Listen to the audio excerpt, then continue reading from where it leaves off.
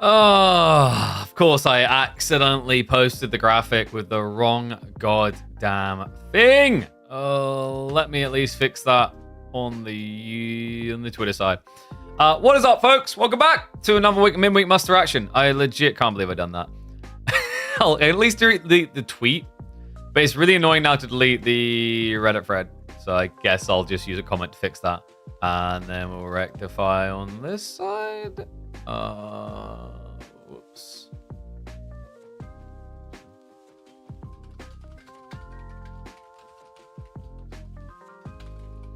I like how Agent Myth is always there, like, retweeting whatever I, like, post out. I'm like, nice. But we may have, like, mistyped. All right, so give me a second. I'm literally just, like, in real time fixing the graphic overlay. Dude, it's been, I don't know, man. I'm kind of like several days without caffeine now, and I'm wondering if it does hit a little bit because I'm kind of degen on my sleep schedule. Like, I think I went to bed at like 2 last night. Because we're always busy, and then I like to unwind watching like an episode of Succession. But I'm like fully aware that I should watch like one episode of Succession. Usually it turns into 2. Or if it's like, you know, too late, I'm like, oh, I'll just catch the first 15 minutes because then it's like maybe you feel less enticed to continue through. You know, the logic there is like, oh man, yeah, because I haven't reached like a big cliffhanger, I'm not going to like feel the necessity to watch the next episode. Doesn't work though, because then I'm like, oh, this is very good. I'm going to follow this storyline through. Yeah, no, this is really, really good. So I just end up spending even more time. It's fully flawed. Love you go live on YouTube too. That's how I know when you go live. Then better notifications. Interesting. Yeah, I'm glad of that. That's quite helpful. I was thinking I need to talk to Chum about this. Look into.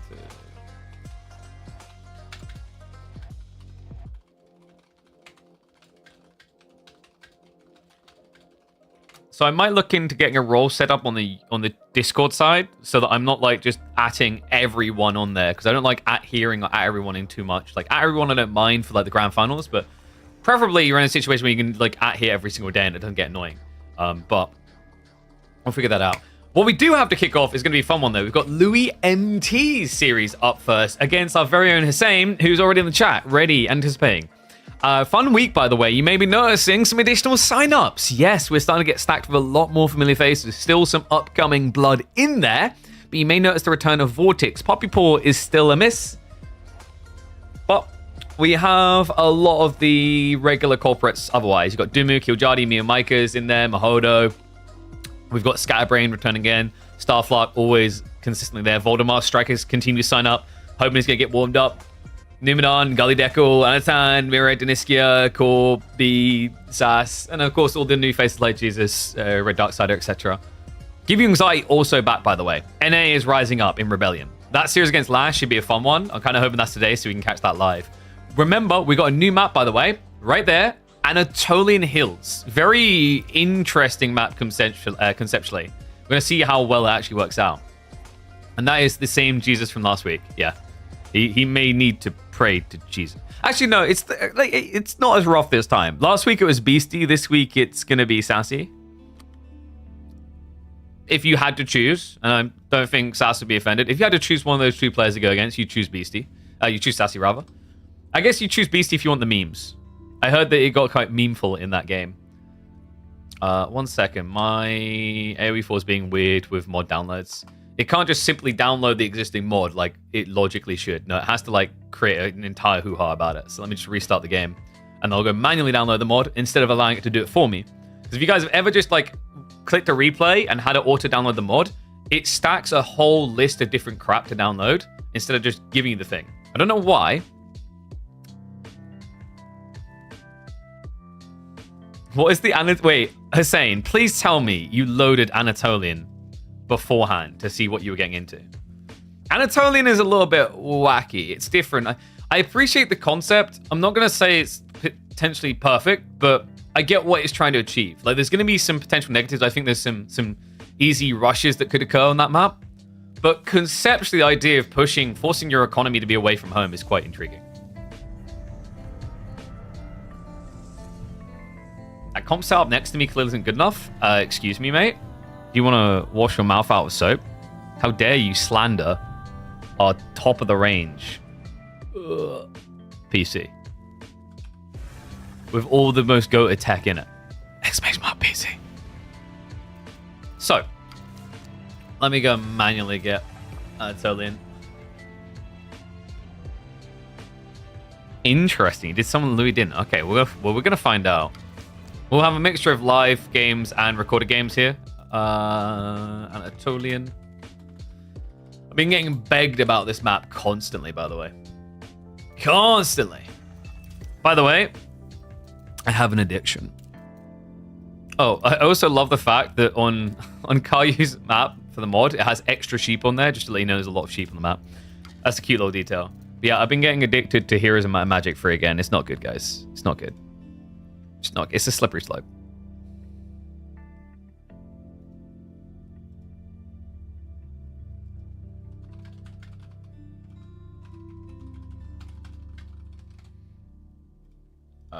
Sorry, just typing some stuff in the background. So, we do have the mod, which you better get in now. So first series there, Louis MT. I know we've got one or two others which already played out that we can use to fill in the gaps. We've got upcoming series like B series, Cause, Myriad vs. Deniskia. Outside that, I think other things that are scheduled for today, though, I have a feeling last UA could end up being today, considering their timeline usually lines up quite well for those two. Numenor versus Gallia wouldn't surprise me if it's today as well. And Numenor usually likes to play a little bit later, and Gully Deckle has to wait until, you know, it's school is over, but also make sure that he's playing before bedtime. Mixed bag. But let's not focus on those kiddos right now. Let's focus on the Chinese kiddos. So it's going to be English versus French opener. Yeah, by the way, I'm not completely skipping on the fact that Hussein did draft moving out. So this could be quite entertaining. How Mullins the Japanese post-patch? Any shifts we're seeing in the pick win rates? Mullins was already fine. I think their win rate will go slightly up, but nothing substantial. They were like, you know, small tweaks to them. They were already really solid. Japan, I'm not really expecting any big shift long term. The first week or two, there will be an uptick in win rate because of the cheesiness of the Dark Age rushes. But after people adapt their builds, I don't think it's going to be impactful at all. All right. You guys ready? Should we hype it up?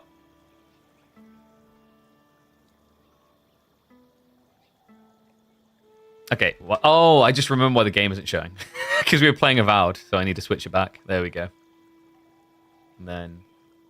All right, guys. Quick question, by the way. 1 or 2? 1 or 2? God, I feel like an optician right now. 2 is so much better, right? Like, insanely better. 1, 2. Right? I was wondering, like, do I take this off? I was like, no, I think it works just so much better. I kind of just wish the traditional palette of the game was this vibrant. Really pops. All right, let's get ready to go.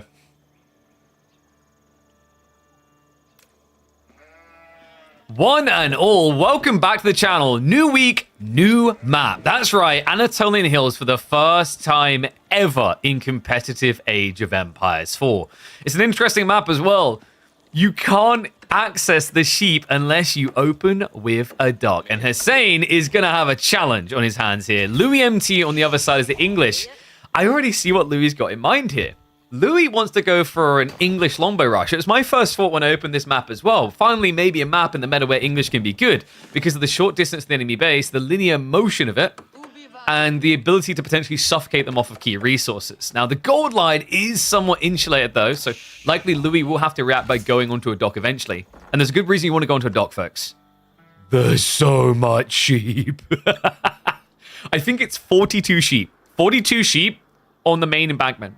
And you cannot run them back to your primary TC. So the idea here is this is going to force people to make some very uncomfortable decisions. Do you go for a mill drop on the other side, gather and stay close to the shore? Or do you make a very heavy commitment to something like a 2 TC play, where if your opponent goes for a 1 TC all-in, they could easily come to the mainland with an army and deny you? I think there's some intriguing dynamics to be had here.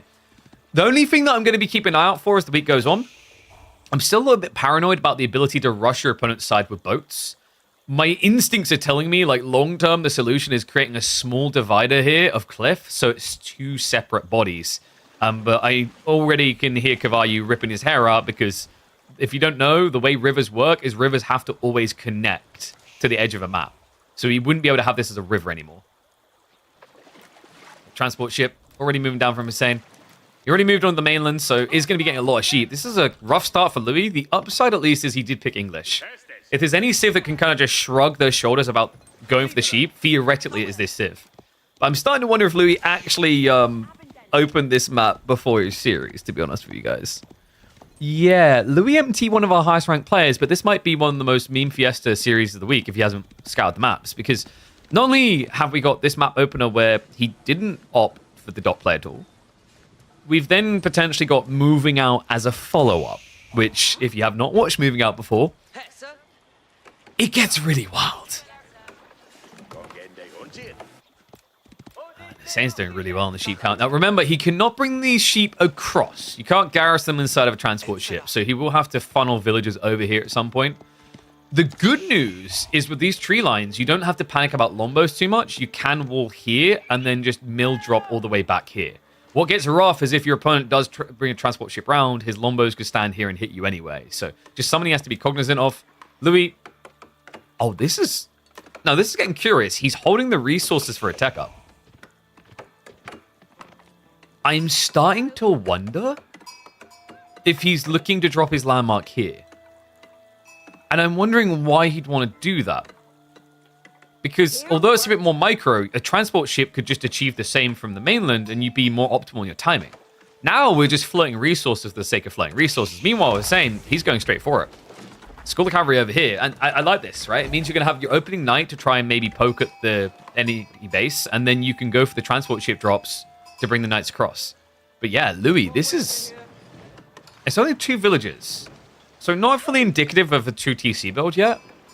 It could be that he's just thinking about emplacements, but also outposts over here. He does go for the 6 villager pull. And he will be able to gather some of the sheep, but Hussein's already off to a hell of a lead. 26 here. And it is going to be Abbey of Kings. Okay, this is kind of sick from Louis. So, why would he want the Abbey of Kings over here versus at home? It's the healing factor. So he's going to look to make this about the mainland, not the starting area. And then he's going to have this healing factor, which is going to somewhat protect him against the early raid potential, because he'll be able to heal up the villagers. But also, it allows him to kind of min-max the attack power, right? Because going back and forth. The funny thing is, like, in some ways, it's better to keep the Abbey Kings near the shoreline. Because then you can actually, especially with Lombo play, you can transport ship them up, drop them off, transport ship them up. I thought maybe that's what Louis would want to lean into. But I've got a feeling we might just be looking at something more greedy. This is 2TC. And I really want to see someone make that English Lombo transport play, though. Like, when you hear it out loud, it does sound kind of disgusting.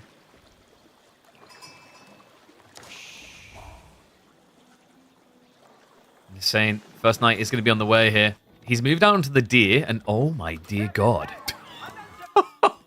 Wait. No, it's seen. It's disaster. Oh, this is about to become a hellscape for Hussein. I don't think he knows that he might have actually seen with the scout there. This is tricky, though. So he ends up getting 30 sheep. Meanwhile, Louis only has 5. But this is why Louis doesn't care. He picked English, right? So he can just start adding in farms after the TC drop. And in the meantime, from that TC drop, he's going to get the deer. Oh, man. This may be catastrophic for Hussein. I mean, he can rectify this, by the way, folks. Like, if you just spend 150 wood dropper stables here, you're good to go.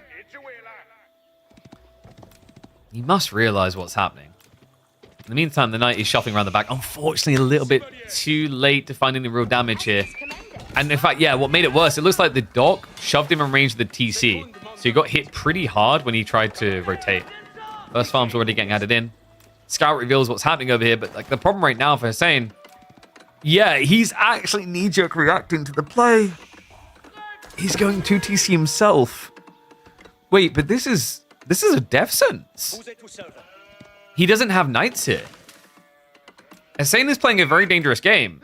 he saw the Abbey of Kings. He should know that there is a knight coming. So he's basically presuming he didn't get scouted, which seems very unlikely considering like what else is there to do now 6 minutes into the game. Like you see Louis pretty much seen the whole map, especially considering that this edge is cut off by a cliff. Oy, oy, oy. Louis is almost ready to pull the trigger on his TC. Just needs to get the last bit of wood that is going to be coming in. Yeah, he's actually cheapskating it, right? Because does he want his TC deeper? He does. wait, okay. Interesting, considering the amount of wood you have at home. But I guess he just doesn't want to address this one knight, even though at this stage short bows could kill it. So instead, he's going to look to secure wood on the mainland. And the king is going to look to secure some scalps. Oh dear. Knight has arrived. The problem is, where do the villagers go? Right? This is the cool thing about this map. Because your food source is nowhere near the TC, you have to take real risks. And it leaves you pretty exposed like this. So well played, Louis MT, able to get 2 kills there. Drawing first and second blood and shuffling away. Meanwhile, because the pressure was on Hussein's side of the map, when he could have had knights here blocking the 2 TC play, they were busy reacting on the flank. And also still waiting in the back for someone to really do. Louis doesn't want to have to worry about an all-in timing of knights on the main island. Like, in theory, what Hussein could try to do is, like, blob archers with all this wood to try and go. But with the walls going up, it's going to make it 10 times harder. It's going to buy Louis a lot of essential time here for the 2 TC build. And yeah, the map here, by the way, for those who want to try it themselves, is Anatolian Hills. It's conceptually an interesting map. There is a concern that, like, maybe it turns into a 2 TC boom meta type thing. I thought it was worth the experimentation. If there is a risk of that, sure. But, like, the reality is we've moved beyond the 2 TC meta. So I don't think it's, like, tediously oppressive and over the top, and we see it too often to have it come back for a week to see if this map actually has flexibility in its builds.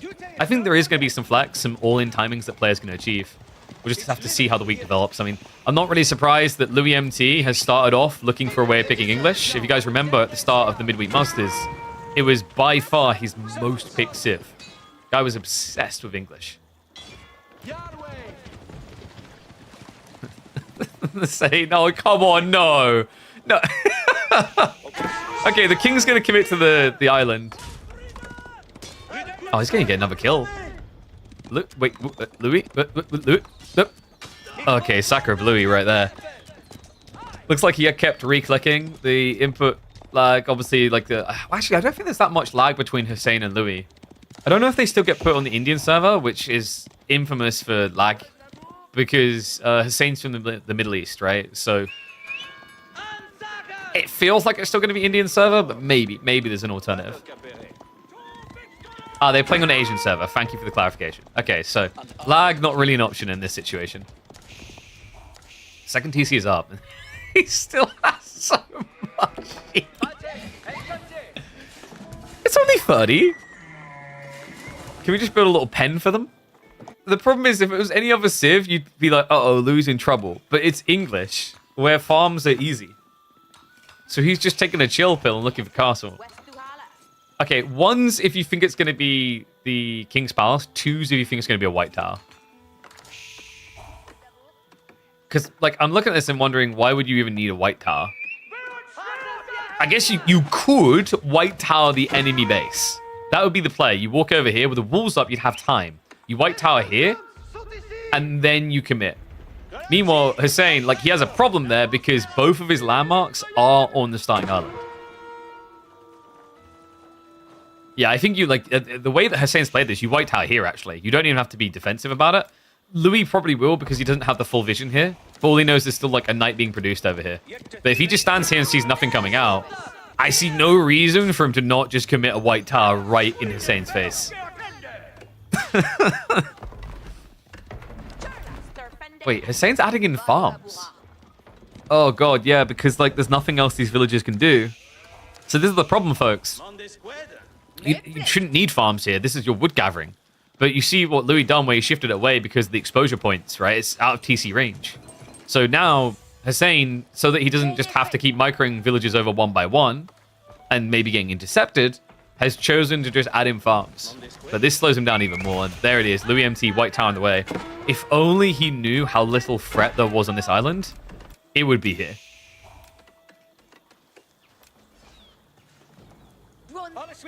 Insane.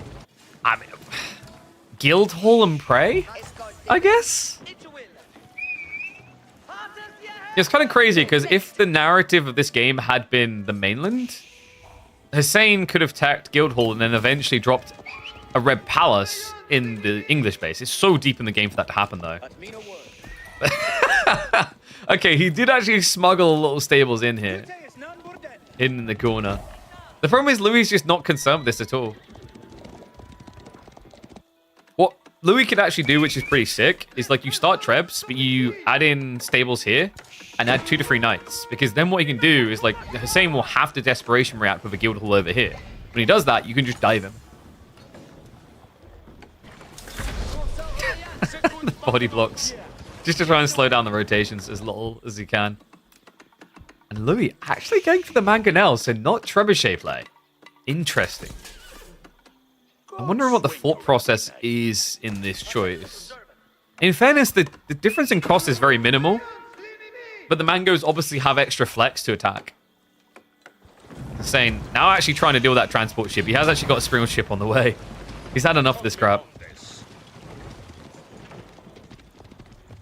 A few LB and spears on the French food would have been huge. Yeah, but he just wanted to play that for that safe, fast castle timing. I think he wasn't sure if Hussein had committed like from the mainland, per se. No, you expect your opponent to like see that he's been scouted and then react with like a neutral outpost to block. In fairness, if I remember correctly, when Hussein went for this stone, it hadn't been scouted by Louis. Louis came in when it was just a sheep.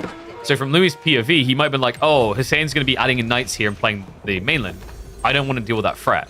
So I think that's why Louis didn't actually commit aggression, because he would have been riding blind into potential aggression. And French win 9 times out of 10 when you do that blunt back and forth aggression. So for him, it's just a lot safer to just play the tech because he doesn't know about TC. And you can tell that's the way it played out. Because remember, Hussein came here and scouted the play. And then after seeing the stones play, he reacted with his own 2 TC play. So Louis just going to start blobbing out the spears. Guildhall is going to be coming in. So Hussein really is in survival mode now. Louis. Okay, so I think the mango was a misclick. He did switch over to Trebs instead. I was going to say, like, mangoes technically can work, but it's kind of risky. If your opponent was like an archer spamming Civ, I'd agree. Mangoes to end this game makes more sense. But this is definitely more sensible now. All right, we found an upside for the School of Cavalry in the starting island. You don't want to produce knights here, so at least you have somewhere to get your veterancy. Nice.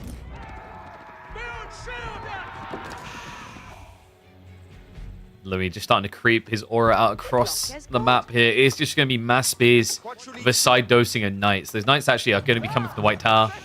Happy with just free trebs for good reason. He's got the outpost aura. Machine gunning this down. The knights are important. He wants to turn this into a massacre. He doesn't want to have Hussein retreat to the mainland and maybe recover the game. Oh no, he thinks it's just the TC being attacked. Okay, we do have the villager pool now coming in. So 2 landmarks down, 1 to go. King is still scalping. Looks like he might finally get sniped there. Ooh, okay. So in that situation, Hussein, what he could have done is surrounded with the villagers to guarantee the kill. Louis was distracted though, so he didn't pull the king away. You have the strong ships moving up, but stone walls from Louis just to remove the short options. Demo ship coming in to clear up. Already has the arrow slits as well, so like there's no real pressure to be done here. You don't really want to make this about a water fight anyway against English because of Admiralty. They'll always win because of that tech. Wait, is Louis just not going to even... I mean... I think you have to. There we go. Yeah, it would have died just before the Sprinkle ship would have. So you might as well spend it. Man, what a great starting base Hussein has.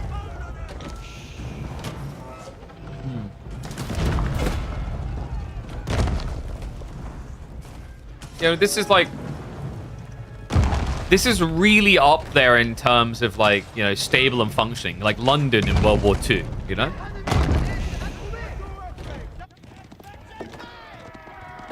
Hussein is switching into arbitrary, which, I mean, it is your goal now long term. Your opponent's lobbing spears. You can't just play knights here. You didn't go Raw Institute.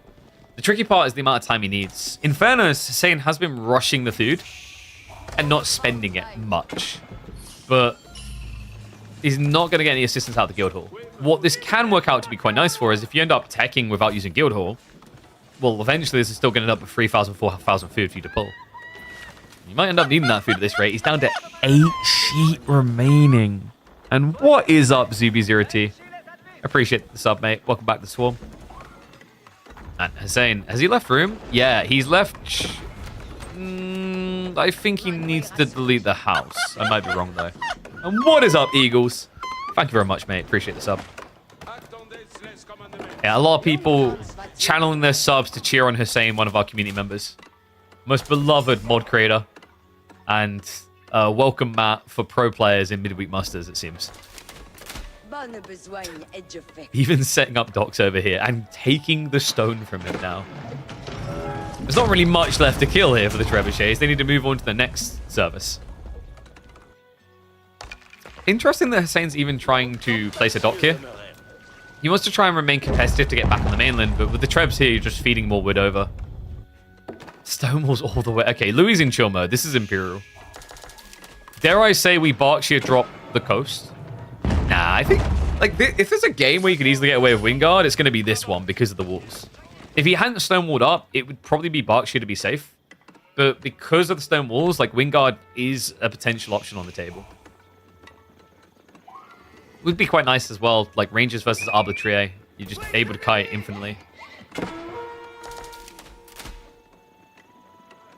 Other options, like Berkshire could be used to secure the gold over here. It's got some villages in the area.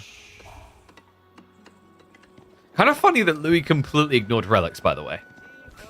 Hussein at least has that going for him. He's been rushing those. By the way, that's going to be interesting to see is people trying to play things like HRE and Order the Dragon here. Because the relics are all on the mainland. So you have to take a big risk, or you just have to prelate transport ship out and come back. All right, Louis. Is it going to be the aggressive Berkshire? The villages are being pulled. Not many of them, though. It's going to be Berkshire of 11. Yeah, he goes straight for the center of the map. He's looking for a Sacred Site victory, I guess. Showing a lot of respect to Hussein. And Hussein is respecting in kind. We have the newly OP Springles on the way to deal with the Mass Spearman strat. Oh, it does delete. Okay, I'm gonna stand my ground that I really think you shouldn't be able to delete in the Wallow. If you miscalculate, like I know deleting is a punishment itself, but come on, come on.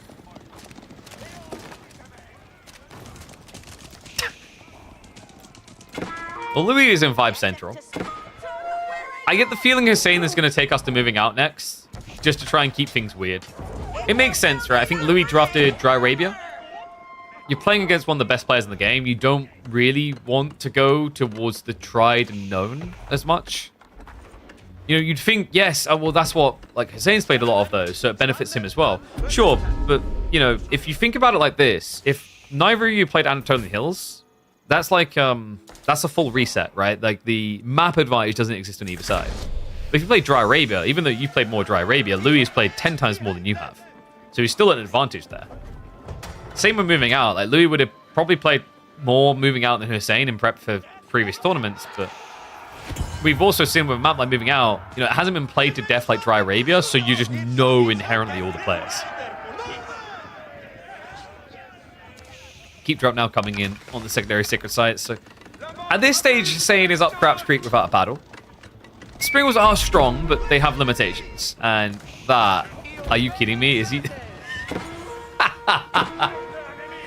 He's transpo dropping the treb, shooting once, and then re-garrisoning and moving away before Horseman can kill him. And it's crazy how different this game could have been if Hussein's opening had been School of Cavalry on the mainland, actually. I think in hindsight, that's where it really started to slip for him, is obviously he just went one night here and it done nothing. You can still use this. You just have to keep producing and transport shipping. But if you haven't got like much APM, that's very kind of attention burning to do.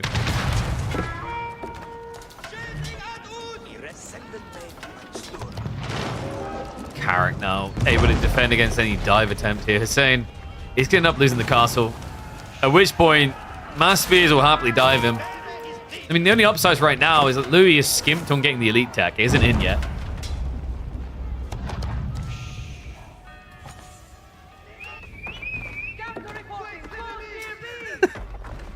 Well, I guess these villagers are here to stay.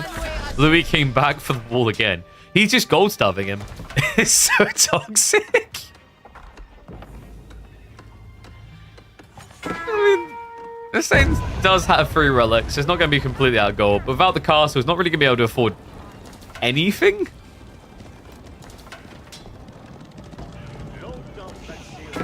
He can't even afford sprinkles now. Which is a shame, actually, because that would have been a solution against Louis' current comp. I say current because we now see the horseman switch coming. Oh, boy. That's like saying we'll be able to stop the wall going up. Louis wasn't quite quick enough with his shenanigans, so they're saying it is going to have gold to work with. We have got a red palace drop imminent here, and it should be towards the center of the map to contest Louis' own keep.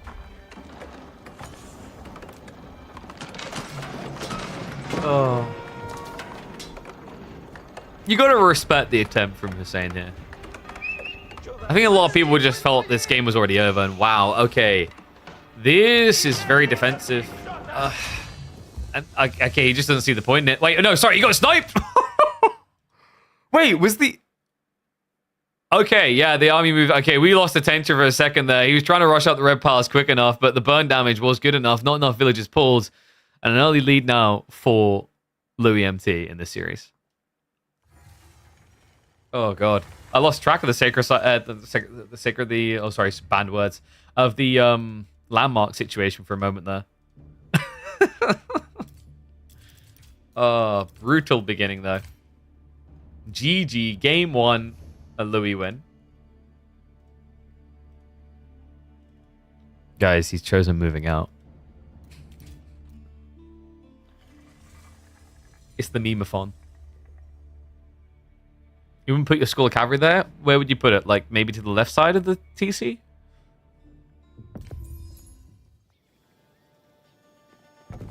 Alright. Wait, isn't this another map where you can get landmine sniped to death? Oh, God. Oh, Hussein's Friday is a painful experience here. Louis MT of Order of the Dragon. And Hussein has done something a bit funky here, actually, folks. Moving out is going to be the map, and he's chosen the Byzantines. Okay. Do you want me to blow your minds even more? You ready? Look at the draft. That's right. He had Malians and Japanese. Both viable options on this map. Very powerful options we've seen in the past. But for some reason, Hussein went with the Byzantines. He apparently has a plan. Why do I get the feeling that plan is mass fishing boats, Keshik contract, hippodrome, and scouts? I'm sorry if I spoiled the plan. I feel as if... No, that would be kind of insane against Order of the Dragon. 4 spearmen would ruin you there. We'll see what he wants to do, because I don't like flamethrower ships here. I think if it hasn't become apparent in the last year plus of me mocking Byzantines on water, their flamethrower ships have not impressed. So we'll see what Hussein wants to do here. Is that maybe like some... I mean, Grand Winery on the mainland... I guess you could shift it away. If your opponent's focused on water, you can like just build the Grand Winery up here, get mass olive groves, and then pump mercs on the island. Could be a play. So you just kind of basically forfeit water, if that makes sense. It feels bad, though, because unless you want to build 2 TC on the outskirts, you're going to be in trouble. And sorry, let me flip that. Yeah, we need to flip the score. So, unless you want to build a 2nd TC on the mainland, I don't really see the value in focusing on mass groving out here.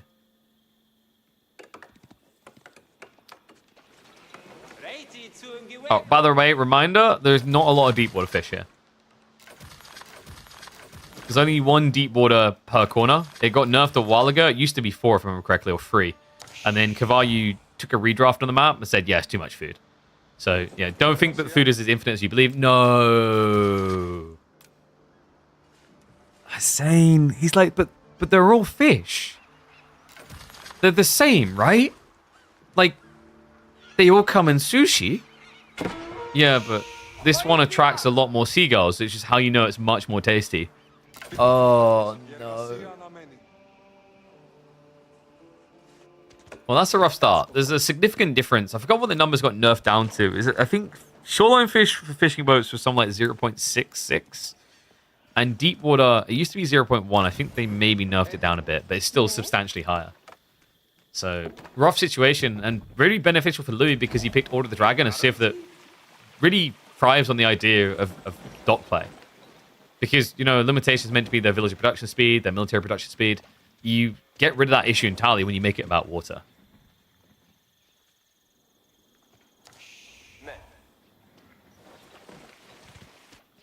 There's the villager pool. Wait, what the?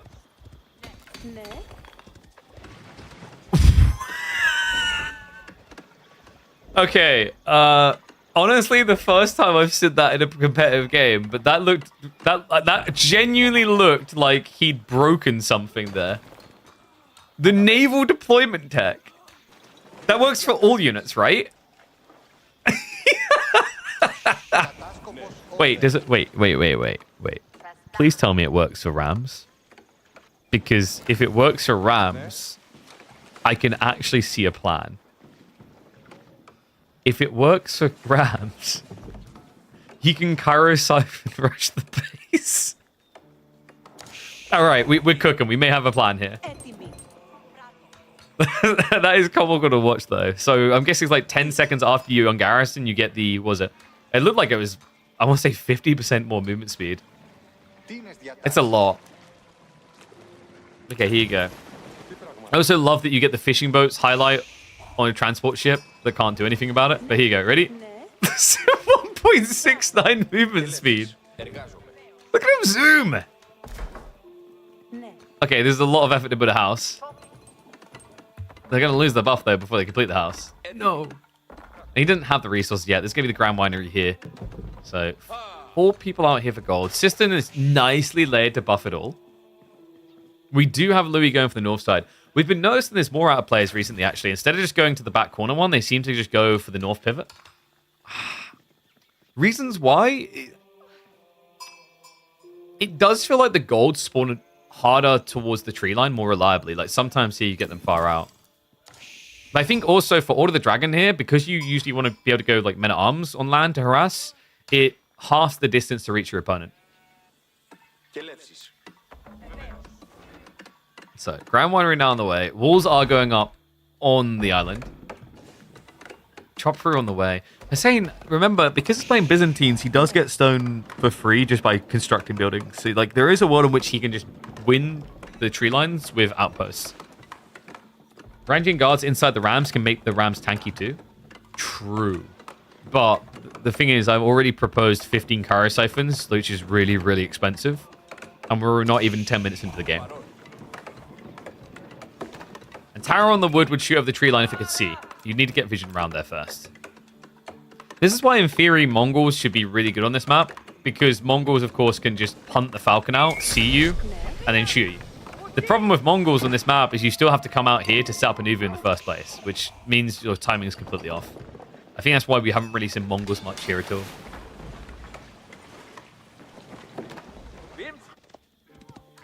I'm still curious what the exact plan is here. Louis is going for the men-at-arms that we talked about. Grand Winery is complete. Saying he's going 2TC. He's legit just doing 2TC here. He's trying to take this water map and make it fully about land.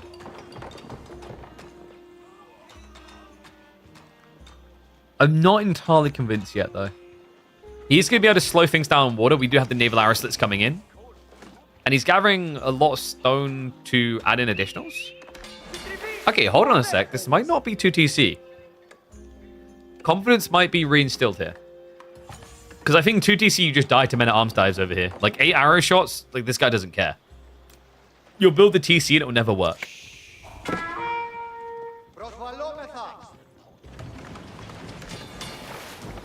Wow, he's... So Louis came to play an RTS. Hussein has decided to play a tower defense game. We've got outposts with arrow slits as well? This feels a bit wasteful. Wouldn't they not be more useful here? I mean, he has got a lot of stone gathering, so he'll probably look to add them in next.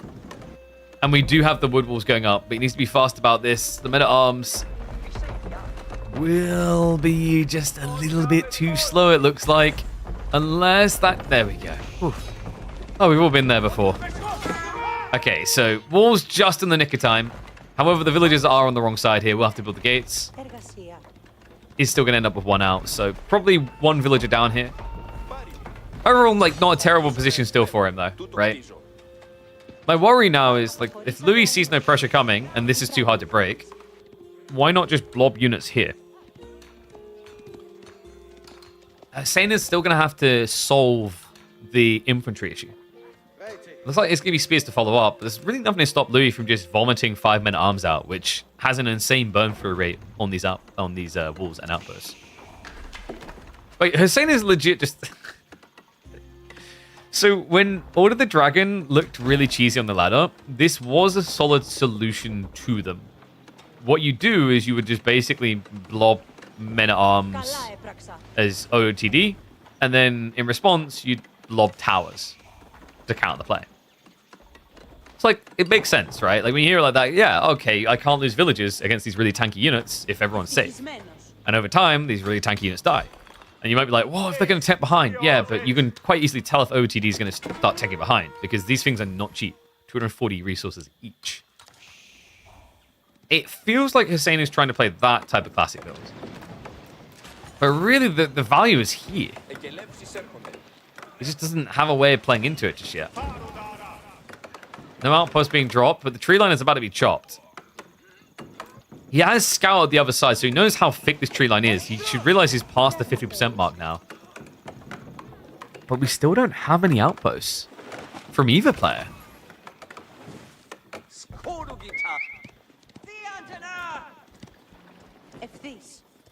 We still also don't have mercenaries yet. A lot of stone gathering, right? Meant he wasn't actually getting the olive oil.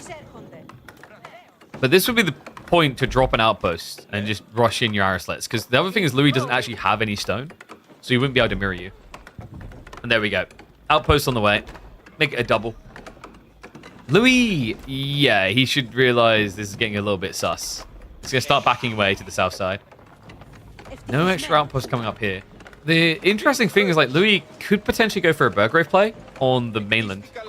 Sorry, the island in the center of the map.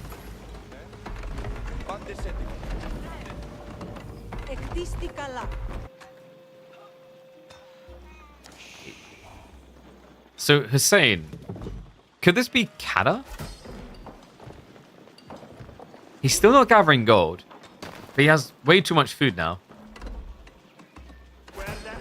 Keshik's will feel a little bit rough now that you know your opponent has racks, because Hussein has seen men-at-arms, he knows Spim is an option too. Which makes me think he's probably looking at longbows or javs. Longbows can make a lot of sense, because then if you get a Merc House here, Landschnechter and Castle Age. Meantime though, demos do get in. So Outpost goes down, Dock down to half HP. Yeah, it's kind of rough. Like, I'm not sure Outposts are really worth it versus the docks, just because of the difference in health. Unless you want to fortify, which really amplifies the cost. In fairness, I mean, arrow slits is still 200 resources compared to what? 75 and 100, so I guess it is still worth actually just going Outpost as a priority. Just it ends up being a lot more stone heavy. No, actually it isn't. Yeah, no, actually Outpost should be fine. You just need to fortify them. You thought the system defense is better. Oh yeah, no, Praesidium's terrible. Yeah, how to break this one to you? Praesidium not good. No one, like, even once you have level 5, like, that's the only point where it kind of feels less eh. And, oh god, it's going to be a Burgrave on the mainland. I mean, he's got the walls up, but we know how quickly those are going to fall. This all falling apart. Hussein had a plan. Unfortunately, he learned the hard way that plans do not survive first contact with the enemy. This one felt a little bit doomed, to be honest with you. I think it's like a cool idea in theory until you realize that your opponent can just choose to not engage with the plan. So you have to have some sort of gun pointed at his head that says, if you don't attack me so I can make this murder look like self-defense, you're going to die anyway. And I don't think there was anything to force Louis' hand here.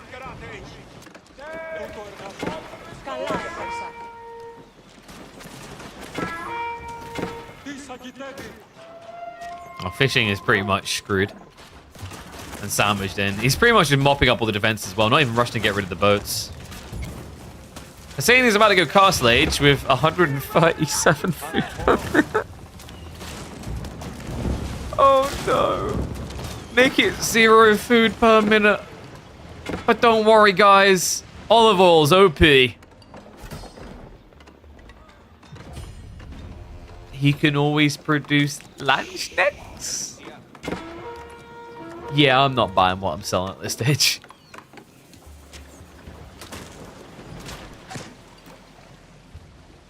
God, Louis even getting the undermesh. What a try-hard. Just kill him already. My arm's already on the way. Oh, it looks like, bless him, Hussein, it's going to be another week and not making it past the round of 32. But you got to respect the mucksy, the grind. The consistent attempt to get a little bit deeper.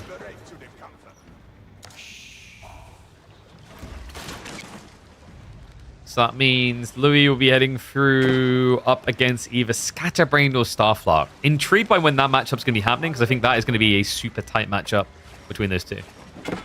Really a series that go either way. Now this one, the expected outcome did occur. You don't want to get past this level, you just want one win. Keep working at it, son. Keep working at it. Every 2 weeks, a brand new map gets added in. Who knows? Maybe. Just maybe. Oh god, the Rams have arrived as well. Remember, they get extra damage against walls. Over double the damage. And on top of that, Hussein's workers are actually taking coffee breaks at the worst possible time. God, he's here as well. He's actually been added in a siege workshop. We do have... Was that a mango emplacement coming in? Yeah, the mango emplacement on the fort. Okay, so in theory, like, if Hussein had 2 or 3 more minutes, right? If we just had a little bit more time, the mangoes could maybe rock it. But at this point, it just all feels cursed. He's literally pulling the villagers away. Why? Wait, why are we... Okay, it's done. Oh, commiserations, Hussein. I respect you for getting in the ring with a heavyweight. Definitely not an easy opponent to beat.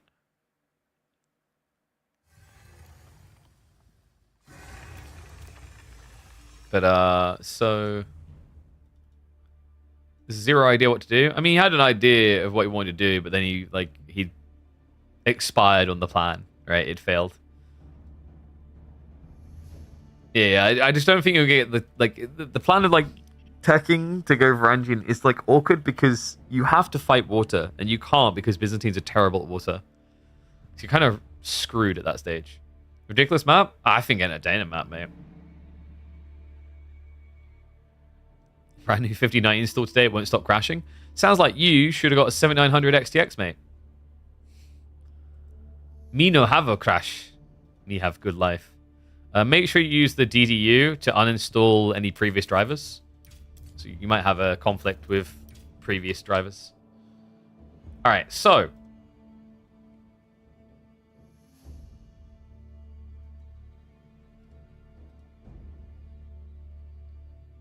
Let me have a look here. Because I believe we should... Where is it? So Starflock Scatterbrain is in 2 hours. There was some series scheduled to start now. Voldemar and Striker starts now. So let me get the draft open. I think that'll be a fun one.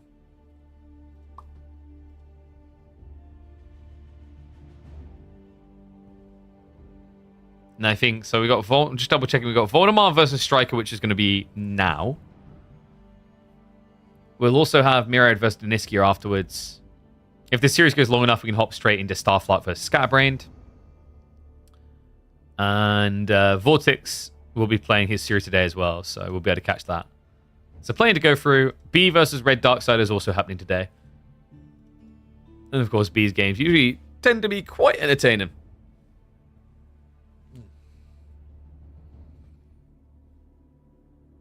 Okay. Let me check in with the lads, see if they're ready to draft.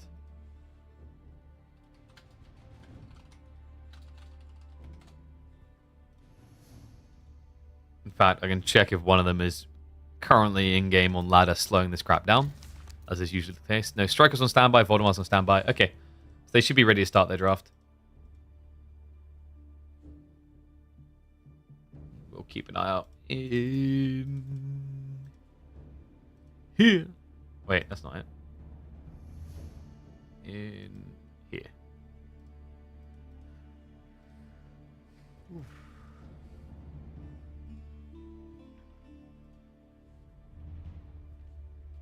And we'll be a doom scroll on Reddit while we wait.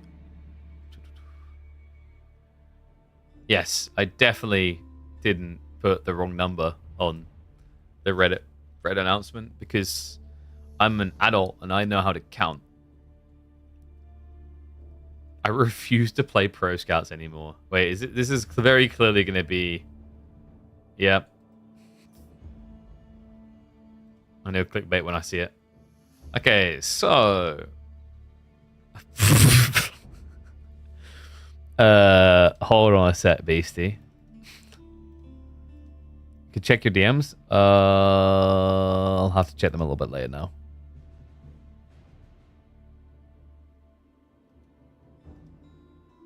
Oh my god. Dude, like one of my big influences has been on hold with a PC brand for 6 months now. And they recently like, oh, we're on hold right now because we have like a backlog when it comes to our GPUs. I'm like, brother, at this rate, I'm just going to go and get him a PC from a different company. It's like it's the easiest jackpot integration for them. We're talking about a guy who has like 3,000 plus people watching him. But like legit, this is quite KW because guys, historically, ABBA has been like really good against Malians. So in theory, Beastie should be favored. Like more recently, we've been seeing some funky builds from the Malians that kind of puts a stopper on that with the Pro Scouts meta. So yeah, it should be either an absolute annihilation for Beastie or a really big eye opener. What else we got? Like I think H3 versus Biz is quite a nice back and forth one. Jean versus Mongols. I mean, that's decent for SAS actually. Like Mongols can be the bane of Jean's existence. Ibids versus Delhi is going to be intriguing. I think IO these healer builds can be a little bit annoying now. Order the Dragon versus Zhuji is a Monka S. Puppy Paw has already been able to beat Zhuji multiple times against top players like Demu with Order the Dragon. So probably like 2 TC builds. Expect to see that there. Chinese versus Japanese is going to be also intriguing. Like China should be favored on paper, but B is very creative with Japanese.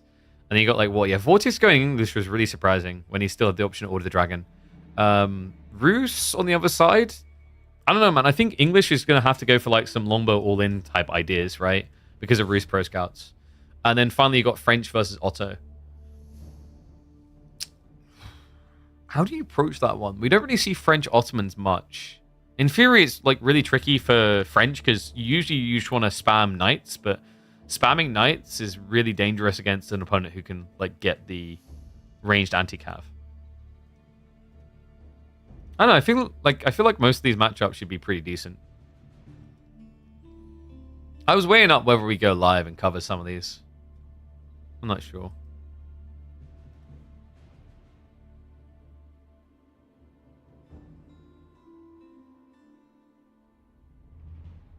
Wait, what was he right about? Wait, did we get DLC news? Did I miss something?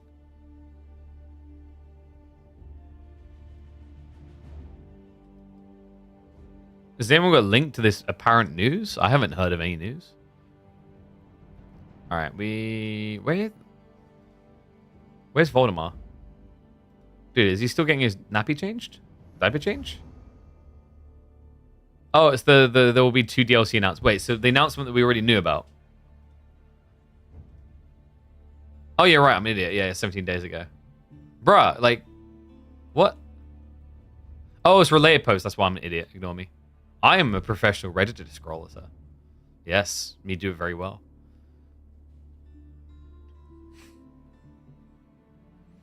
Oh, yeah, I haven't had a look at this yet. I forgot to look at this. Earth versus Mars. Apparently, this is the new game that Relic's working on. Okay, what is that graphical style? Dog, we gotta talk about the choices being made here.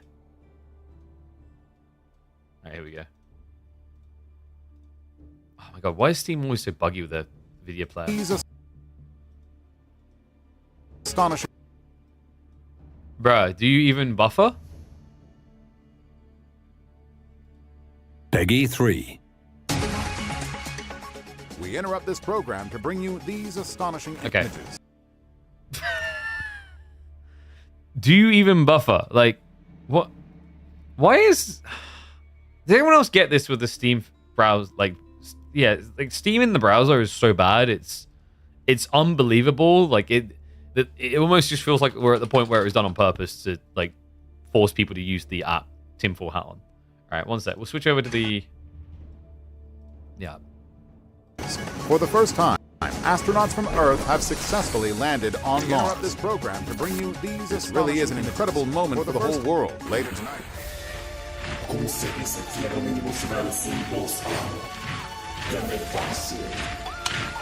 Oh, they want to come talk to us.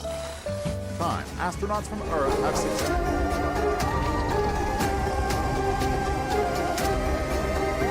Wait. So just to clarify, a developer that has built their entire reputation off of delivering AAA RTS games is making an indie level turn-based game. Why? Successfully landed on Mars. Wait. No, let's take it a step further. They're basically making Advanced Wars with a sci-fi skin.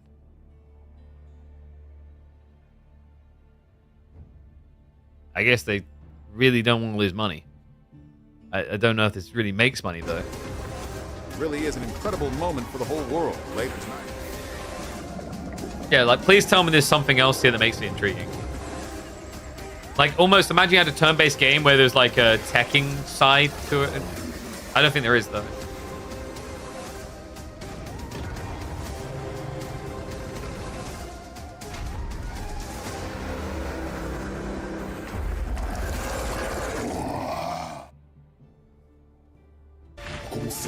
I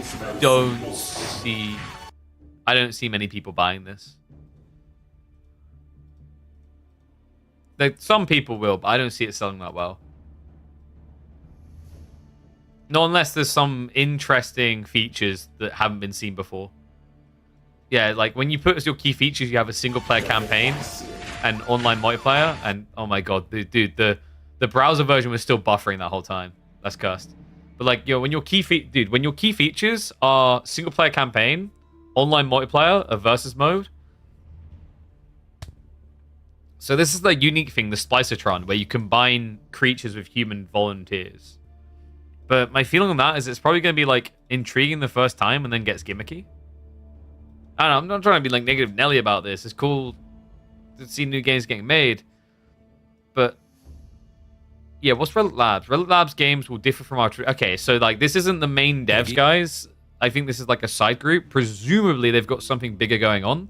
Because for a developer that made Company of Heroes, Dawn of War, Age of Empires 4, like look at their history of what they build. They build big RTSs. So I'm assuming they're going to have another thing to announce within the next year. If not, this is like a little bit worrisome for them. But, you know, I think I was really hyped when people rumor milled that they were making Dawn of War 4.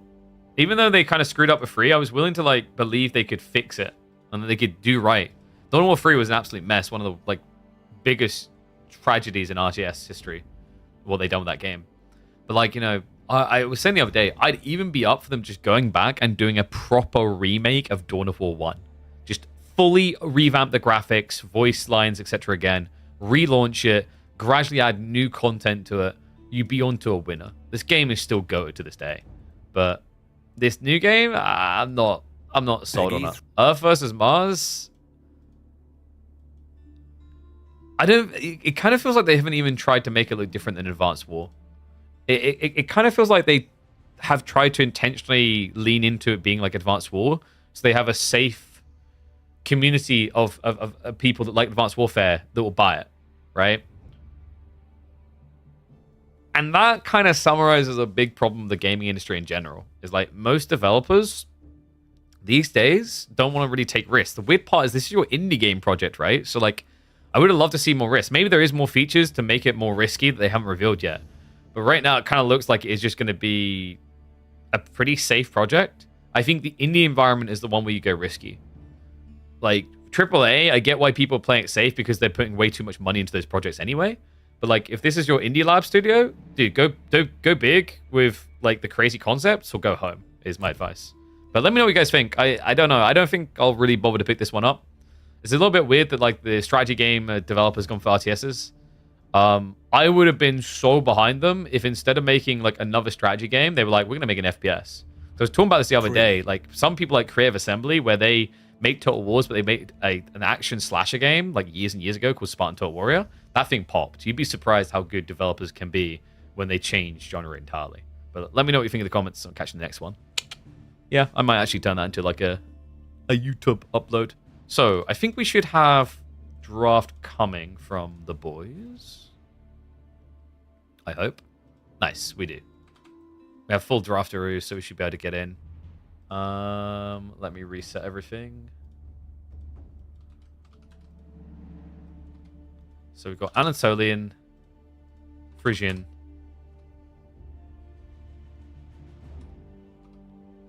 and Prairie. Okay. There we go. I think the lads are getting into game now. Isn't Julian Gollop? I don't know if Julian Gollop is. I haven't heard about that. The guy that I always want to come back is Van Canningham. The guy that made Hom. Oh, my magic. Was it Van Canningham? Yeah, like John Van Canningham. I'm always keeping an eye out to see what that guy's up to next. There was a time where, and we have got like 4 minutes until we're in game, by the way. So we can talk about this a little bit quickly. It's going to be ABBA Marlian's opening. So there was a time, like, you know, like when Might and Magics were good. And this guy was the one responsible for it. But, you know, he went on to, I think he was involved with NCSoft when they, I'm trying to think what they were doing in 2004. I can't remember. But the thing that had me hyped is when he was meant to be like involved in the next Command & Conquer. This one here, the cancelled Command & Conquer for, oh crap, I just realized I'm on the wrong thing. The cancelled Command & Conquer for 2013. So he was going to be heading that up, and then they just axed it, which really tilted me because like this guy, I've been waiting for his next project. Like this is the guy who created the whole Might and Magic universe, which is still one of the greatest fantasy universes ever perceived, easily. Yeah. Let me set up the pretty keys as well.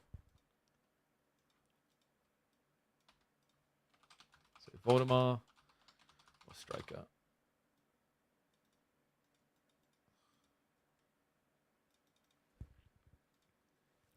Most games have become homogenous per genre. It's most the same after the same. Yeah, exactly. People just aren't taking risks, like Monster Hunter. But even they try to innovate each entry. Yeah. it's like it's interesting, like because I'm hyped for the new Monster Hunter, but the reality is you know, they aren't drastically changing things. Like I remember I've been playing through Monster Hunter Rise with my girlfriend and my best friend, and I'm like, this is literally Monster Hunter Worlds. It's literally, there's barely anything different. But like at least with Monster Hunter, I think that's habitual because there's a circulation logic where they'll make a game intended to be like the next gen one, then they'll make a portable version, right? It's just those games tend to get ported over in this environment. So like the, my brain, the Switch version ended up coming to PC.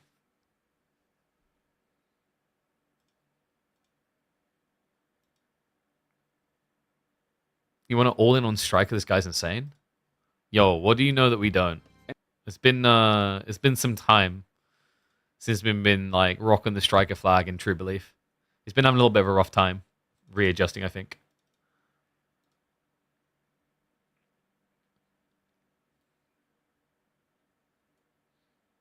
The investors don't give a crap about innovation. No, they just want like they want to follow like logic pattern of like stats support that people buy this product, so we make this product. Wait, hold on a sec. Is Crackety manipulating the market right now? Hold on a second. For a moment, you'd think he was supporting his fellow German. But I do believe he is, in fact, manipulating the betting market. That's a reportable offense, sir. I'm going to take you up with your local finance department.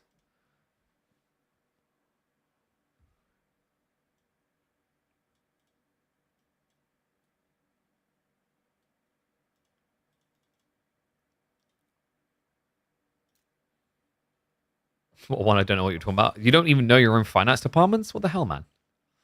All right, now we can't take any finance advice from you.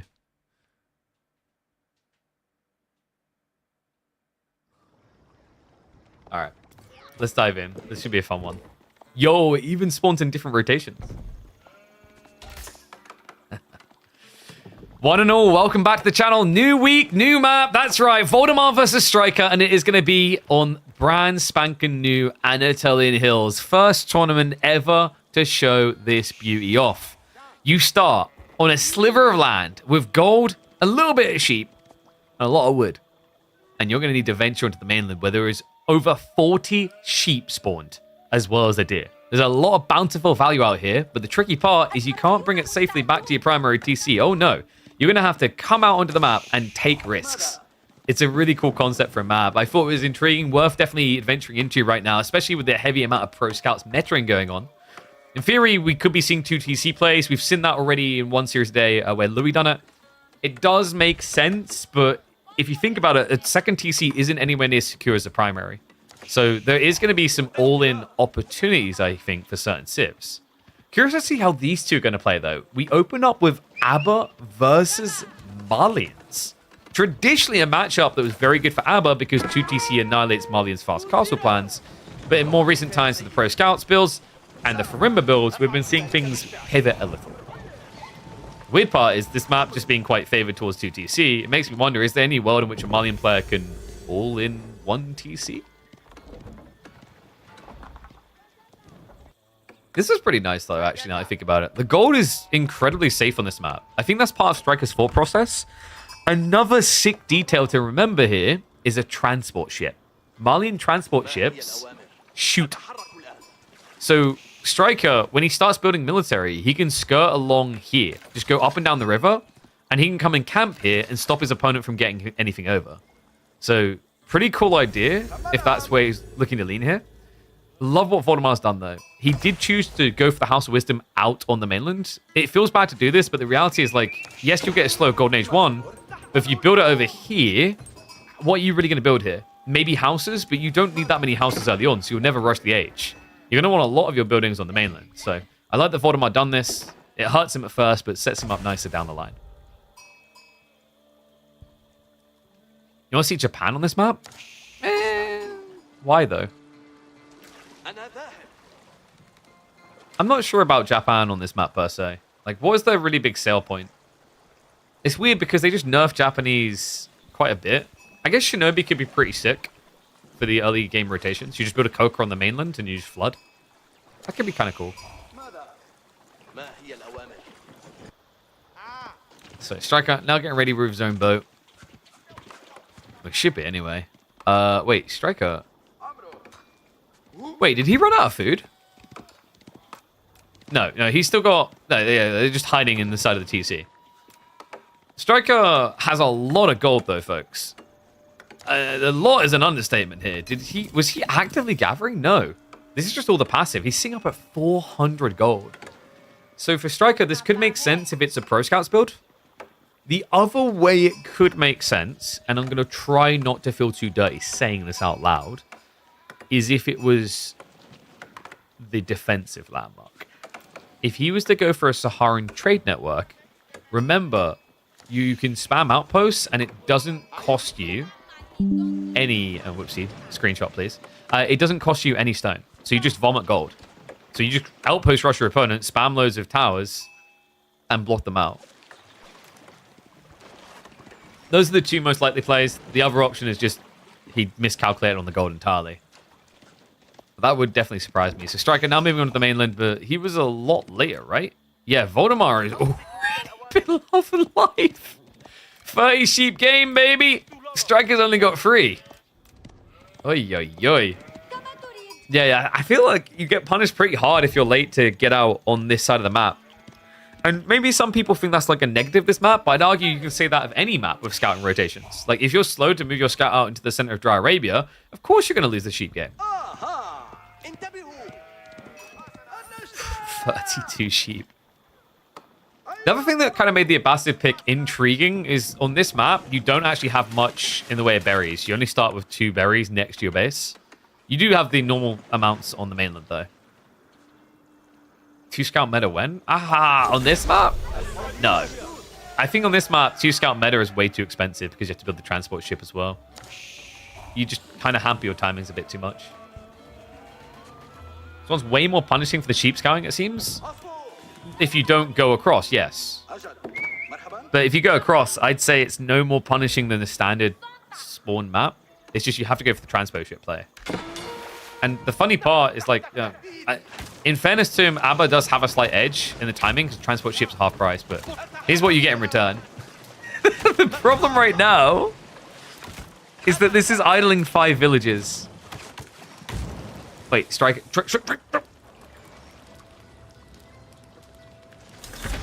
Okay, so we've just idled 5 villages for nothing. And to make matters worse, it's military wing from Voldemar. Uh-oh. Now, the good news is you can always get back in the transport ship and javelin. The bad news is everything you want is too far inland. Striker gets the bad news, turns around, tries to run for it. She better get out before he loses any villages. No. The spearman. I think the formation rubbed him a little bit wrong there when he went for the garrison. So, first blood drawn. Voldemar able to block that second gold vein from ever coming up. And Striker, as a result, I mean, he's going to have to consider adding in military units at home just to contest this. Yeah, archery range coming in. But Voldemar, it's a fast castle build. He's loving life right now. No risk to his own economy. It's kind of crazy, actually, because if he pulled the transport ship upriver, boom, boom, boom. But, you know, you saw the impact he had having 5 idols. Oh, no, Striker.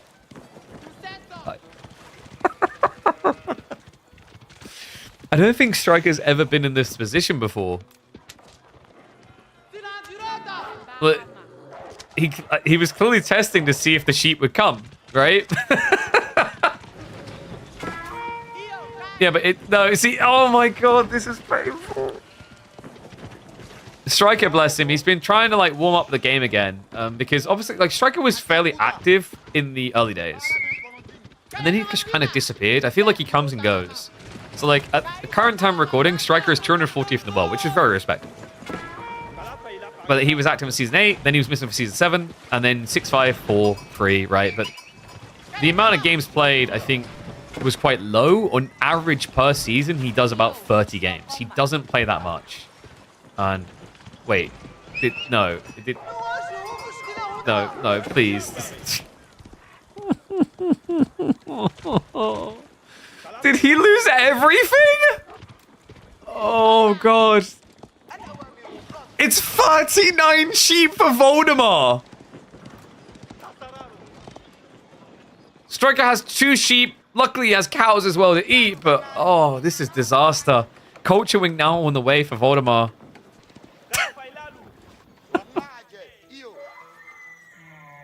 If there's one thing you never do to a German, it's steal his doner kebab. Well, Voldemar just stole all his doner kebabs. I don't blame him as well. I imagine with Denmark's tax rates, it's very expensive to buy them in your own country. But this is rough. Culture Wing now on the way.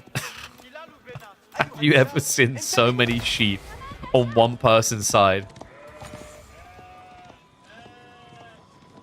They're all happy because, like, we're safe here. The game will probably be over before all of us get killed.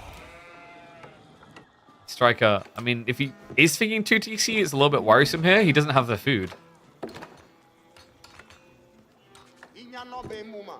I think this is... It's pretty obvious where this went wrong, right? I'm curious if Striker did open the map beforehand, because I think we had this with him the other week, where I believe he came in chat and said, like, he just hadn't opened the map. And he got punished for it. And it's kind of feeling like that's what's happened here. Now, the remaining maps in the series should be familiar ones for him. Prairie from the ladder. Phrygian, he was trying to compete in some tournaments when Phrygian was active, I believe. See, like, this is the thing. Striker just needs to be like Killj, where he spends enough time in my stream. Because Killj now doesn't need to open the map. He can just see the map. It's very smart. This is Anatolian Hills Killj. This is the default map you're going to be playing this week, mate. Give me a quick rundown. I'll make you wait until the next series. How about that? We already gave it a rundown. You got to be here on time, mate. You're lucky I'm not putting a late mark next to your name in the sheets. So, Voldemar has got the knights coming. Striker at this stage, I mean, just punt a Hail Mary on the central... on the center route, right? Just go straight to your opponent's base, I guess. He did go 2TC in the end. Problem is, like, your opponent's going to get 5 relics of this. And 2 sacred sites. And a partridge in a pear tree. It's always a partridge. So, what's Striker's plan to get out of this? The good news is you can kind of just not have food as Malians because you have cow. And you could always go for Lani. This looks like a Feremba all in, though. The bad news of which is Voldemar didn't build both his landmarks on the starting island. So with the House of Wisdom being over here, he doesn't need to panic entirely. Like, what are you looking for if you're Striker? Probably Freeborn would make the most sense. The hardest unit to kill. There you go. Feremba Garrison now coming in.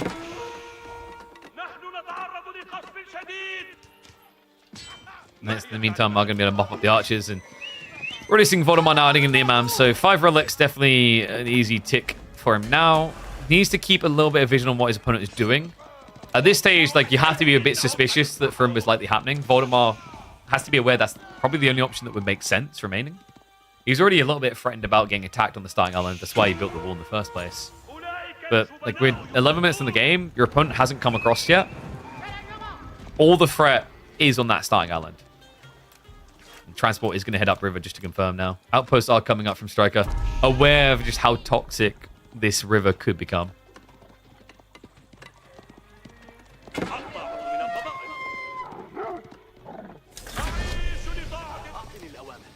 And then Lancers are coming in for the party. Okay.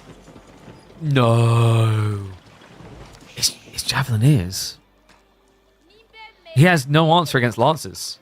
And he saw them already. So it's like Striker is just kind of being ignorant of what's coming. He got killed by the Lancers. He knows they're going to be here. Voldemar going to spring into action. He actually just walks in, gets right behind them, and goes in for the backstab charge there. So Striker's going to be running headfirst into the Knights. It's like most of the villagers will make it away. But a heavy amount of out of time coming. And I mean, yes, he's congrats, got the Javelineer contract, but how are you affording them?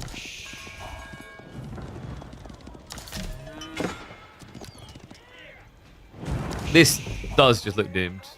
The thing is, Voldemar can afford to just build only knights.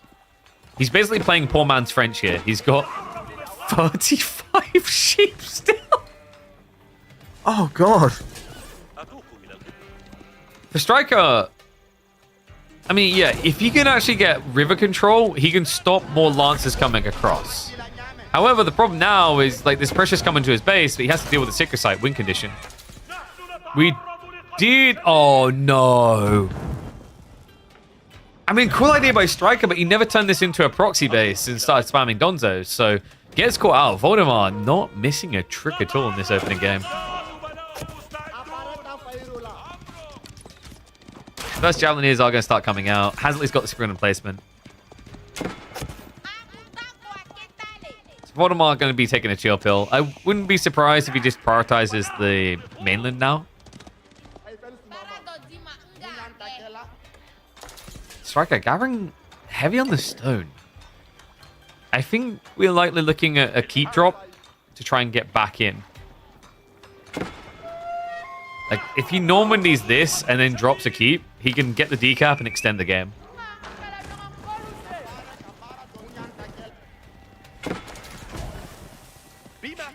God, this just looks like such an uncomfortable game for Striker.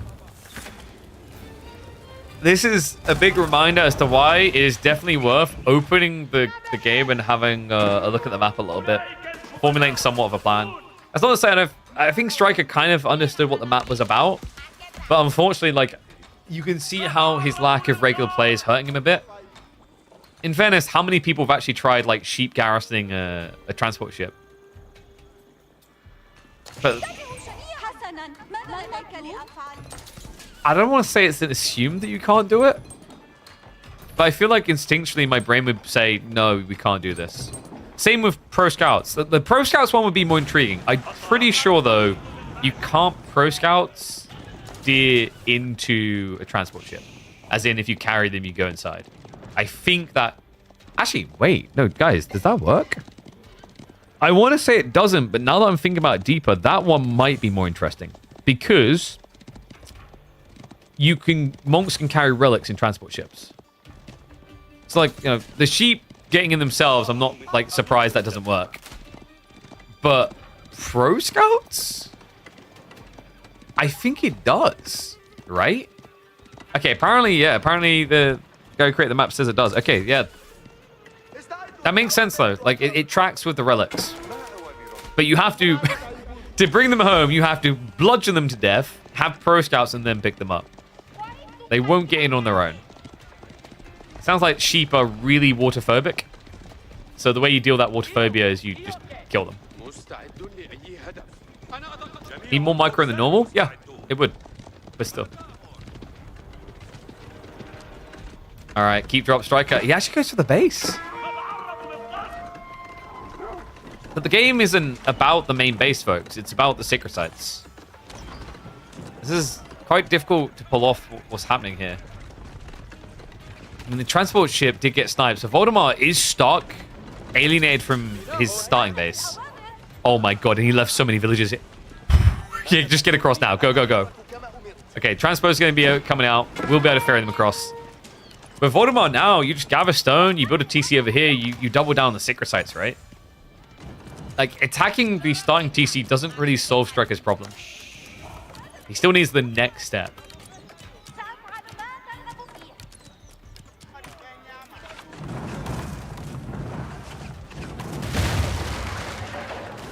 He Pro Scouts to a mill? Sure, you can always take it to a mill.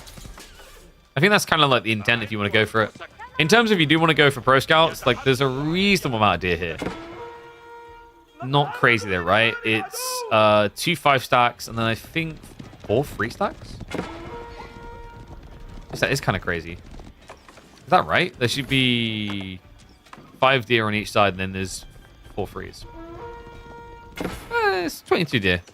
It's not overly crazy. It's reasonable, though.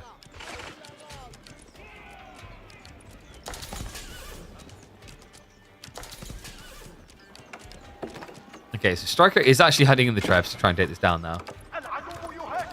Voldemar is ambitiously getting the demo ready because guess what? Striker is poking. Yeah, but there's no way Striker would stay here where he could get hit perfectly by demo ship to wipe out 10 Javelineers, right? Like that.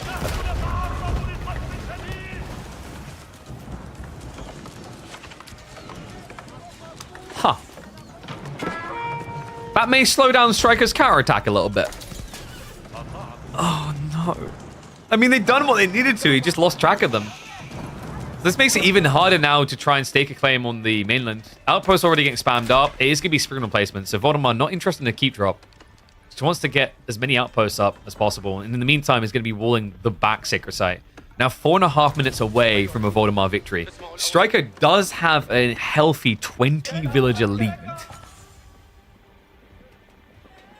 He is getting mass Donzos, which is appropriate against crossbow, against the Lancers. But the crossbows is an interesting choice from Voldemar. Presumably, he's assuming there's going to be Sofa here. Logic being is that like Striker needs units that can quickly move inland to try and take the secret sites. The reality check, though, like we have the full info. We know it's just infantry. So Voldemar is soon going to see nothing on the starting island. If Striker pulls this off, mathematically, he should be able to. Not the current scaling point. He needs a lot more Donzos. Voldemar has gone for a second TC on the mainland now. He still has got plenty of sheep left over. He's still got 18 sheep. Not to mention the berries, which are clustered tight together over here as well for efficiency.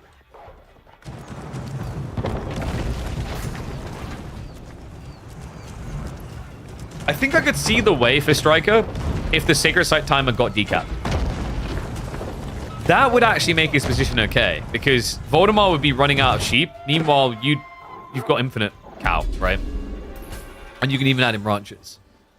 So, like, if it wasn't for the fact there's a Sacred Site timer, you could genuinely see a world in which Striker can take this game.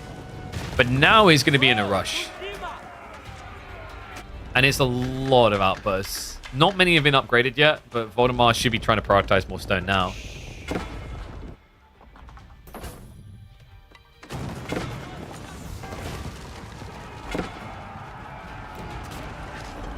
Wait a second. Wait a second. No one cares about that. Hit the landmark. I don't think... I think Voldemar built it just far enough inwards here. No!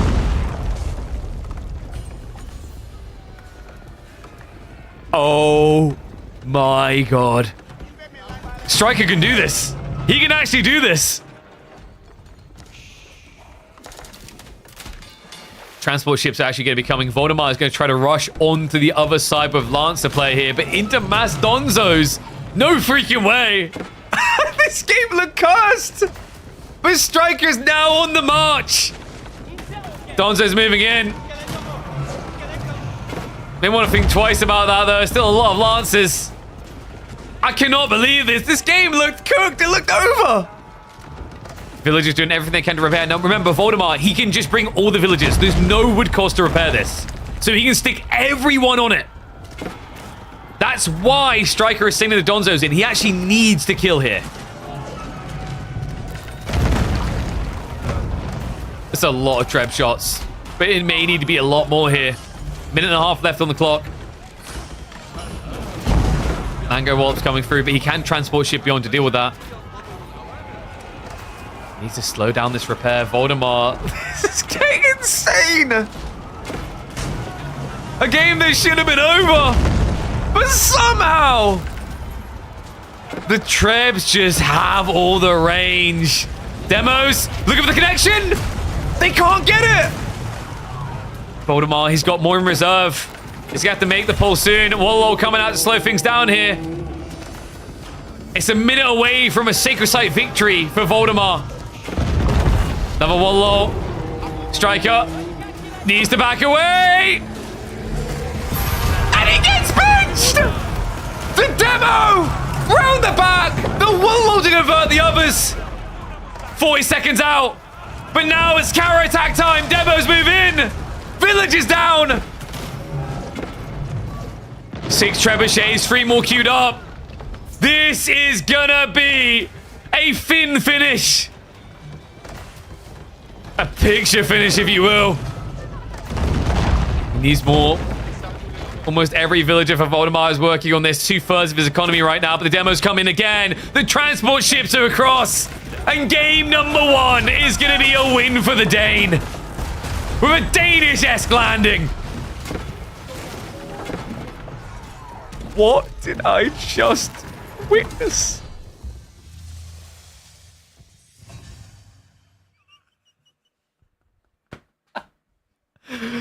All right, yeah. Tell me that don't tell me this map don't slap. Oh my god. What a game. What a game. That was incredible from both of them.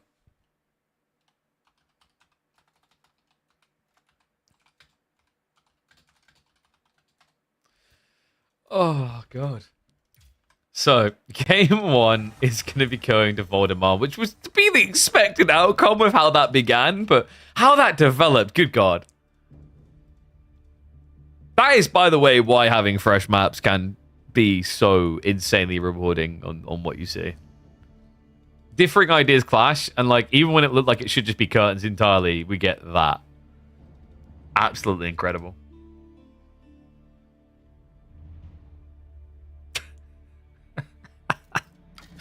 I just need a moment to process that one. So, that's why I vote Striker. Well, if you vote Striker, you missed out on the points. Sorry. Somehow I don't believe you did, but if you did. Well, we've still got at least one more game. And these games now are ones that Striker will probably have had a bit more experience playing. It's still a bit rough, though. I don't know if Striker scrims a lot. He hasn't been active on the ladder in 22 days. So maybe as a Smurf, and that's why we're not seeing it move very much. But I don't know. Like, if you are a top 30, top 40 player, I don't really see much reason to just have a Smurf if your main's at 240 rank, if that makes sense. You probably want to level up the main account's rank first, right? In fairness, this, by the way, has been his most active season. I can show you guys it quickly here. Look. If we go across here, you'll see. So when you look at the seasons of activity, look at this. More than the last 4 or 5 combined. This is his most active season by far. So Striker, definitely getting serious on that main account. But let's see where they're going to take us. What could Voldemar have done to prevent that rest to begin with?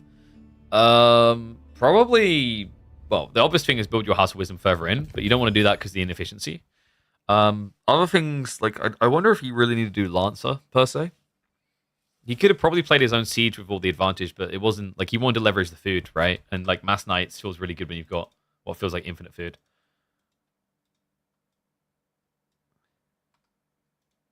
Alright, let's get ready for game 2. So it's going to be HRE versus Delhi. This is pretty good, actually, for Striker.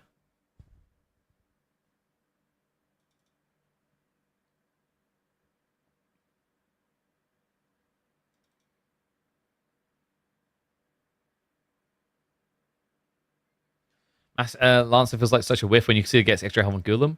Yeah, but I guess, like, so when your opponent has Farimba, though, and you assume he's going Farimba, I feel like if you go for Lancers, you're more insulated than if you go for Golems. Because if you go for Golems, Javelineers can kite you, and Mansa Musafadi can destroy you, right?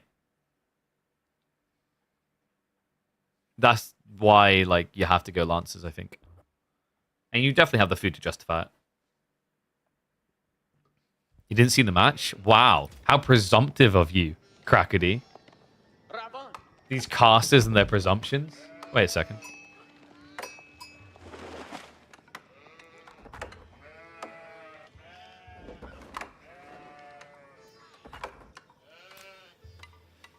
One and all, welcome back to the channel for game number 2 of what is already turning into an insane series here in midweek muster number 15. That's right, 15th week of these things. It keeps on rolling, and this series might keep on rolling because although Striker is back up against the wall here in this best of 3, HRE against Delhi is a matchup where you have to be leaning HRE favored pretty extensively. Let's see if he can execute, though. Voldemar definitely with a lot more experience consistently, it feels like, in AoE 4 at the moment. But we were just highlighting, like, Striker's main account this season has seen more games than the main account has seen in the last 6 seasons combined. So, presumably a lot more activity out of him in more recent times. A recommitment, if you will. Good time for it as well. You know, it feels like everyone all of a sudden wants a piece of that Age of Empires 4 booty, doesn't it? The StarCraft 2 pros, the former AoE 2s, AoE 1s. Who else are we going to get coming through? Maybe some Age of Myths come sliding back across? Maybe, I don't know. It's a good year for 4, folks. It's a bloody good year. So, Voldemar. On a map like this, how do you want to try to play this? Usually it's just going to be Ghazi. Makes a lot of sense. The tricky part is HRE, Spimmin are really effective at shutting you down on the Ghazi play due to marching drills. And because this is a very good map for Pro Scouts, HRE can beat you to that punchline, right? The interesting thing about this map is Spimmin blockers are less effective than on, say, Dry Arabia because the deer are spread so wide. So, like, it's very hard to have enough spears to block all deer, right? The problem there, though, is, like, you don't have to worry about Delhi doing this. Delhi's going to take about 3 more minutes than you will to get Pro Scouts. So, another thing that's pretty cool here, Striker done the double scout opener, guys. And it paid off. Yeah, 19 sheep to 30. I think that is worth it for him in this situation. It actually means that Striker could just go for a classic Burgrave build instead. Likely we'll be looking at an Arcan opening. Minework can be quite nice sometimes for those kind of Burgrave timings, but it makes it very obvious what you're doing. And when you've got this much sheep, I don't know, Arcan just feels too tempting. Yeah, there we go. I think Minework is a lot better when you want to play Feudal now with HRE because of the addition of the All Pikes tech. All right, how did you guys predict? 99% for Voldemar? Okay, come on. You guys sure about that? I mean, definitely Voldemar the more versed player here, but HRE.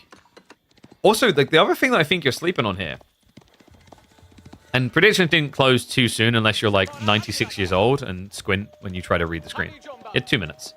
But the interesting thing here is if this was like a different map, I could maybe understand the bias. But this is Prairie, which is currently in ranked rotation. Has been in ranked rotation before. Striker has been very, very active at the moment. If fairness, I think 22 days ago, like that would put him, yeah, outside of Prairie being in ranked rotation. But historically, I think he's played quite a bit of it anyway. So it should be a familiar sight.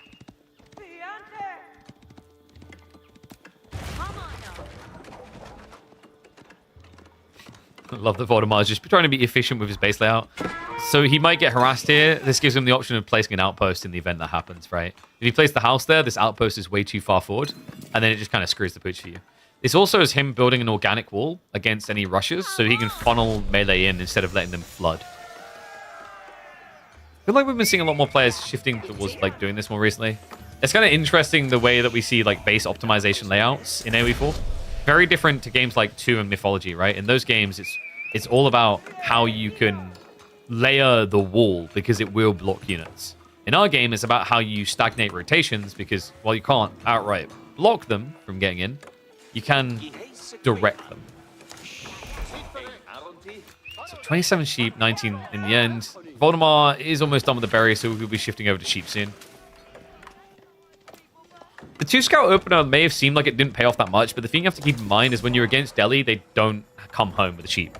So, like, the sheep haul overall was pretty impressive for Striker. Even more so when you consider that he's been eating through it a lot quicker, not just because Delhi's on the berries, but because of that 40% gathering speed buff. Delhi has a high win rate against HRE and Conk according to AoE 4 World. Interesting, and that is based on since which patch, though? Because ever since we've been shifting towards Pro Scouts, HRE, at least in tournament play, has been looking quite favored here, I'd say. Typically, you can like open up with the Rack Spearman play and block them on the Ghazi and then follow up into Pro Scouts aggressively. This is not winnable for Delhi on this map. Damn, core with the lobby GG for us.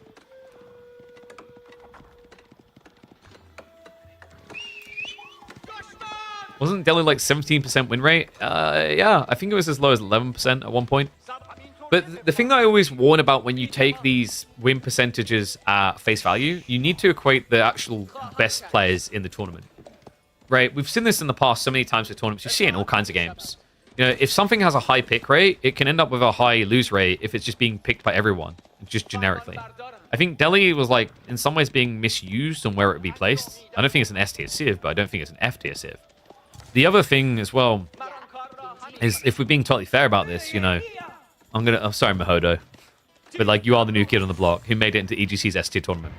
If Mahodo picks Delhi a lot and loses with Delhi, like, is that diluting the results compared to how many times did Beastie pick and win/lose with Delhi, right? And I can't believe this. We've got an outpost rush from Voldemar. Wait. Oh, that's so toxic. It's a cliff on the back. Like, the tree lines are nowhere near his base. And Striker, he didn't open with the Spearman play. He raw rushed Regnitz here. What?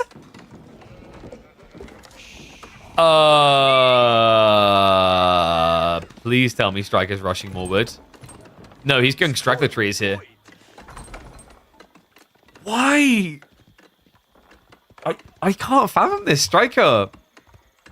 I mean, he would have seen this outpost coming before even, like, as it started getting built. But he didn't rush to get more wood. So now he has a tech up. He can produce knights, which is really slow. And then nothing else. He still had enough sheep to go for burger. Here's, like, what, 21 sheep? That's good enough. It could have worked. So, okay, he gets just enough wood for a second stables. But this is still slow. Remember, Lancers, they don't come out fast. They're 35 seconds production time. Meantime, I believe Voldemar is now moving to the sacred site, so we'll be able to capture. So Striker, he is going to be able to rotate with Knights on this map as well. Pretty big nuisance, actually, for Voldemar, who wants to eventually be out on the berries. Voldy's likely going to keep just blobbing Ghazi, adding spears. Because the problem you now have, if you're a Striker, is, like, what you actually want is Men-at-Arms. Men-at-Arms should feel a lot better here, because if your opponent has spears, he can block Knight play, but he can't really block mass Men-at-Arms. The problem that Striker would have with this spear play is, like, he can't touch archers because of the wood lines.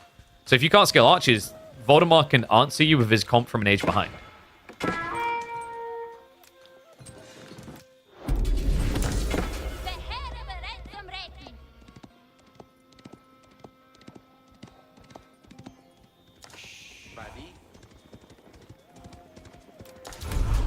Voldemar already getting multiple sacred sites locked in.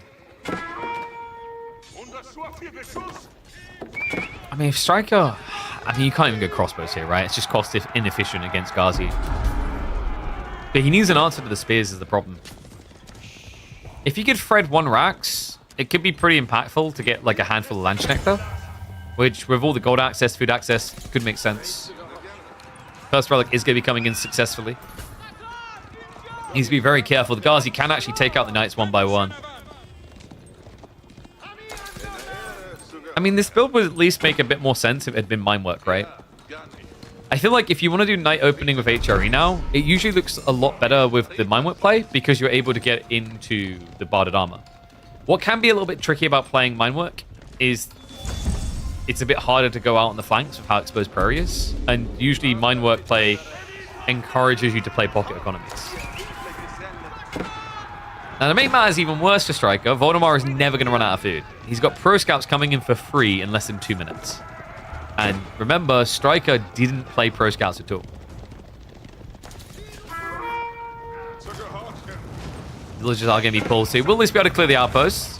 Okay, so this is a good sign for Striker. He can now start diversifying his comp a lot. Or we could just keep playing French. There we go. Archer range is now on the way. Ghazi are going to get a dive in, though. Undermesh is there. There's no steeled arrow for the defense. The Striker in a bit of a pickle here. Village is starting to fall. So dive in, gets 2 worker kills. Voldemar gets out the other side. Knights weren't able to rotate into the base, and we do see Voldemar now getting ready for Castle Age. Yeah, so Striker is going to assume with like the size of the army that something's happening technologically. This is a bit worrisome, though, because with House of Learning, Voldemar can now mirror Knights, and his Knights will win. Right? Hone Blades plus 3 damage, and you just don't have any upside as HRE. So at some point, we do need to see a hard pivot. knowing that his opponent's going Castle Age, it would make a lot of sense for Striker to consider crossbows instead. And once again, going food gold is always better than going wood on this map. So difficult to justify long-term wood investments.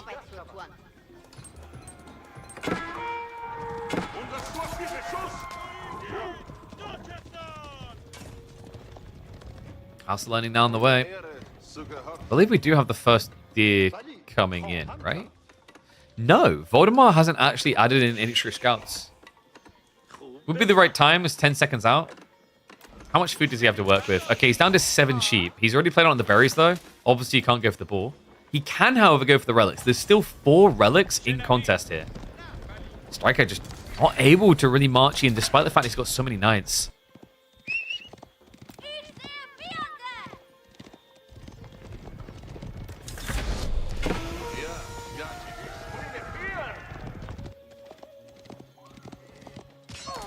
Skull's getting blocked. So Sacred Sires are going to start getting decapped here. I would say Striker's not dead yet. Especially with a move like that. Hello! Voldemar gets found out on the berries. We'll shuffle away with the rest. No textiles. Evo is so sinful against mass knights. Okay, this is like getting a little bit shaky for Voldy now. He does have crossbows on the way, but now what he doesn't have as a result is map control. This is why Striker's just been gunning it with knights. He wants to be the dynamic force. That's why French historically was so popular on this map. Just basically suffocate your opponent. Don't let them play anywhere on the map at all, because when you look at Prairie, and even more so since Season 9, it's not really a wall-friendly map.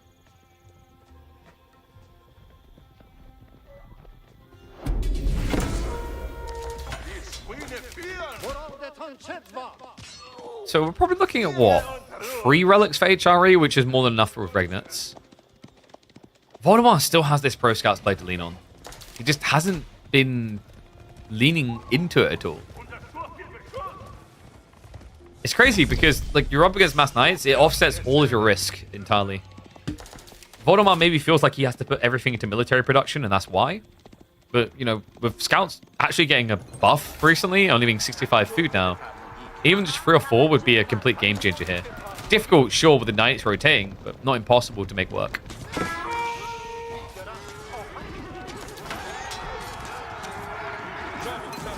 Ugly backstab there. Does at least get 2 Knights out. The losses that Striker illy can afford right now. We have got an Archer switch coming in with Veterans to follow it up, but you have to be respectful of the fact Voldemar still has quite a lot of Ghazi. On top of that, the crossbow just kind of solves everything. Remember, the Deli do have a unique tech called Pakes, so they will be able to kind of kite you out, kill you down. Now, H3 archers do have marching drills, but you need a hell of a lot of them to justify it.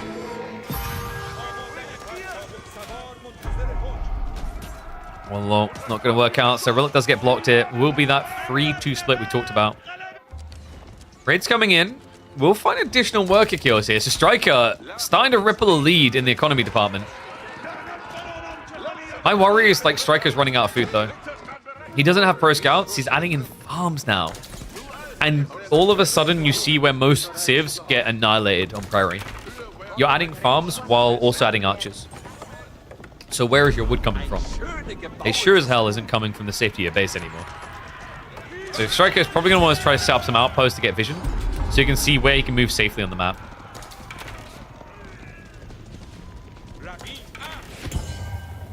What was the explanation of the scout cost reduction? Did they mention anything in the patch? Yeah, so if you open up the patch and you scroll down to line 34, and then you look several letters in, and then you do that on repeat, mixing between 2 letters in and 20 letters in on each sentence, and you'll get all those, go through the entire thing line after line doing that, and then if you compile that all together, rearrange the letters, take a few away and then add a few others, it will spell out I like pro scouts, and that's why they buff the scouts. I'm glad I could explain that.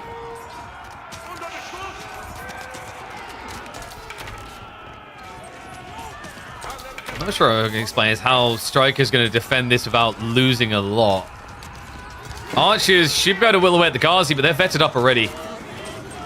The crossbow's just camping in on this. He's not even pulling the villagers away right now. Striker should survive this, but it's going to cost him a pretty penny. And remember, like, Voldemar's comp, he can remask this. The Archers are kind of a one-and-doneer. He's already taking risks out here now. If that ever gets scouted, he's in dire waters. In fact, the crazier part is you're against Delian Castle Age. And he has 0 crossbowmen as HRE. Oh, man. I mean, it looks like Voldemar threw away a lot, but the other time, the worker kills adding up. However, the flankerated response from Striker found extra worker kills. He kept him neck and neck. That's crazy, and he's going to find more. Are you kidding me? Striker, I love this. Instead of coming home and panic reacting, he understands that his knights would have to take way too long to come back to backstab. So instead, he just reaps souls in the center of the map and forces the GG out of him. Unbelievable strike back Striker. It looked like he was going to be banged dead to rights in this game. But the lack of pro scouts ever coming out from Voldemar meant he continuously took bigger and bigger risks in this game against an all-in knight composition. And as a result, we will see a game 3. I don't know, man. I'd be curious as to what Voldemar's thought was on no pro scouts that entire time. There's no way he just assumed his opponent had pro scouts, right? That's the only thing I can think of off the top of my head is like he just thought that like the deal was already being taken. In fairness, like mass knights can intercept reasonably well, but like it's low risk, high reward just sneaking out a few scouts there, right? Yo, someone just made bank, by the way. 1% to rise up.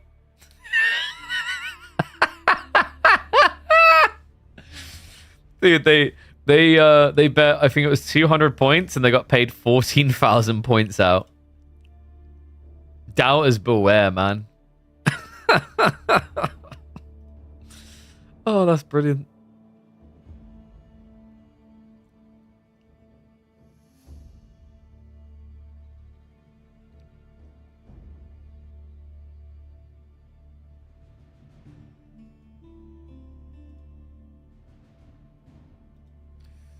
Oh, that's incredible. Sorry, just checking my message in the background. So, deciding game on Frisian. Chinese, right? Yep. And French response. French could actually win this, by the way. It's not like just China GG. It's all about keeping China in feudal age, if you can. I'll run a minute of ads now, guys, okay? Oh, it's heating up.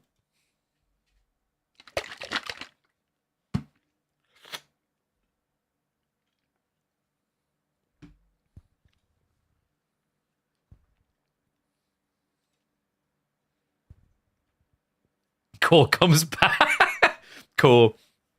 Dude, Striker, he wanted to be French. That's all I can say. That's all I'll say on that one.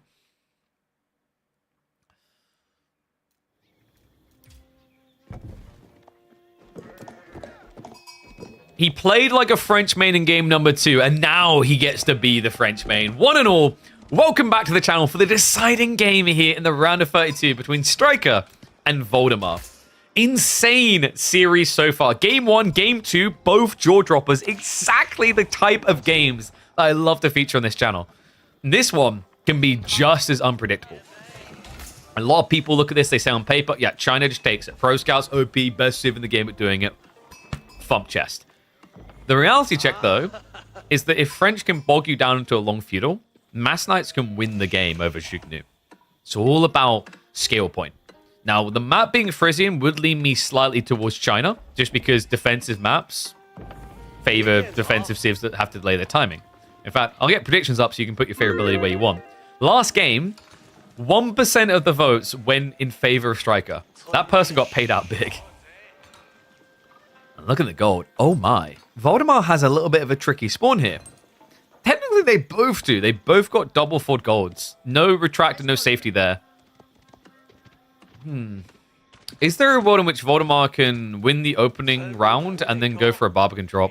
In theory, it can happen. I think to do that, though, you'd have to sacrifice Pro Scouts, which doesn't seem very likely. We know it's definitely going to be Imperial Academy beginning. We can see that by the fact there is no Imperial official coming out. One interesting thing, you might think that China is just better at scouting on this map. It's not entirely that simple. While China does have the extra vision from the scout, the thing that French has in their own favorability is they see the neutral trade post. They know where their opponent is. They know where to potentially rotate. So far, it's led to a pretty tight opening here. 18 sheep for the Chinese, 16 for the French. Has Striker been in the scene for a long time? Yeah, he's come and gone, right? I think Striker was reasonably active at the start of the rank seasonings. And then he kind of like, he'd have his intermittent periods where he'd just kind of disappear and only play a handful of games per season. This season has been his hardest commitment so far. At least on his main, he's had 1 or 2 Smurfs usually. But on his main alone, this season, he has more games played than I think every previous season on his main combined. So School of Cavalry coming in. No Chamber of Commerce build is pretty sensible here. I think if you go Chamber of Commerce, China can just kind of all-in you with Zhuge. And the worry you have is like Zhuge and New are one of the best units at sniping down like predictable trade. They just get in position, brrr, all gone. So I actually prefer this like aggressive line he's taking. It's going to be a little bit worrisome just because obviously China has an inflating eco now because of that. But the cool thing about being French is until they get the Barbican, your villager count goes up quicker. You can already see at this stage actually, 16 to 15.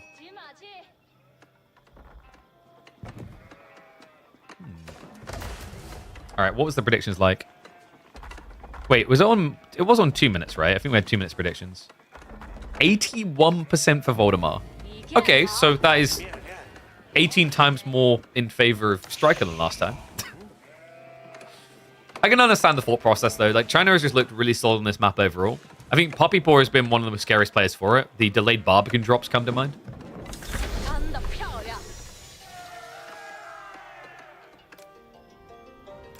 Both of them have scouted each other's spawns, so they know where the golds are. They know what their options are on the table. Voldemar, he's gathering a decent amount of wood here. More than you'd likely need for pro scouts. So I think, yeah, instead we're going to see him, like, what, dropping an outpost? Would make a lot of sense on the board if you need the gold. If he doesn't drop an outpost, most likely we could be just looking at him going for the gradual Barbican off of taxation. But it would have to be, like, quite defensive, right? Like here. Because of how quick the night timing should be. Okay, scrap that fast night timing. Striker goes straight for Pro Scout.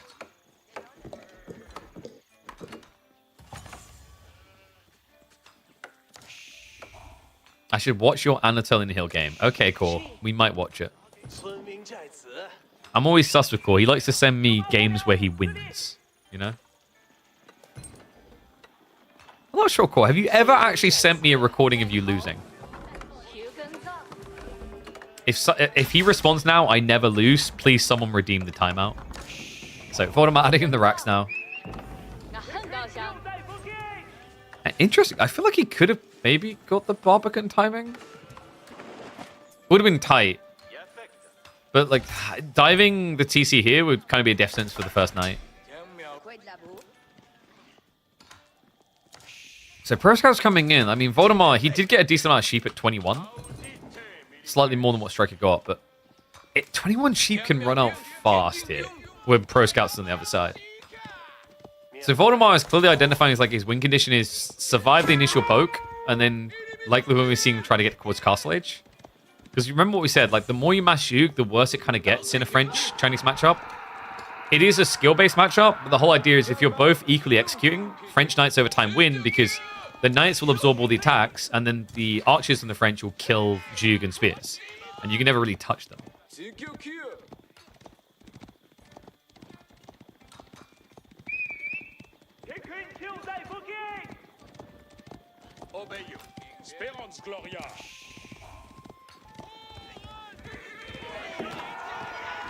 Striker, if he wants to get any damage extra done here, yeah, archery switch has to come in. He knows it.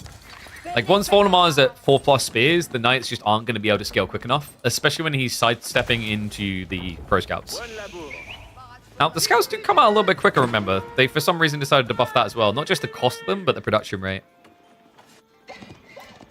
Yeah, and I'm kind of scratching my head still about that change, considering that Pro Scouts was already being seen in, like, 90% of games.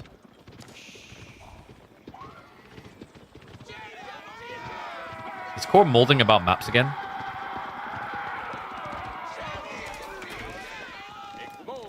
I'm sorry, I just got to get off my chest. Whenever... I can't get past it now, Core. Whenever you talk about maps, all I do is get flashbacks to the Coastal Cliffs game where you're like, I didn't know what Pigeon's View was. Oh, I'm not even trying to play it. It's just like, it's literally where my brain goes now. So Archer has to follow up. Voldemar, we haven't got a Barbican yet. No, instead he's going to be going for the Horseman. So he's just blobbing Spear Horse here.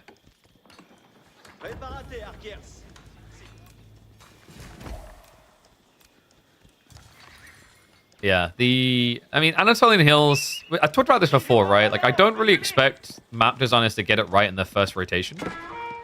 But we don't get the data to see how good it could be, or if it's even worth more, like, evolving if it doesn't get played.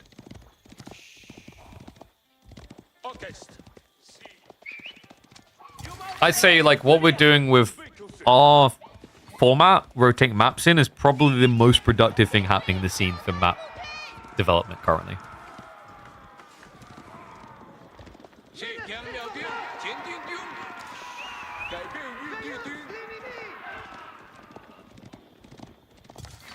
If it's still a series that counts for ATR, though, I mean, what would you rather have? That ATR didn't matter at all for Midweek Musters?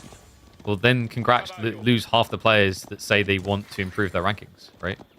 I don't know. Like, you say that as if S-tier tournaments don't feature new maps that haven't been tested before. Right? I don't know. I think I feel like we have a good balance with what Midweek Muster has.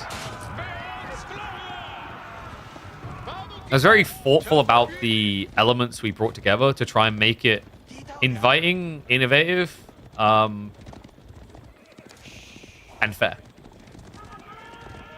Need to not be too... Well, we're not too experimental, though, right?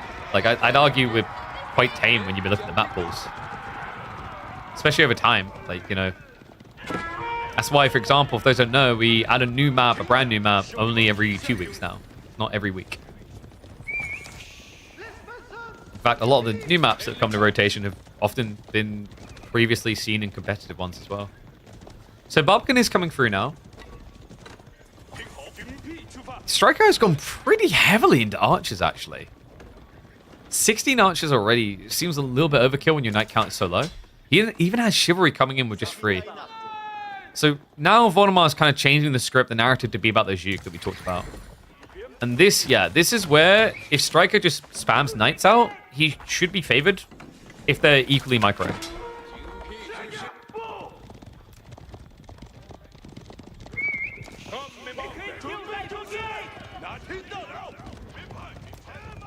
Voldemar has to be aware about that Juke timing though, right?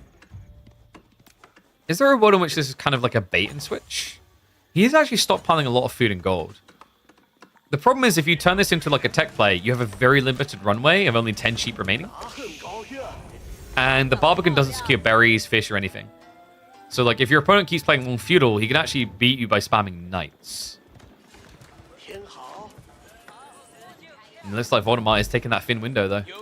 So Barbican's up to protect the gold. I like this. We did say why like massing Juke is really problematic here. You know, if you're against a player who you don't think micros very well, I could see Voldemar doing it, but I don't think Striker's a pushover in that department per se. So it gives him the ample respect. We'll just go for the castle play. Likely we'll be looking at a few lances to open to poke at your opponent. Striker isn't really at the scale point yet where you can just say, screw it, I'm going to go castle as well. You benefit from just building more knights here.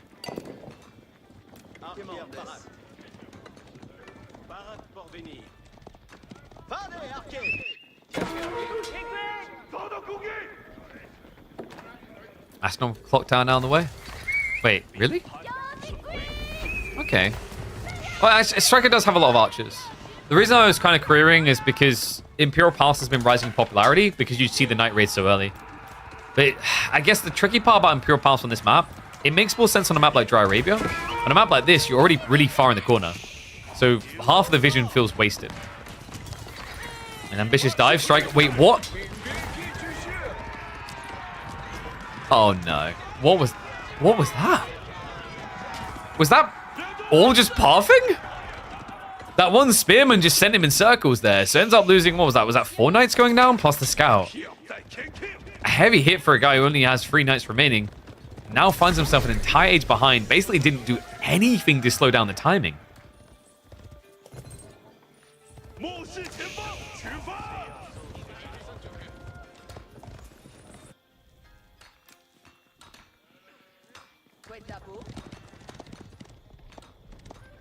Yo, so like if we have too many goats in Germany, wouldn't the ultimate goat be the one that actually has like a billy goat beard? Crackety, can you grow a proper billy goat beard, please? If you want to be the goat, it's quintessential. Thank you. So Horseman Spearman upgrade's coming. Voldemar already going to crossbows. He kind of just has all the answers to what Striker's doing right now. That dive really cost Striker. It would have made more sense if the archers were playing forward, but considering how retracted he is on the map, I think Striker's idea was that Voldemar would run out of resources, and when he did, yeah, he could do this. Timing hasn't aligned, though. Voldemar still has 4 sheep remaining before he has to move out. Now an army this big, with this many spears, the knights can't really stop Voldemar fishing.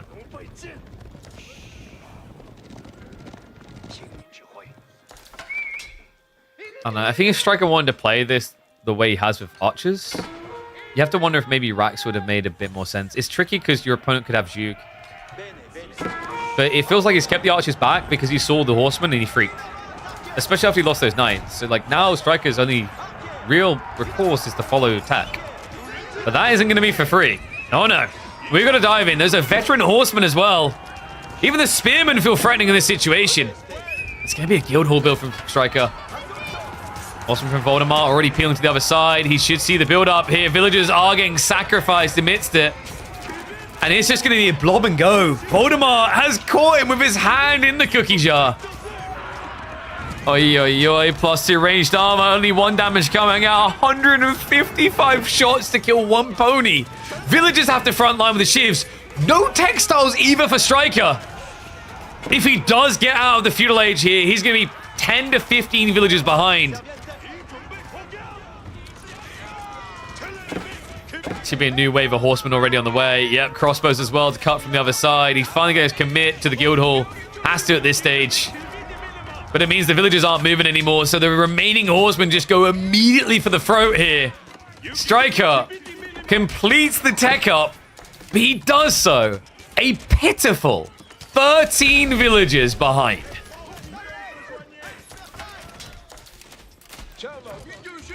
Worthwhile for Voldemar. Counter raid is coming in with the knights. Striker just trying to replicate what he'd done so well in game number 2, but the difference really is in game number 2 at this stage, he had 6 times more knights. Well, actually now 12 times more knights. Just a sick read by Voldemar. Sometimes it just feels very difficult to smuggle these type of details in this map. The tech play is hidden. That's a trade-off, right? Like you're technically harder to dive here than you would on a map like Dry Arabia. But it's also harder to hide details about your build than like on a map such as Dry Arabia.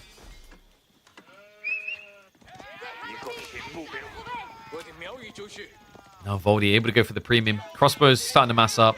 6 of the spearmen because you are against French. Makes a lot of sense. Nestabees is going to be perfect for dealing with the archer mass that Striker still has. And Striker still needs to add into because he's up against spears. You might be wondering, why does Striker not just go Arbaletier? Well, they did get slightly nerfed on the DPS. So he kind of, when he loses that many villagers, needs the most efficient damage trader against what he's seeing. And archers against spears ticks that box, right? Like archers at this stage, they do the same amount of damage as a crossbow would. But they attack quicker and they cost less.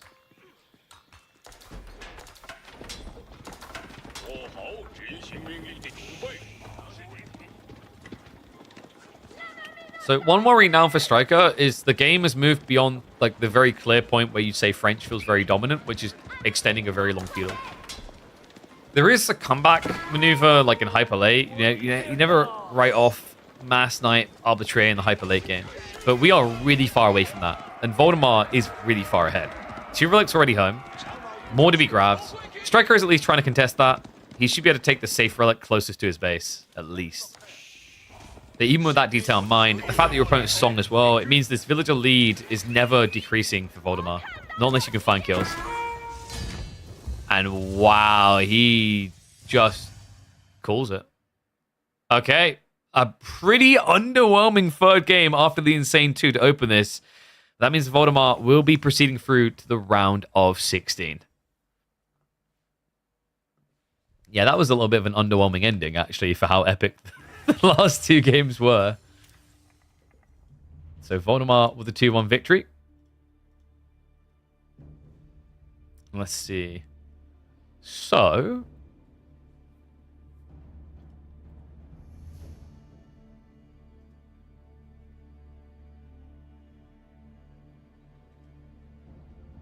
we could hop in for game 2 of Vortex versus Lemos.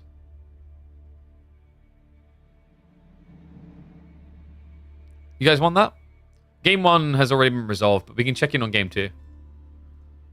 For the live content. Another German. So many Germans. They're everywhere. So, let me get the map pool.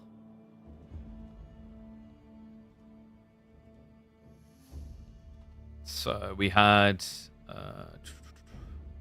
Anatolian, Coastal, and Dry Arabia. That's the 3. Let me pull the result of game 1.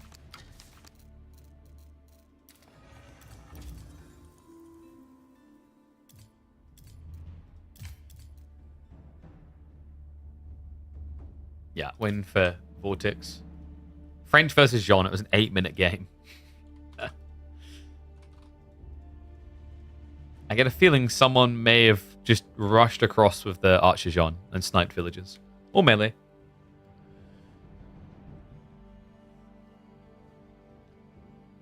Sockton, there's already some games in the replays. You won't catch Vortex's game of it because he speedrun it in less than 10 minutes. We want to hop into game number 2 live. So loading up now, it's going to be Dry Arabia, Delhi versus Mongols. Pretty good matchup for Delhi, right? Dry Arabia to be the map as well. All right, let's hop in. And let's flip that score.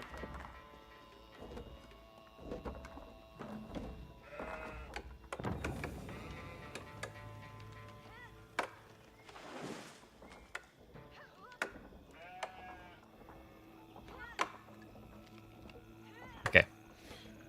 Oh, and we'll put predictions on.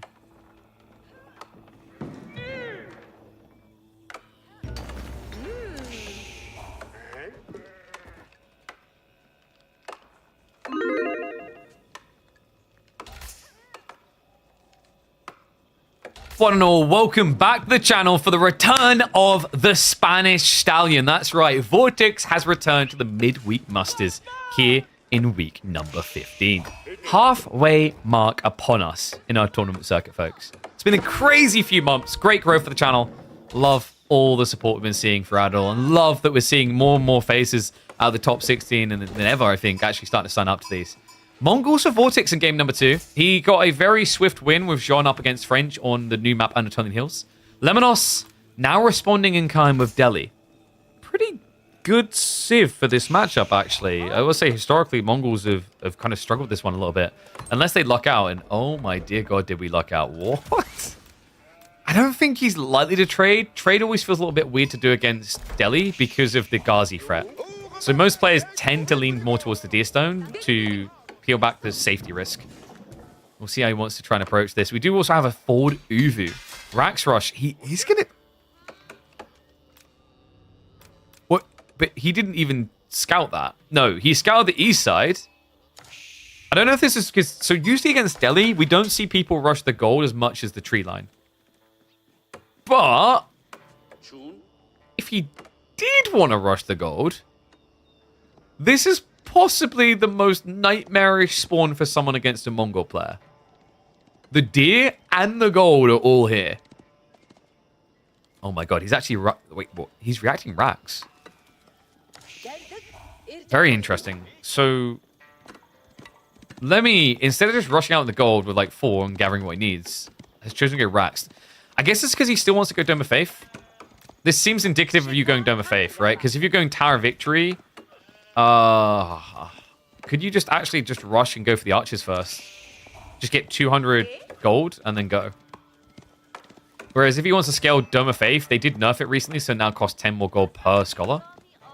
It's just very interesting because, like, historically, we've just seen a lot of people don't have to worry about the gold harassment because they can use the healer boy, the scholar, they get for free to buy enough time.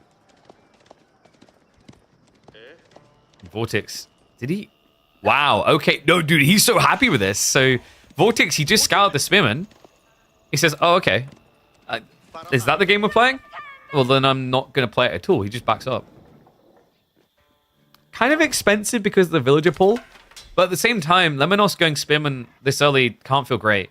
Because now, unless you go Tower Victory, like, Vortex can just open archers from a very strong position. And also, Lemmy, the other thing that Vortex is doing really well, he knows that Lemmy was just home. So he can't see what Vortex is doing.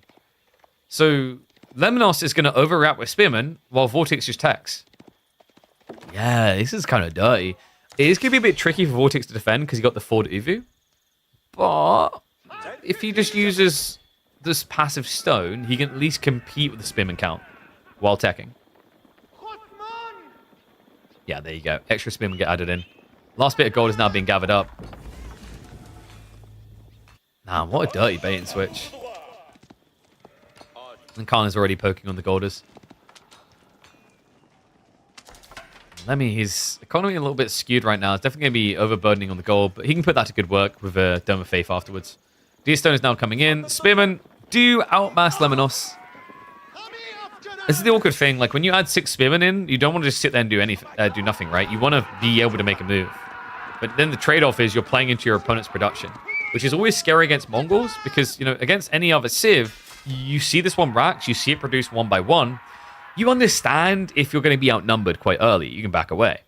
But against Mongols, you know, you kind of approach this racks, you see nothing's coming out, all of a sudden 2 extra units come out. It's enough in a, like, one rack situation to pivot things in favor of the Mongol player. So yeah, always feels a little bit weird overcommitting unless you want to really hard commit to, you know, 10, 11 Spearmen to be ahead. Which is Delia, just don't think you have as much interest in. Because remember, the longer you take to get to feudal, the longer you are away from your sacred site gold trickle, which really ramps the game up for you. Whoopsie. What the hell? Yes, just my face in the middle of a cast. In case you forgot what I look like. So, DOF, nothing weird happening here.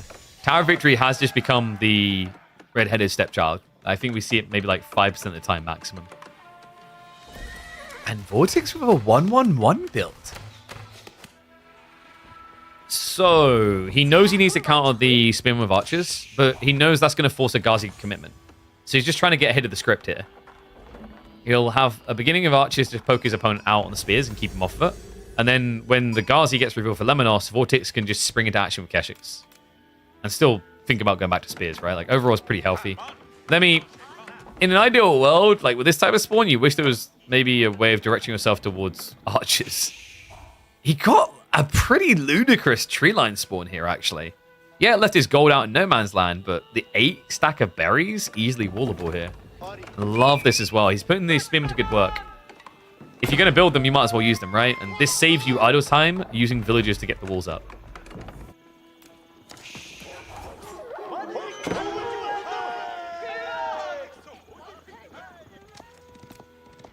I wonder... Yeah, I was about to say, we do get pro scouts, right? So Vortex is going to be open the pro scouts. We could easily be seeing Keshiks off. Dude. Into Delhi opening Magadai is kind of ballsy. He doesn't believe Lemmy's rushing into the stables, right? But this kind of achieves a similar idea to the archers to bait the Ghazi we talked about. The difference is that when your opponent eventually gets pro scouts, if they get pro scouts, like Magadai can then just rotate to guard that. We've been seeing a lot more Mongol players opening like 2 to 5 Magadai just for the poke pressure. And the sick thing about these things is once you add in a Khan Hunter as well, they're able to hit from so far. So why would Vortex want Magadai so badly here? Is it about the pro scouts? I don't think so. I think what he's doing this for is the tree lines. We talked about how beneficial this spawn was for Lemnos because it gives him a natural wall. What it also gives him is a natural target point for Falcon Scouts and Magadai hits. This is going to feel cursed if he starts to lose control of the other side of the tree line. For the time being, he has got the archer to keep his opponent at bay. Man, really just trying to leverage the fact that he can afford all the Magadai in the world, isn't he? I wonder, is Vortex's plan just to control the map wider with Magadai? Like, we talked about how it's good for blocking the tree line, but another thing that's kind of sick here is how did Delhi move out for secret sites now? They're going to have to go one by one and wall them. Because Magadai will just mow down anything else. The Ghazi are finally coming in, but they've been heavily delayed, man. I mean, we've got 7 Spim and 8 archers before we even saw the first Ghazi. The first one runs straight out into no man's land blind here. Gets intercepted. Nice micro by Vortex, so he will be able to snipe that down. Slowly. Very slow. There's no escaping it.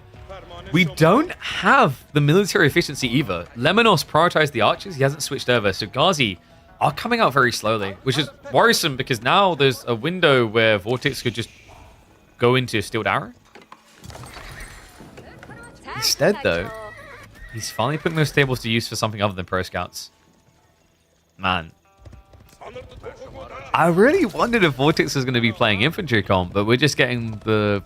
I don't want to call it the outright bread and butter, but we have been seeing a lot of it. Obviously, when we've got maps like Pro, it makes sense. Keshik plus Magadai. With Pro Scouts, it's just so affordable.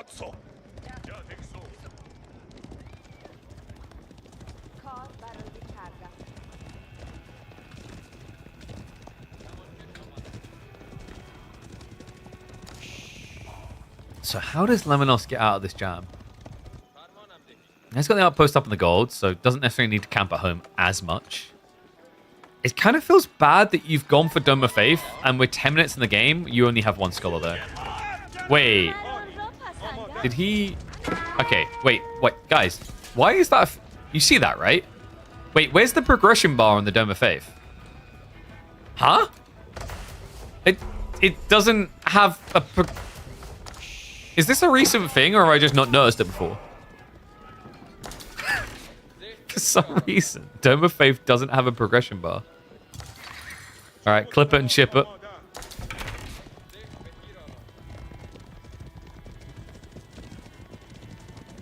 Still down now on the way for Vortex. In fairness, he did delay this quite a bit, so there's not going to be a very big window to exploit, like 20 seconds to work with, before Undermesh will come in from Lemmy. My worry is, like, at this stage, Lemnos is not really getting anything out of the map. He's not got Pro Scouts. He's not got Sacred Sites.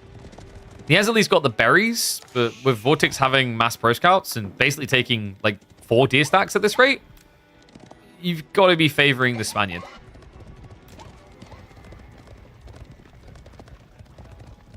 I think sometimes when we see Magadai after a long break of them not being meta, it's a paralyzing unit, I think is how I describe it. It's kind of like when you first experienced Order of the Dragon Men-at-Arms. You're like, what do I do against this? Am I meant to defend? Am I meant to sneak out to attack? Because the thing is, if you're defending, your opponent doesn't have to commit. And if you're sneaking out to attack, you can get cut or you can get beat to the punchline. So it's like you kind of need to be in position outside their base to force a bad trade. Otherwise, stuff like this happens. Ugly beginning. 2 worker kills so far for Vortex. Looks like the scouts are going to get intercepted. But remember, this is just the bonus. He's already got half the deer off the map. Anything extra is a pleasant surprise.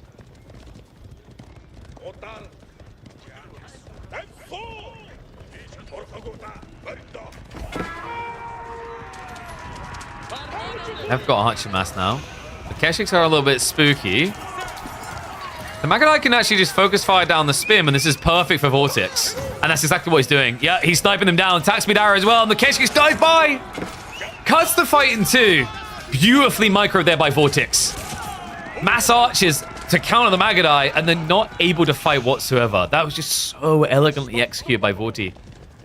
He'd even queued it up where he activated the attack speed arrow, and then he was shift-clicking between each of the spearmen. So now we need to go back for a lot more troopers here, but this is worrisome. Vortex is now up to 11 Keshix.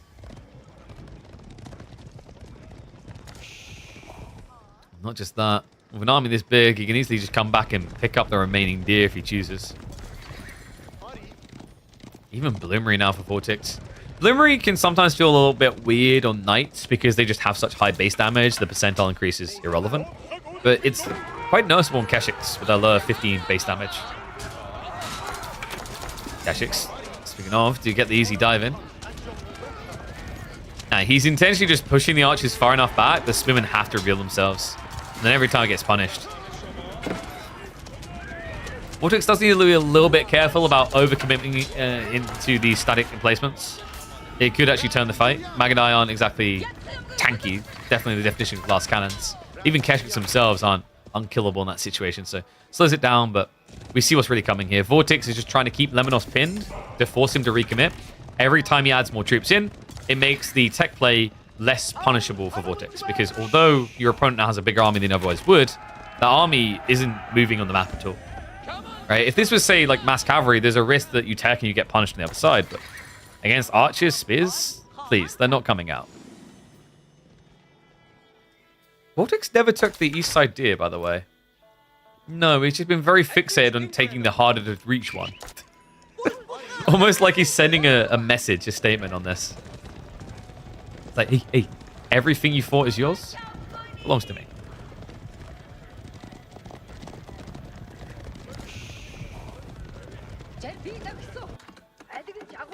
Kurotai it is. Kurotai is kind of dirty with Magadai in this situation. Kurotai usually feels weird to see when you have mass cav and the map is contested. I think Kurotai and mass cav feels weird when you're out on the map, your opponent's out on the map. But if you're stuck in your base or your opponent's stuck in your base, Kurotai starts to look pretty disgusting. Because the issue you usually run into is the cavalry is going to be marching around the map way too fast for Kurotai to be usable. But if you're in your base, like obviously you always have this static point to play around. If you're in your opponent's base, it's the same thing as well. And I love this. The classic Deerstone plus Kurotai on the front line. Yam is deployed. Do have a move out, but I believe, yeah, he didn't get the superior mobility improved. Only the standard.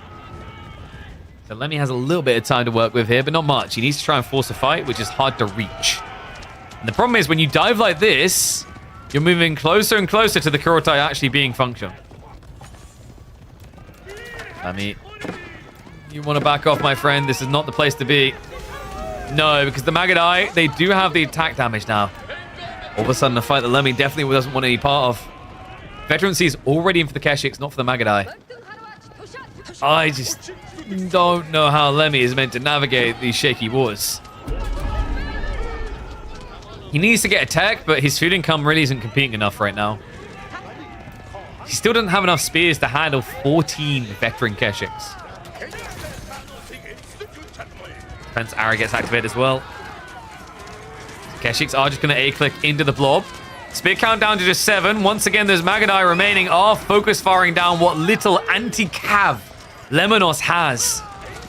And it is going to be a wipe of the army and a GG call. Vortex with the swift 2-0 to head on through to the round of 16, where he will be matching up against either Mio Micah or Mahodo. Yeah, that was a bit tough for Lemmy, man. I mean, you're up against one of the most aggressive players in the game. You kind of have to find a way of not letting him set the pace. Lemmy, though, he is like on average, I think, Conk 1 across most seasons. So, very big skill gap there. I hope you take the lessons like on board within that one. Like the issue in that game is you're not present in the game, right? Like you've basically been reduced to camping in your base with a civ that's meant to do that to other civs. Okay.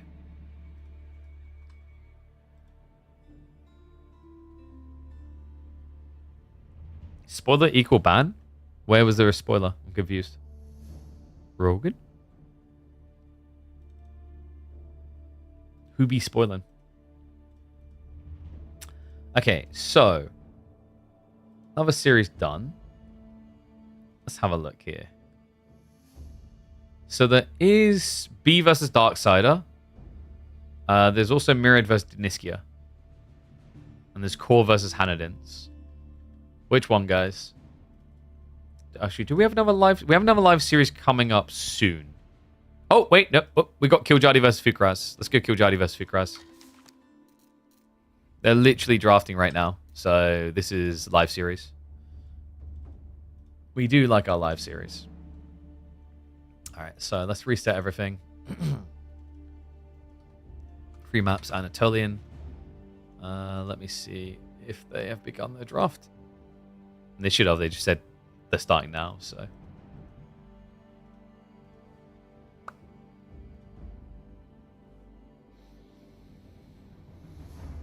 Yeah, I'm curious to see how Killj wants to play this. Did he hang her? Oh, wait, yeah, like, he came, he's like, can you give me the rundown on this map? I'm like, have you thought of doing your own homework? Do you want to pay me to do your homework? So he probably quickly opened the map, had ganders, and got ready to roll. Oh, blimey.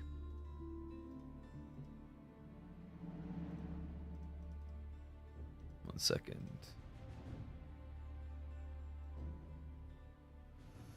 Wait, what's all the obsession on bacon and pancakes? Yo, can we just agree bacon and pancakes both kind of overrated? I don't mind like pancakes to the right setting, but like, I don't get why so people are so crazy about them. Bacon even more so. It's okay, but people treat it like as the gift of the god. Like a, you know, like a good beef brisket just beats it. You know. Okay, so we have map draft. Now into the civs. British food takes? Bruh. Don't mean this about British food takes. If you make it about British food takes after I say beef is, that just means your country has crap beef.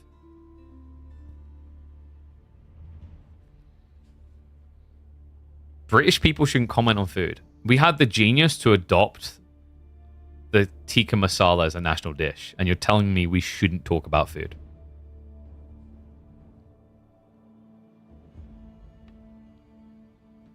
I'm sorry, Norway with its fermented fish exists, and you're trying to judge my country as the worst food.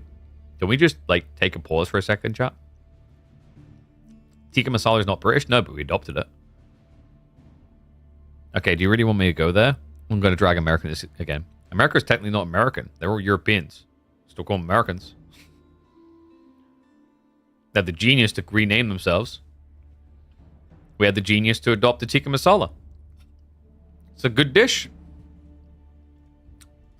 British have a history of yoinking things from other places.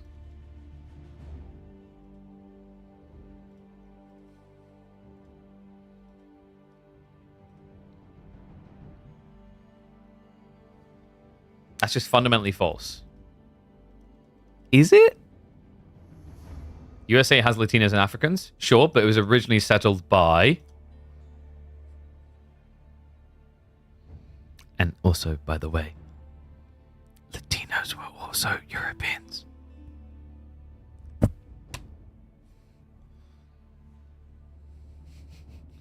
you forget that Spain and Portugal exist, sir?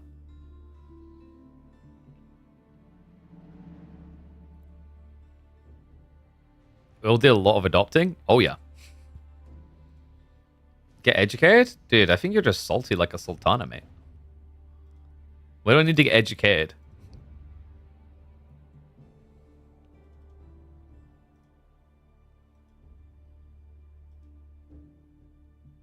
Funny how Latinos have Spanish last names. Whoa, yeah, what's that all about? But they definitely weren't Europeans, right? Aren't Europeans Africans? Exactly. We just didn't go far enough back in the cycle.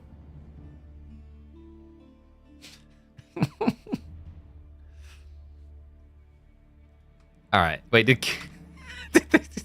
wait, I'm trying to think. There was more civs available at the end, right?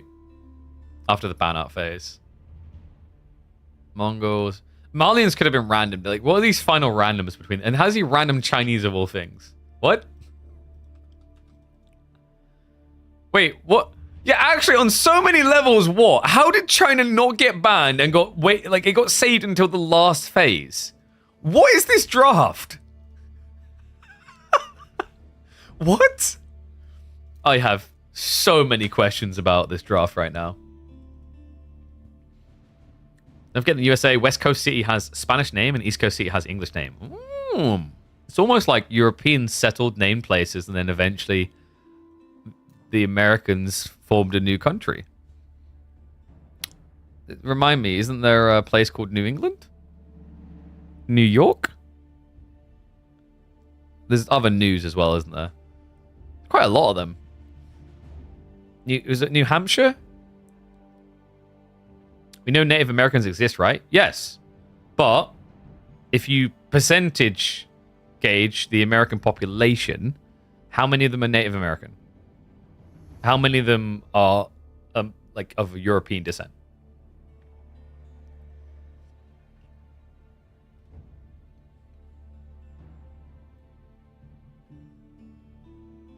You keep moving goalposts? How am I moving the goalposts? It's a fair point. The people who established the 13 colonies, which eventually became America, the US of A, was primarily built up of people from which continent? Drum roll. It's Europe.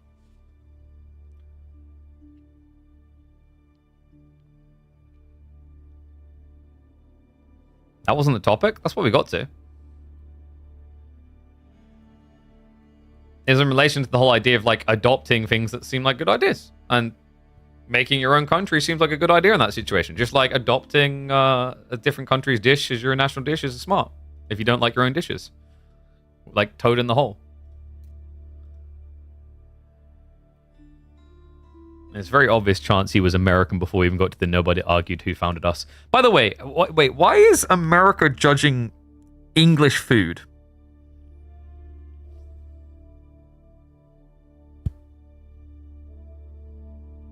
I've had American food, and you can argue that it tastes good, but it also brings with it a certain level of coronary heart disease.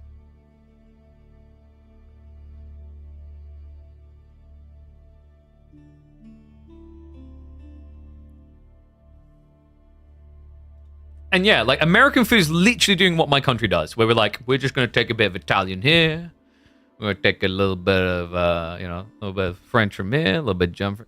You basically just, like, it's another example of a country where, like, a lot just comes from different cuisines.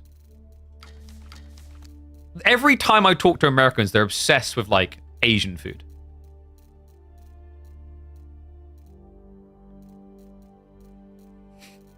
Can't get heart disease from UK food because you never want to overeat it. See, we're more healthy.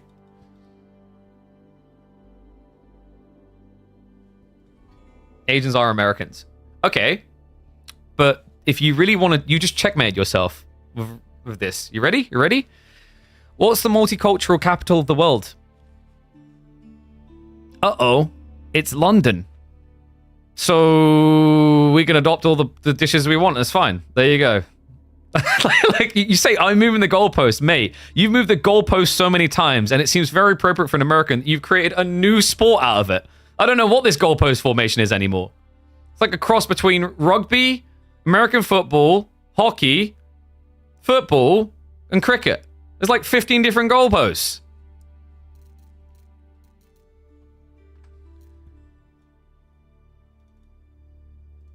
But then do a percentile gain, Chauncey. What's the cultural representation in like your biggest city? Let the troll win. Yeah, I mean, dude, I'm just like, I'm vibing with it because we're waiting for Killj to kick a series off. They're in lobby now. I'm just farming the free content. He's very defensive about it all, though. I think like there was a poll done recently where like when you look at countries that are proud to be their country, I think British rated quite low these days. I believe America, and maybe some other Americans are going to chip on this, other than Chansey, who's like so red, white, and blue that he probably like does a shower each day and then repaints the flag on his tits. But apparently America is like very much still in the proud to be like American like mindset. But a lot of countries are trending in the opposite direction now, right?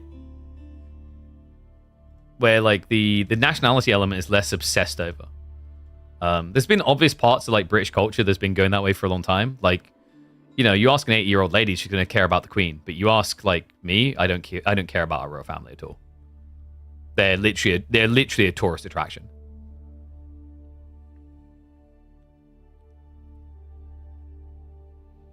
Is saluting a flag and singing the national anthem in the morning? Yeah, like I don't think I've ever done that in my life. Actually, now that I think about it, like I'd get doing it if I was on like the international sports team or something. But like, is that legitimately something that happens in like primary schools and stuff?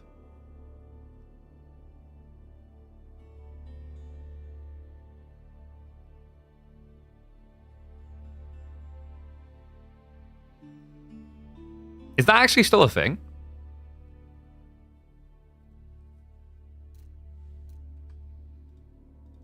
Because like there's like the old stereotypes of, you know, like in TV shows or whatever, where there's the school with the big flagpole out front and they're waving the flag, right? They've got the flag up. Is that like is that actually a thing in America everywhere? Because like we don't have that in the UK at all. Like I across all my childhood, like there was never a school that had the British flag flying out front. So I was kind of curious if that's actually a legit regular thing.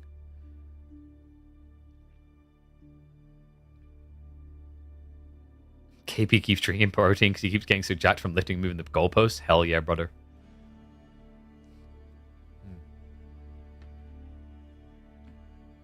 And then I'm going to follow up with some nice fatty foods after a trip through the Americanas.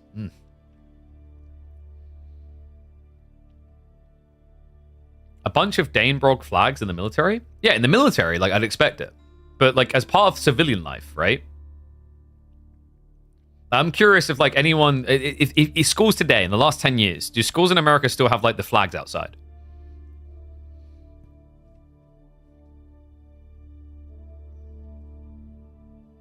A small Italian flag, Italian flag in the classroom. That's it. Okay, Tej, I thought that was going like we sometimes have a small Italian flag on our pizza. That would have been the perfect response. Yes, they do. Interesting. Because I don't think Germany does it. I never really noticed German flags anywhere. And we don't really do it in the UK.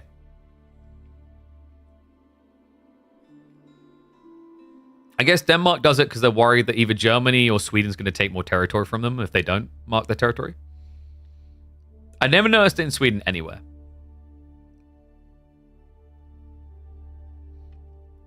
I didn't... Maybe Ukraine? No, not really Ukraine that much either. In Kyiv.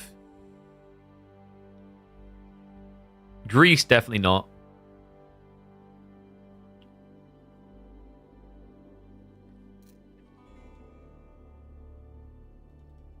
Wouldn't Poland be more? Jesus.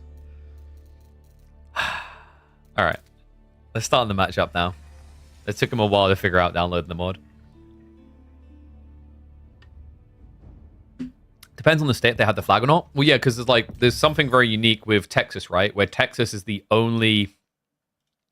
I believe it's the only state that's allowed to fly their flag at the same height as the American flag. Is that correct?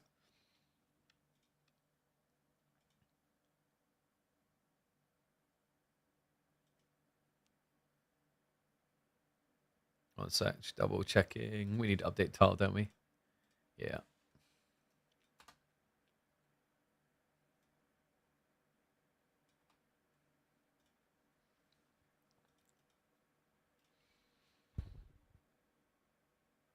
There's a wild break between... Dude, like, we mix up the content. Have to feed the troll. Now he's going to get back under his bridge. And eat his double heart coronary disease bacon. While thumping the table and going, we're not European.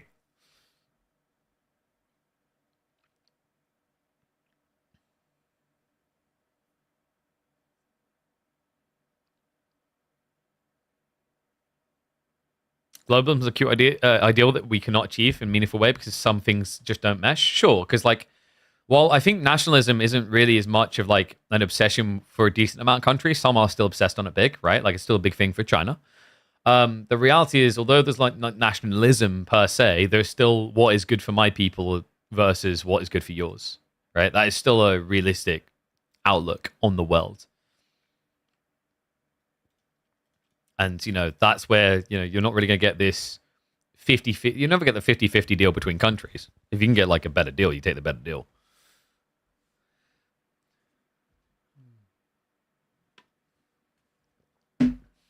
You small man. Oh my God. Your mum said she wouldn't say anything about that. The Confederate flag used to be white. They quickly changed that during the... yeah. Can you imagine like, woohoo, they're surrendering. Let's go and round up the... Why are they shooting us? How tall is KP? 5'10"? 5'11"? Got a tape measure out here.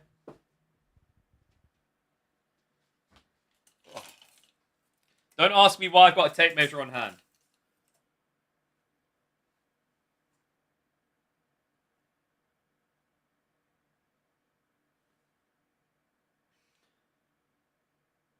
So, I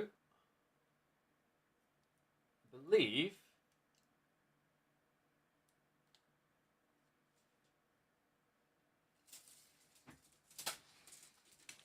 5'10"? Pretty sure it's 5'10".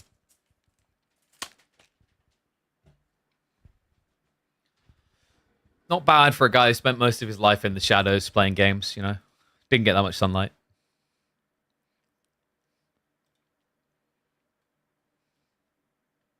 Wait. Okay. Here's the thing.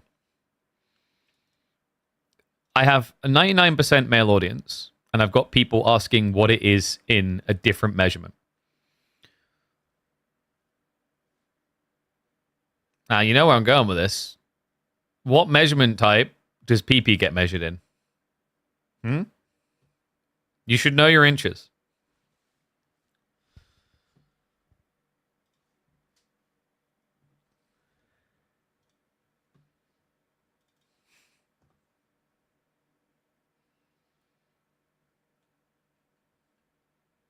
Nah, I'm pretty mid on size.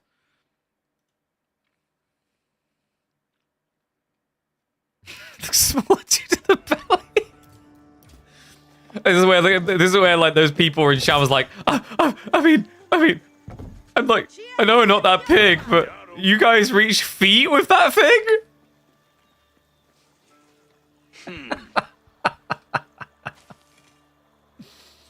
All right, let's get predictions ready.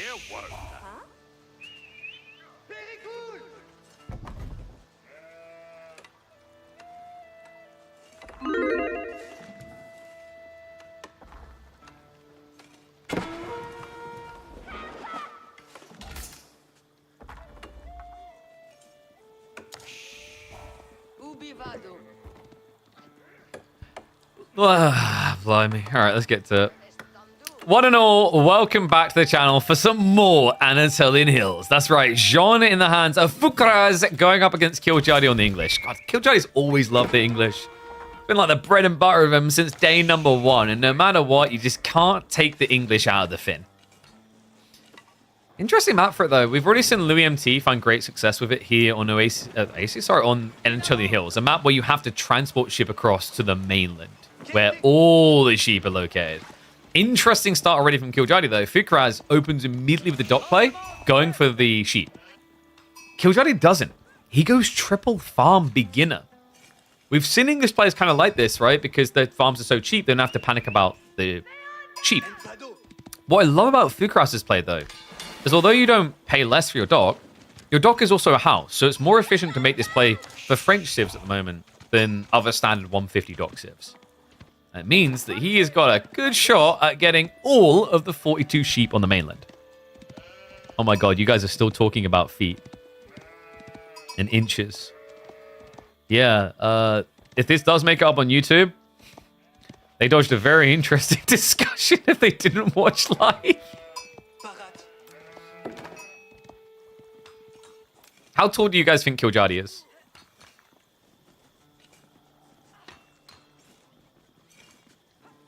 I don't think it actually says in the TOS on Twitch that you can't show feet. It's more that, like, whatever you do can't be sexualized. So, for example, I could play Age of Empires 4 on my feet. And because it's not the main focus, it would be okay. It's the same logic why you can play games with nudity on Twitch. It's just if the nudity is the main focus, then you can get banned. Killj is at least 1900 millimeters. What have you been measuring on him, Voldemar? I know you guys spent a long night together in Norway. I think... I'm trying to remember his size. Killj is probably like 6'1".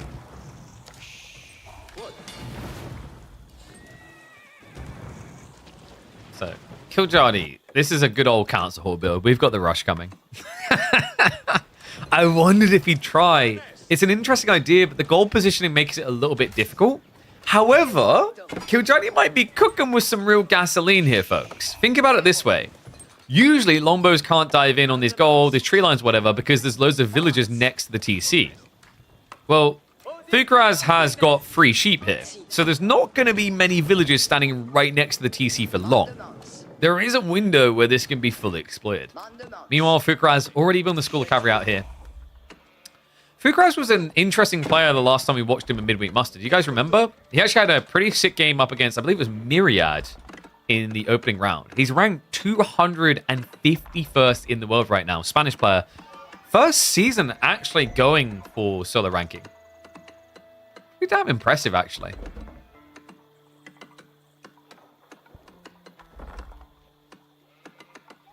I know, Voldemar, I don't get to talk about that night because you guys didn't invite us. No, I took that personally.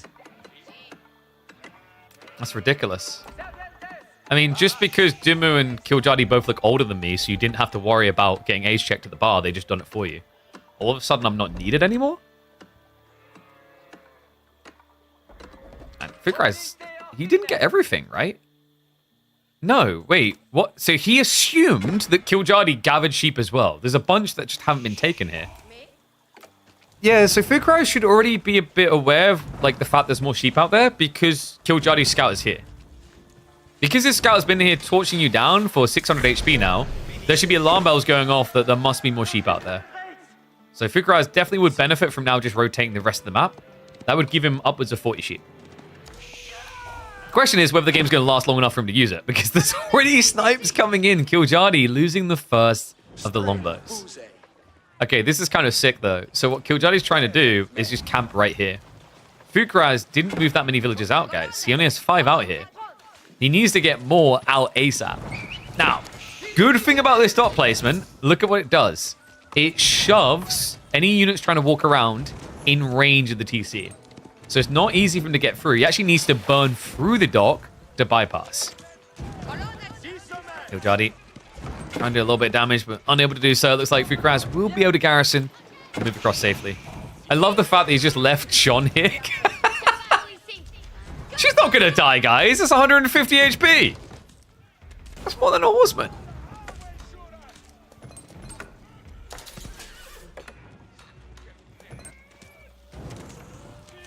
So, Killj, what's the plan here? We have got... Wait, is that Pro Scouts?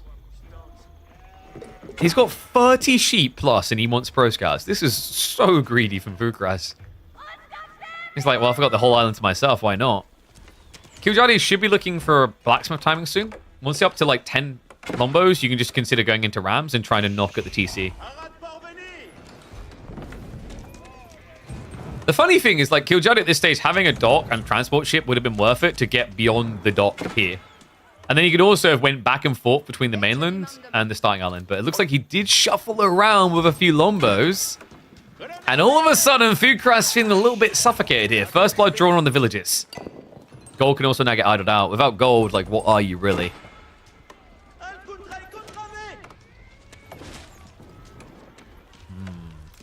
Dock soon to go down. I mean, Fukr has other problems here, folks. He did shove more villagers onto the mainland, but that's only 13. He's got 10 villagers that can't gather gold, can't gather wood, can't gather food. Oh my god, the ones trying to gather wood right now are getting punished. Yeah, it's not often you see Lombos beating the crap out of straggler tree workers, because usually the straggler trees are gone at this stage and the wood line's been secured. Okay, this is painful. He's 5 workers down. And that's before Jean even gets level 2. He's been skipping villager production because he just doesn't have enough food. He's been building these knights, but the knights need to be brought back here. It's crazy as well, actually, because like a beneficial thing for Fukr would be the fact that he could get knights right on top of Lombos. He wouldn't have to gap close, getting hit by them on the way. Instead, Fukr has ran over looking for some sort of play onto the mainland, and this is where he's going to be kicking himself. Because his scout never completed that rotation, he doesn't know that Killj hasn't moved out at all.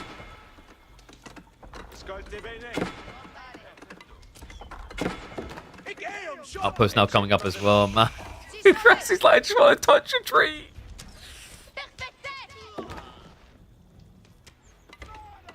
Killj could bring the Lombos around here, right?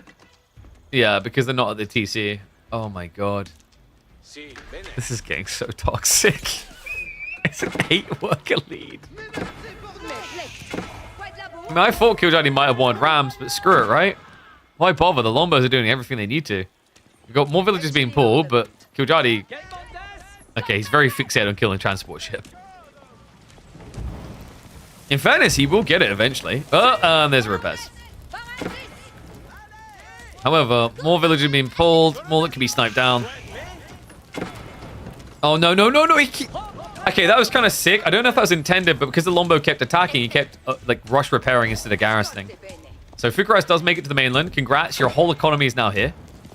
However, also congrats, your whole economy is 10 weaker than Killj's. Now we have the Ram. This is so uncomfortable.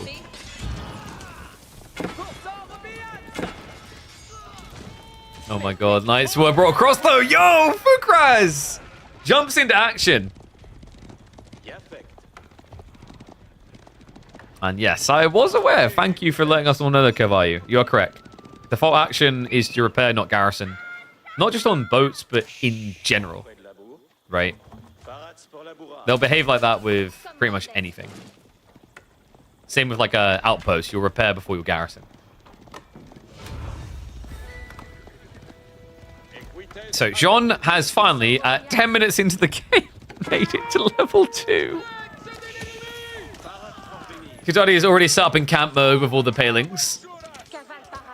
Jean will start to whittle away. Killj is just focusing on trying to take out knights. Won't work out though. Behind this, he has got sprawl ships now coming though. So it looks like he's trying to cut off the main base entirely now. Fukr has humongous gold issues right now. He's got 1,200 food and not even 100 gold. And Jean just got sniped there by the longbows. Oh wow, he actually might get a knight kill as well. Overall, not too bad for Killj. So first wave does get mopped up, but spearmen are now going to be on the way. We do have steel arrow to follow up, so the lombos are going to be even more of a pain in the ass for a guy who's gathered no gold.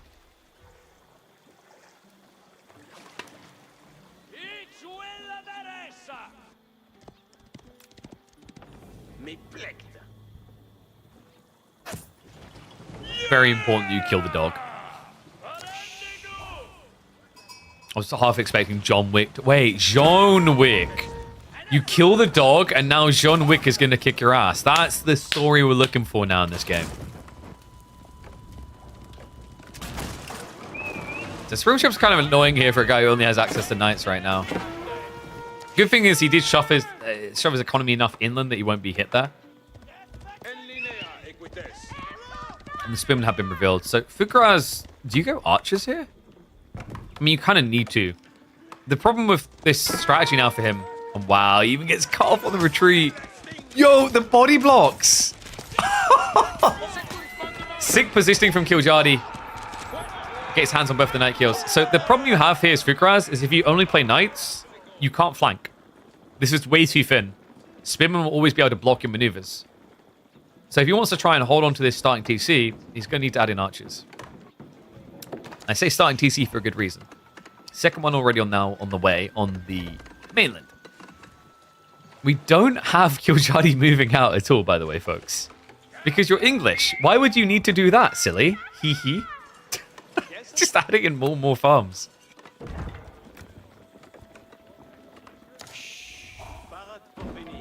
And yes, Fukr did indeed pro scouts the deer into the river. Because the default behavior is to return to the TC, right? So they brought these in and then got killed. He's fixing it now, though. Oh my god, dude, it's more it's more than one. How many are in there? Fishing for deer. That's a new one.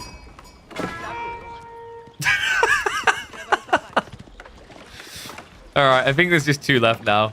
Oh, that's absolutely brilliant.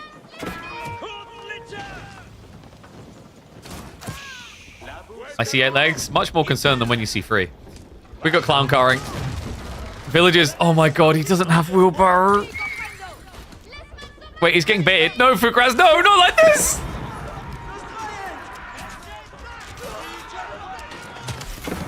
Oh no.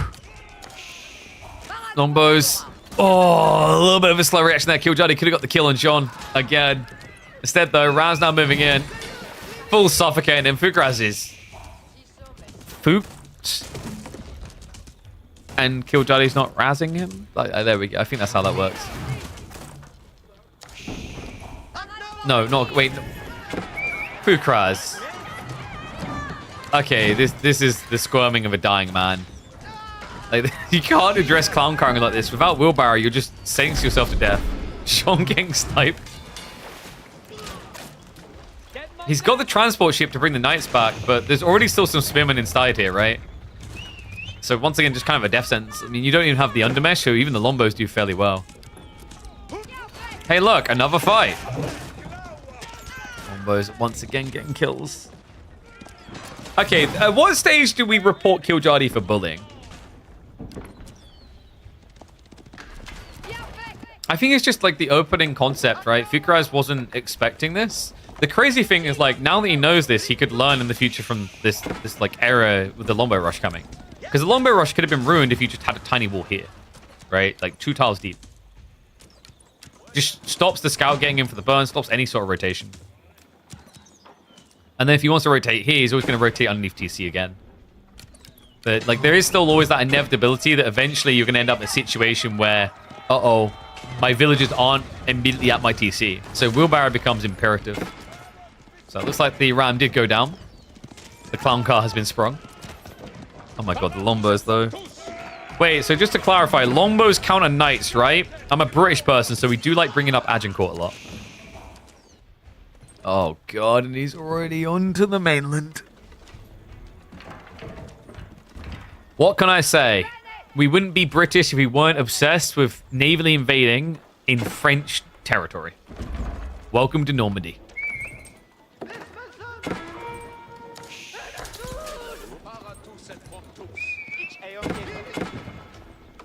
Four rams at that. Definitely enough to get rid of a secondary TC. Usually 3 is the golden number. It's just too much to try and take down. And it does too much damage for you to repair through. Numbers in the meantime already poking the other side. But the deer did get denied as well. So new knight's coming out, but it's still no undermesh.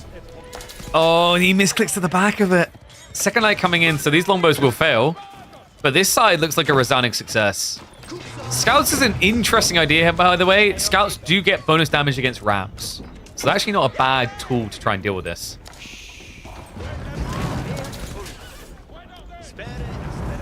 Killj has got another wave of Lombos coming, by the way. Oh my god. Rams. Rams everywhere. Jean has fallen for, I've lost count, 3rd time? She's died a lot. Which may be a sign that we were right to burn her at the stake. That does sound like a witchly thing, dying and coming back.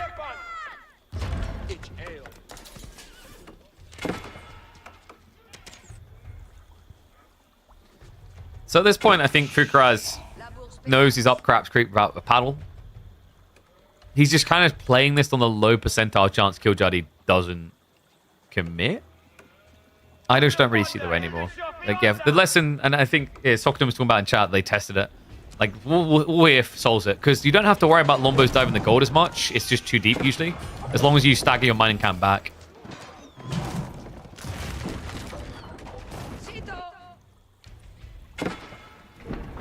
This was my concern, by the way, with English, is that English would be very oppressive. They would be kind of cheesy, but, like... So here's the importance, by the way, of having new maps featured as, like, home maps. Some will seem cheesy at first until they get iterated. But you don't get the brain juice cooking until you've experienced a few builds. And I'd be surprised if people are putting in 50 games of practice on a new map by themselves in preparation for a $9,000 esports circuit where we're doing $300 a week, right? It's like, we're very conscious of that reality, which is why, like, we have these type of situations with the default maps. As the week goes on, I'm expecting to see iterations where English probably doesn't feel that oppressive anymore. You know, where you get these weird pseudo builds, where you maybe get pro scouts, where you garrison and bring back the deer, stuff like that.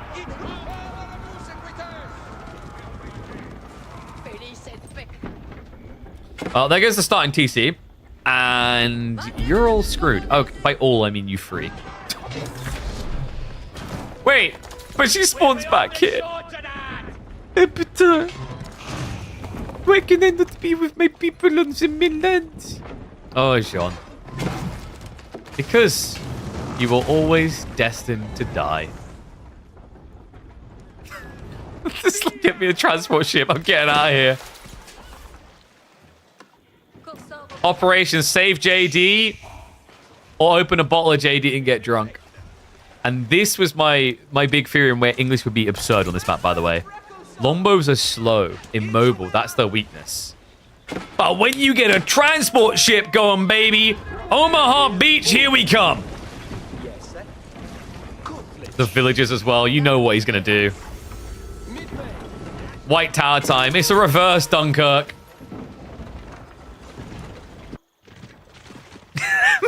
Fukr, no. He's like, it is my time to return to the lands. That's more German than French, I feel like. Oh, mes amis. More spinning are on the way. I mean, even if this works out, this many rams can just take out the landmark. Oh my god. 10 rams. And an outpost aura to make them attack quicker. Knock, knock. He's killed Johnny. Oh my god, the Knights didn't even win. Oh. Reported for bullying.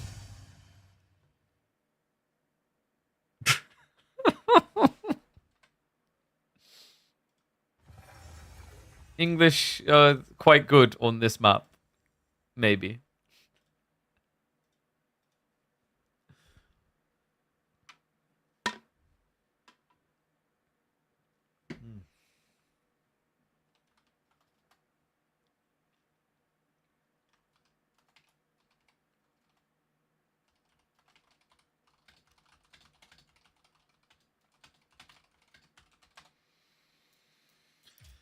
I think that one might be told on YouTube, you're meant to migrate on this map. Emphasis on the meant to, but not when Killj is around, apparently.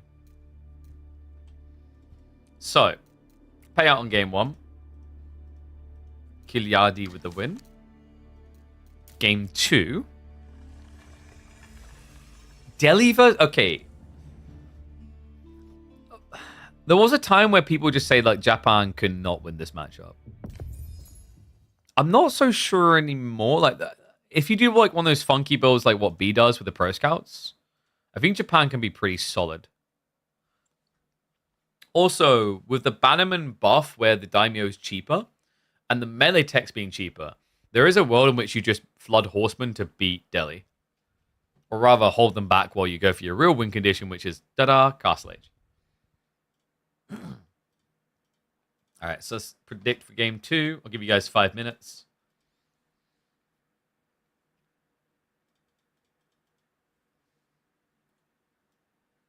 Why scout for the sheep and you can ram their TC and take it from them? True. Well, you have to ram their secondary TC in this situation. Actually, isn't the better call? Why would you scout for the sheep when you can just go pro scouts and then gather all the deer from their shoreline? It's kind of like what you would have imagined. Would have imagined pro scouts to look like if you could pick up fish, isn't it?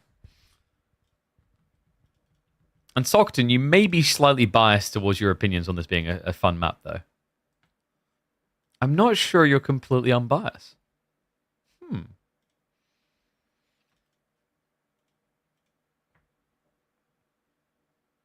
Sorry, checking messages. Friday, I'm trying to make sure I get responses on some things before the weekend.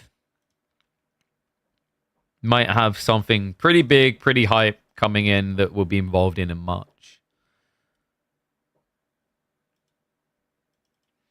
Yo, imagine if there was a buggy mechanic and fishing boats could gather from the deer.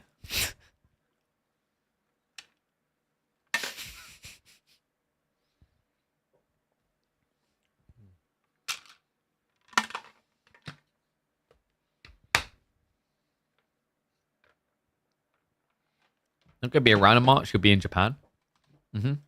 Learning Japanese so that you can let some Japanese content creator know that you will never subscribe to him. Right?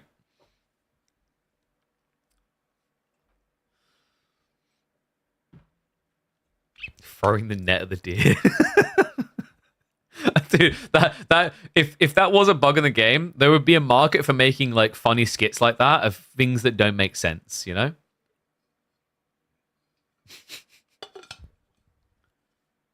Dude, we need something like that. Like, you know, what's the one for StarCraft? The Carbot animations. Carbot animations or like Dota 2 had Rongchi animations.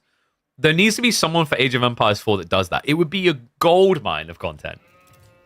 Just some of the interactions that make no sense. Like, perfect example is when elephants cram into an outpost.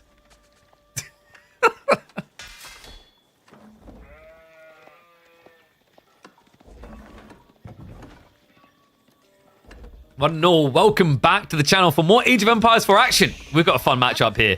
A matchup that historically Japan has looked pretty womp in. Underwhelming in the early age where Delhi looks dominant. But Killj is looking to rewrite that statement. It's a dark age Japan rush against Delhi. That's kind of wild, actually. One of the hardest sifts to justify this against because the gold doesn't really matter as much to them. They just rush the initial haul and then they don't care. Curious to see what Killj got in mind here. Maybe you target the wood line instead, crippling your opponent's ability to build archers, spearmen, Ghazi, basically every unit you want to build. First spearman is out. Did get scouted straight away, so good job by Fukr. Reminding people, Fukr definitely no pushover, ranked 250th in the world, is pretty respectable. But Killj, I think most people would have him favored. Oh my dear God, yeah, I just saw the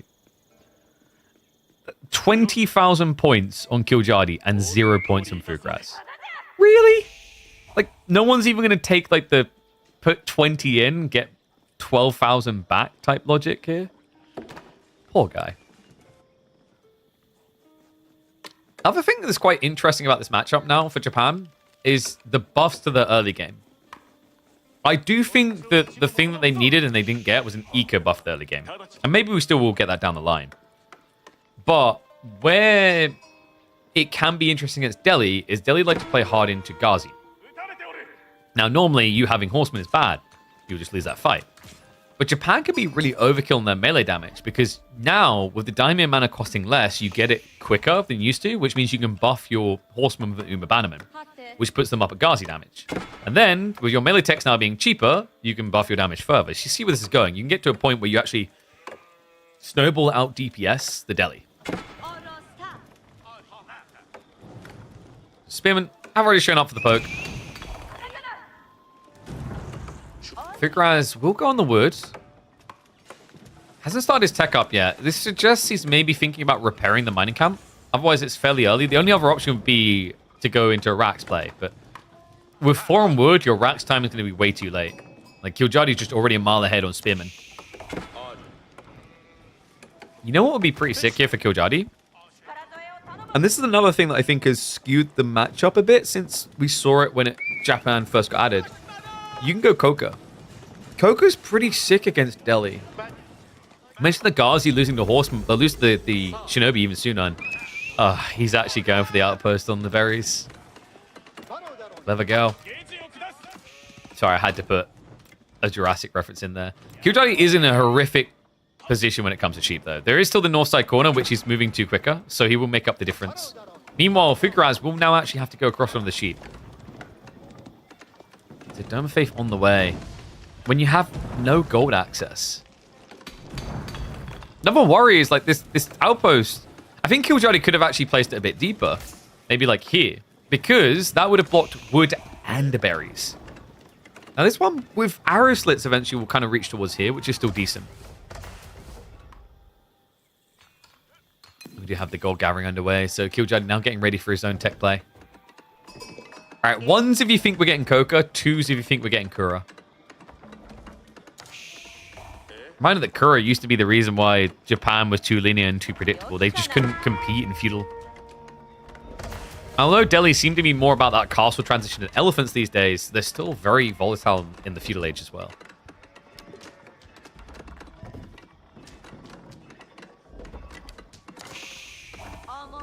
A lot of points coming in for Kura. But it's Cocoina time. They're just too good. The other thing as well is like Horsemen can beat the Ghazi when you buff them enough, but over time, like against this Dome of Faith build in particular, your opponent will just heal through. Well, Shinobi time, we heal too. And Killj isn't just done there. I wondered if he was going to try this. He's going for the secondary outposts. If he does it in the fog, gets it up, Fukr is in trouble. Fukr is, I'm going to say it again, probably Fukr.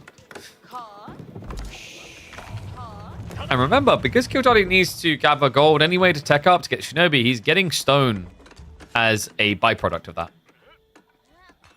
Yeah, this is a little bit worrisome for Fukr. If he doesn't scout it out, and hold on a second, we do have a pivot around to check in on it, but the spearmen do block him out before he can react. And Fukr, he went stables. Wait, against horsemen. Against spearmen, rather. With horsemen, like, this doesn't make sense.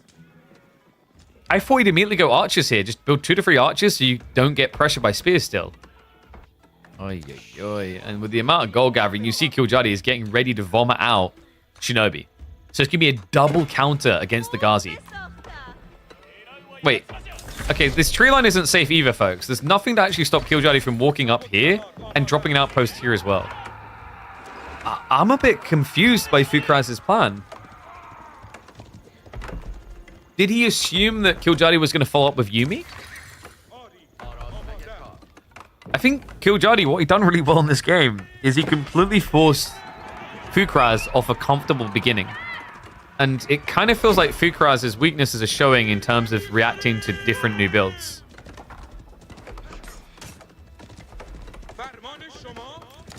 You have to remember, like, he didn't have much information. His scout has still been rotating for the remaining sheep because he needs every little he can get without berries. So maybe that he just didn't see the follow-up and just wanted to play for his strongest unit. But you know, sometimes in AoE 4, you have to focus on what is ahead of you. And what was clearly ahead of you was Spearman. And he didn't counter it at all.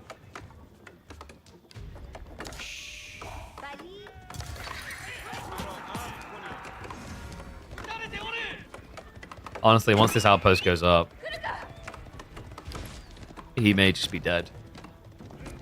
He's got a lot of wood, so he could look for an archer switch. Oh my dear, this is getting ridiculous. This is just appeasement. This is Japanese appeasement right now. Oh, you want this? Oh, you want this island? Oh, let's go. You can have it. We've got this other island. We'll be fine here. A week later. Oh, you want this island too? Okay, this is the last one, right? Because we've only got 1 island left, so you guys will be happy with that one, right? What do you mean you're taking all the islands? And he follows up Rax as well. He has got the archery range, but you just need this. This is rough, guys. Fukr just spent an extra 150 wood on a building he doesn't need. Killj is just going to kill him with spears. Oh, God. Shout out to Killj for speed running the series. I mean, that first game felt over by about 12 minutes, right? Fukr was just flailing. Dry Arabia is a bit more linear on the openings. It's not as much unexplored territory, shall we say. So with that in mind, like, I wouldn't be surprised if he concludes the game is over sooner. I mean, you've got gold access. Great. We can build scholars. Look at where the wood is as well. Oh my god.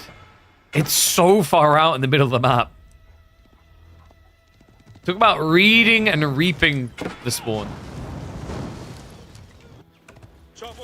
Kazi are at least going to go for a flank raid. But won't find anything for it. Yeah, this is pretty grim. Oh my god. Well, he signed up from the previous week, so hopefully he'll keep coming back. This is the type of game that makes you want to just take a break, though. That was brutal.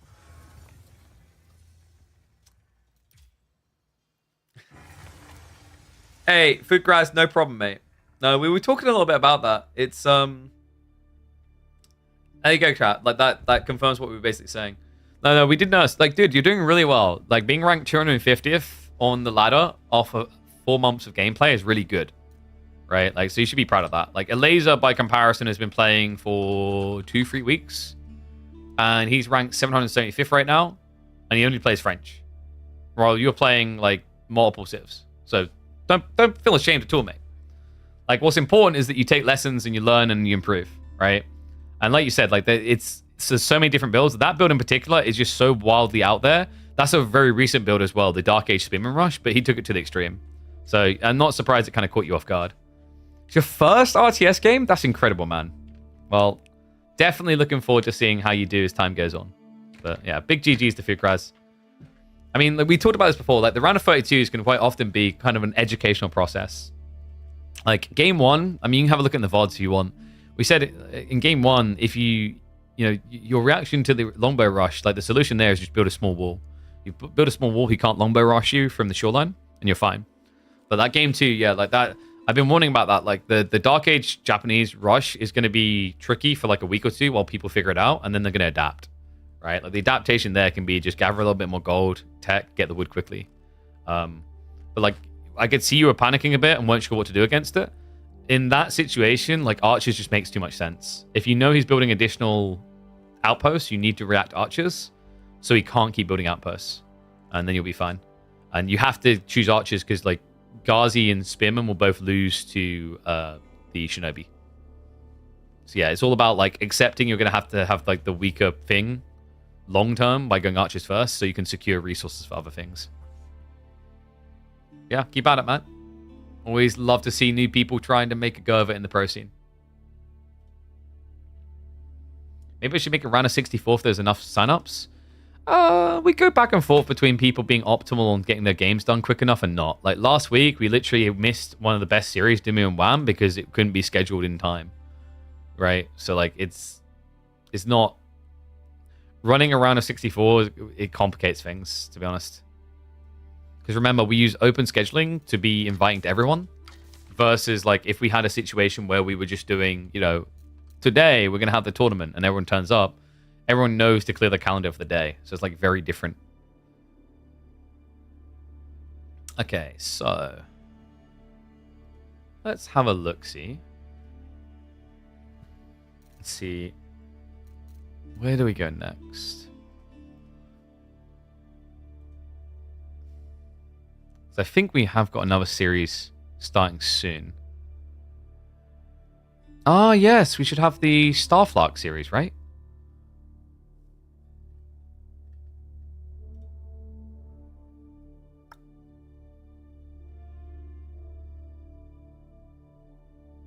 Yeah, Starflock versus Scatterbrain should be happening now. Nice.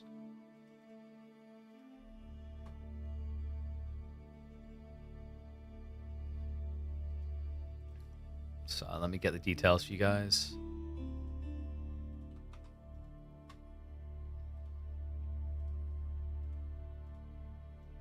So Anatolian, Golden Heights, and Prairie. Starflock banning out, moving out. Don't blame me, mate. Those 3D clan members love their water maps. Especially Scatterbrain. I think Scatterbrain and Cat in particular love it.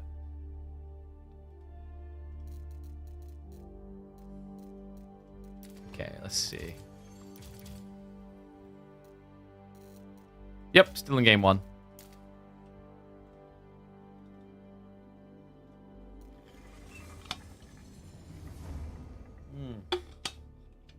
Push-ups. Oh, okay. 1, 2, 3. We might be able to start doing proper push-ups again soon. The physio's coming along. It's still a bit rough, though. All right. God, it's so disorienting when it keeps changing rotation like this.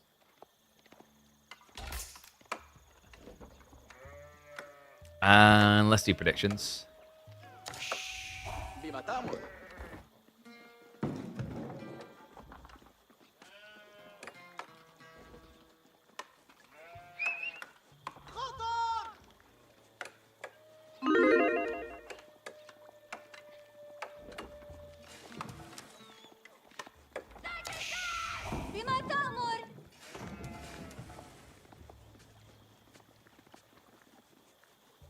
Okay, there we go.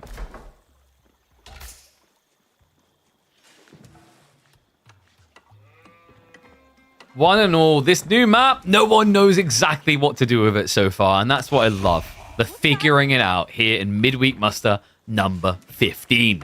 That's right, on to Anatolian Hills we go. Scatterbrain with the Ibids. Meanwhile, Starflock takes the French. Yeah, so, you know, English, I think, is the most obvious one in a lot of people's eyes, but when you got less of a one-sided matchup, more even on, like, the elo, I'd say English is quite blockable. French and Ibids makes a lot of sense, though. Ibids just have the efficiency of the cheap dock to get across, and the Desert Raiders can be really impactful for just dealing with French directly, but also raiding their economy. Meanwhile, French, you know, the efficiency of dot play is only being 100 wood instead of 150 because it's basically a house as well, and you need to build a house. Makes the opening very aggressive to get out and go for the sheep. Make no mistake about it, folks. 42 sheep on the mainland. You're going to want to be there as quickly as possible. In fact, I think we're a few minutes out from live, so I'm going to use the 2x speed just for these openings. So yeah, remember, there is a shoreline fish here, but there's only like one. It's very, very limited. I don't think there's any others at all. So yeah, you get one shoreline fish per player. So basically kind of encourages you to keep the villager out here. You get a little bit extra food out of it. And that pads the gap. I think it's actually quite smartly thought out to have this one shoreline fish because you don't have many sheep on the starting island. So it allows you time to pick up the sheep, rotate back, and then ferry across to build a mill. Starflock, in the meantime, it's going to be checking in to see if any shenanigans are happening. Scatterbrain should be looking to build the House of Wisdom on the mainland here. It also then gives him a much more valuable option of going into Desert Raider play. And there we go. Yeah, wait, that was a bit weird. I think you forgot to move the transport ship, maybe? But there you go. House of Wisdom coming in. I think... Oh my god, can the wolves please shut up? I don't know if you guys can hear that. The constant howling was ridiculous. But yeah, I think in this type of game, Desert Raider makes a lot of sense. You could theoretically go Dervish as well. What? That's so cool. Scatterbrain goes Trade Wing. Okay, that's kind of sick, actually, now that I think about it. Because you're going to have a lot of gold workers back here, this leverages it phenomenally well. It also gives you aggressive units to contest. My only thumbs down about this play is you're doing it against French Knights. And French Knights can beat the aggressive options out of the Trade Wing Bazaar, making it quite bizarre. However, there's a few extra options to consider here. Trade, not going to be great unless you set up in the marketplace in the corner, but you can do that. The other interesting thing is stone. If Scatterbrain gets 2 tickles of stone in there, 2 tickets for stone, he can just rush a TC on the island, on the mainland rather. So we'll keep an eye out for that when the tech comes in. In the meantime, Starflock has completed his own. We do have Willbar being prioritized, as you'd expect for people coming out this wide on things like deer. And yes, this is Anatolian Hills, brand new map from Killj. We also, I need to respond to him. I think he's been responding to me about some map ideas I gave him because we've also been cooking up some additional ideas with him. Something that could prove quite intriguing.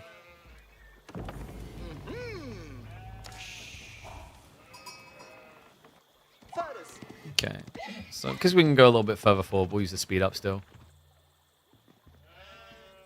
Starflock, He hasn't scouted what wing it is yet, right? I don't think so. That's a big error. Because like, if it's Desert Raiders, you need to diversify from Knights a little here. There you go. So it ends up being double Bedoan, double Trader. Immediately spawns the 4. These guys are quite tanky at 155 HP.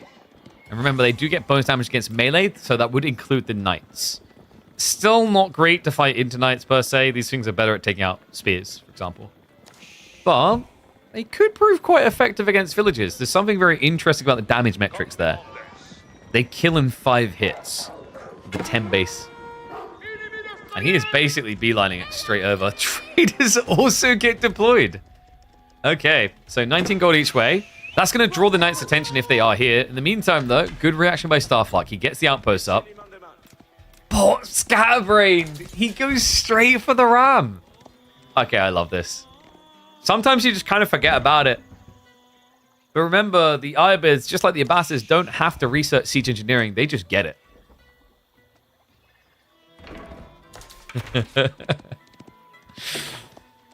Oh, this is about to get fun. Starflock has got archers getting added in now.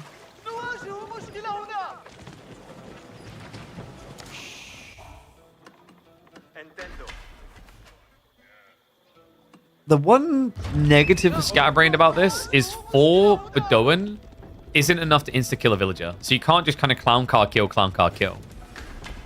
And that worries me because it means the villagers could keep repairing the outpost. Meanwhile, the backstab from the Knights comes in. Bedoan. Oh, they actually tanked the hits instead of the ram. Turns around now to the Knights. Outpost is whittling away at it. 1 villager down so far. Needs to get more than that, though. You're kind of awkward with the split there. You really want the ones that garrison on the west side to hit the Knights, ones on the east side to hit the villagers. Slowly but surely, Starflock is whittling away at this. The outpost is not going down. And I'd say that's a firm hold for Starflock. Yeah, not really worth it. Wonder if Scatterbrain could have backed this up with, say, a Rax play. He's overburdening on the gold right now for the next layer, but we're not there yet, right? The next ticket's coming in 40 seconds.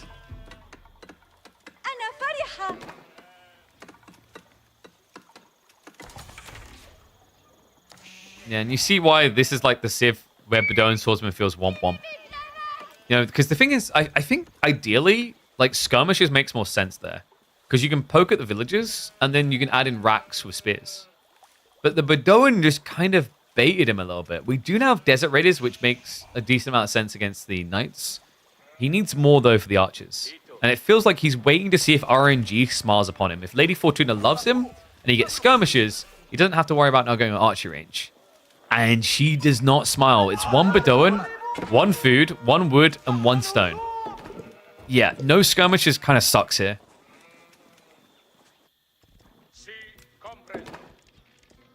Trace still alive and paying. They take a long time to pay off, though, at 19 gold each way. If you really want to commit to this as Scatterbrain, it's probably worth just building a trade post in the corner over here. It also moves the traders away from the front line more. Okay, he's legit just doing mass... Yeah, he's doing mass Desert Raiders. So mass Desert Raiders looks OP if you animation cancel, but you're not allowed to do that. It is decent against Knights only, but we can see Starflock's been very healthy about his comp. Kind of because Scatterbrain forced him to with the Bedoan opening. He's got archers.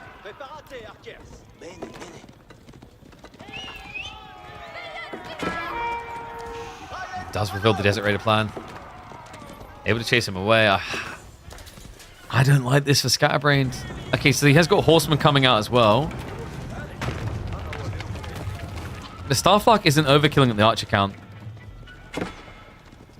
This is at least one of the nice things we talked about before with the stables builds. Same archer ranges, right? Like, if you think about an archer range, you've got an anti-cavalry unit and an anti-spearman unit there.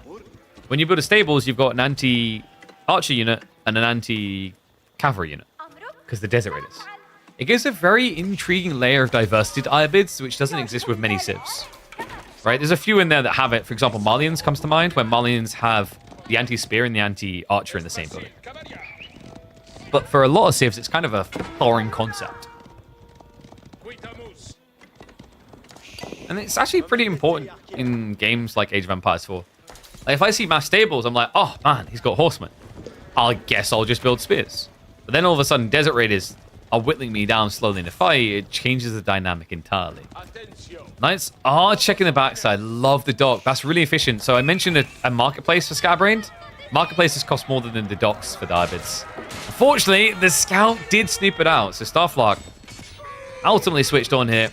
Should be able to just clean up all the traders, even splits up to guarantee it.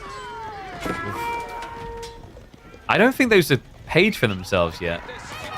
Backstab is going to be coming in, but Desert Raid is just not able to move quick enough to get the full surround. That being said, the bar fighting was pretty cruel to Starflock. So it does end up losing 1, almost 2.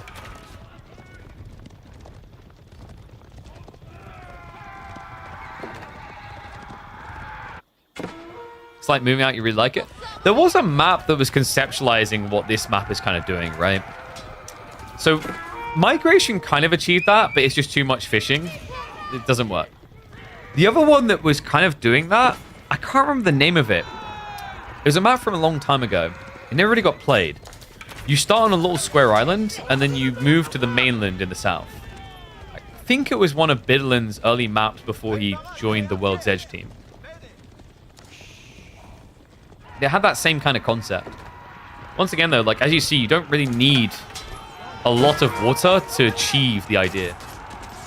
Iron Isles? Yeah, I think it was Iron Isles. Flash coming in. Spearman added in as well, though. Starflock, correct read.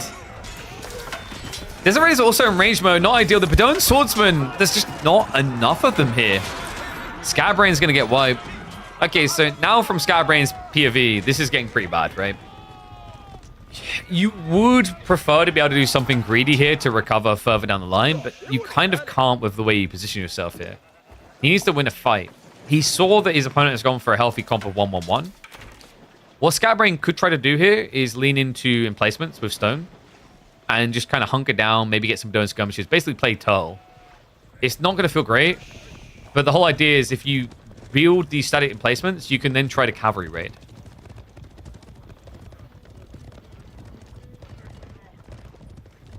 Is French IU a competitive matchup now? I feel like French usually just takes a dump on... IU rather takes a dump on French, especially with the Dervish build nowadays. Because if you're opening Knights and open Dervish, open one Desert Raider, you have to go Archers, but you lose the initial fight with the Knight situation, right? And then like IU players can just like fast castle.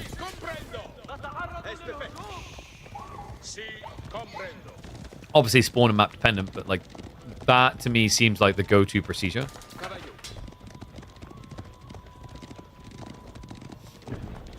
A lot of Desert Raiders coming in. Rams, meanwhile, from Starflock.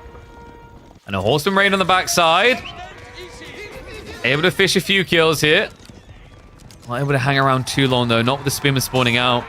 And that's the nice thing for Starflock, right? Like, yes, this is his pocket economy, but this is also his production as well. It's a heavy loss of Horseman there. Basically losing 5, almost 6. And all of it just being replaced by mass Desert Raiders. A little bit worrisome, actually. You're going to a one-dimensional comp again. And it's not a fast-producing comp. The reason why this quite often feels cheesy is because Desert Raiders don't scale quickly. They take 30 seconds to produce. And you feel like you need a lot of them to really hit that mark. Right? In melee, granted, if they can get a good melee exchange, fantastic. But for the range damage, it's pretty underwhelming. When you compare it to, say, like Archers, which only take 15 seconds.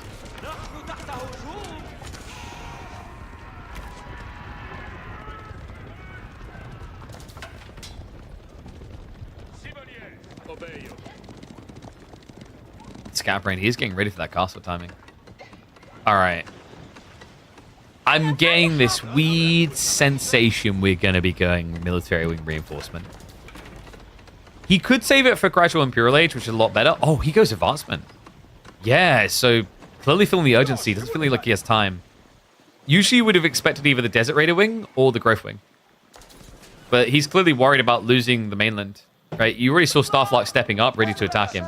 If Starflock read through what was happening here and knew that it was a tech, he would have committed fully. And that would have been game. Scatterbrain does a good job at least scaring Starflock away for the time being. Does still have 16 Desert Raiders. If he can get the tech up into the veterancy, this becomes pretty spooky.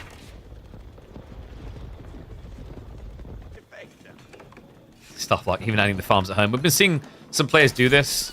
The logic is that your villagers like need something to do at home. Do you really need more wood and gold? If you're going to get more wood, you're probably building farms. So you might as well build them here, where it's a lot safer than on the mainland, where you don't have a TC. And unless you're playing Iron Gamba Wing, do you really need more gold? God, he's already tapped the gold dry. French player is going to mirror it, but you understand the French player more, right? Because of the night spam.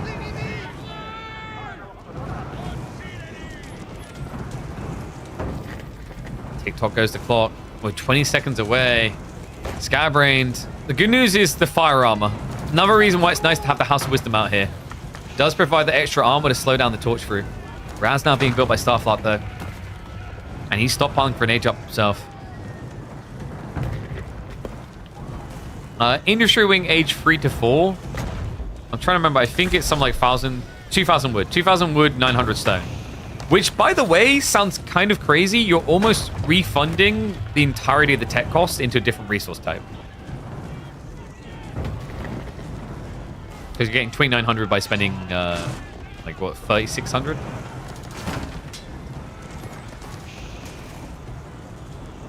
Oh, Bumford continues. He needs to get those upgrades. Tell me he built a backup stable here. No. He's gambling on this one, not getting blitzed down quickly.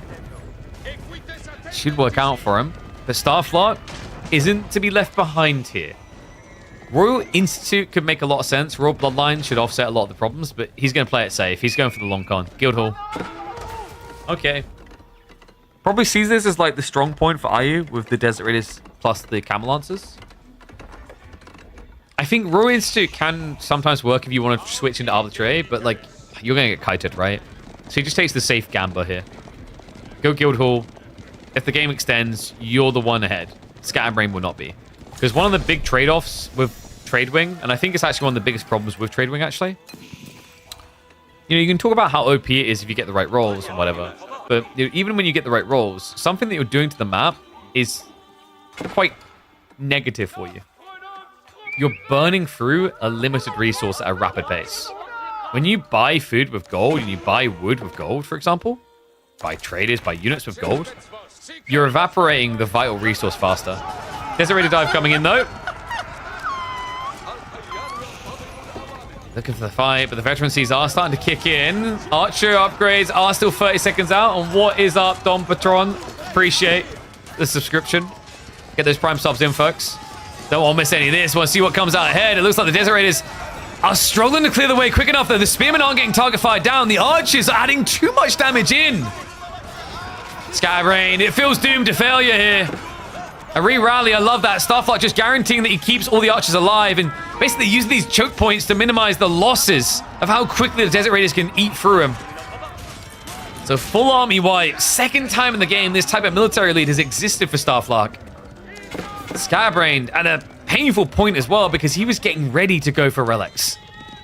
Oy, oy, oy. And now this game is on the truest of shaky territory. I mean, Scatterbrain is kind of impressive you got that many Desert Raiders together, but you see how underwhelming they can be when your opponent knows about it. Archers, even before the veterans he came in, were winning that fight. The Spearmen as well just feel like a non-negotia. Now, on top of that, Starflock, he had the School of Cavalry on the starting island. He's shuffling in with just a few veteran Royal Knights, the extra ranged armor and health to kill the home workers. This is looking pretty untenable now for Scatterbrain. You know, fail once, okay, fail twice. We've got a lot of stone gathering going on.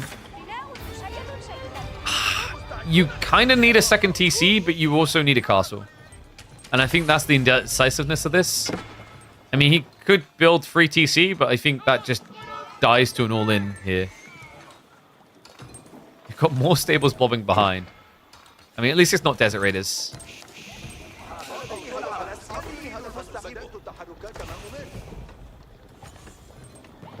Meanwhile, Knights, oh god. We will have the transport ship to get him out.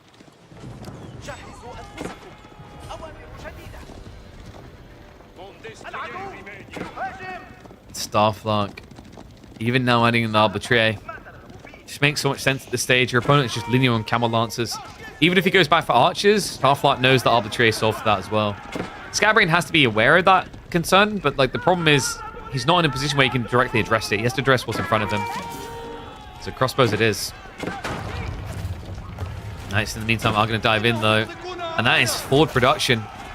A lot of units can kind of take that, right? Like, you know, if you're spamming out Golems or Camel Lancers, they can kind of contest from the front line. But crossbows spawning here should just die straight away. Dive in here. Scatterbrain, the villagers aren't even moving away anymore. Which is perfect for the archers. They don't want to attack Camel Lancers. It takes way too long to kill them. I'm just so pinned in this game, Scatterbrain. Did he go for the keep drop? Where did the stone go? Wait, did he sell the stone?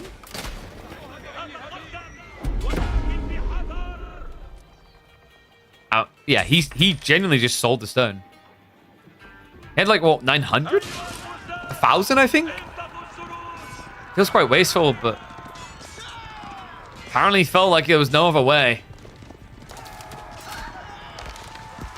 I'm trying to figure out if mathematically you make money that way. 150 gold for 175 stone. And then you can sell 100 stone for, well, 76 gold now, but usually it's a lot higher. I'm not sure that's worth it. Well, in the meantime, from Starflock now being picked up. Good chase down. The Camel Lancers are going to clean up a lot of the army here. Starflock flailing a little bit, but we can't ignore the reality of a 33 villager lead. This is a good start for Scatterbrain, but now he needs to keep Lancers pumping and try to keep Starflock pinned. And this is where the switch into Arbitrary will be a saving grace. Does need to get more together here. This doesn't get cleaned up. Starflock, okay, so he went extra greedy, 2 TC. He only has 3 sheep left over. Uh-oh.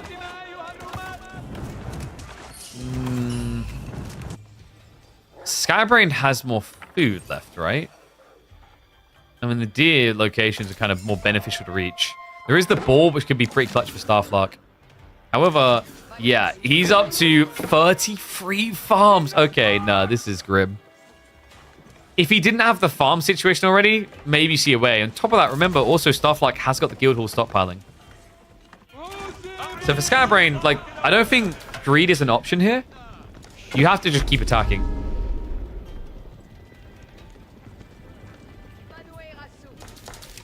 I feel like if you now hunker down and say go free TC, Scatterbrain is just going to find himself an age behind. Starflock will just tech.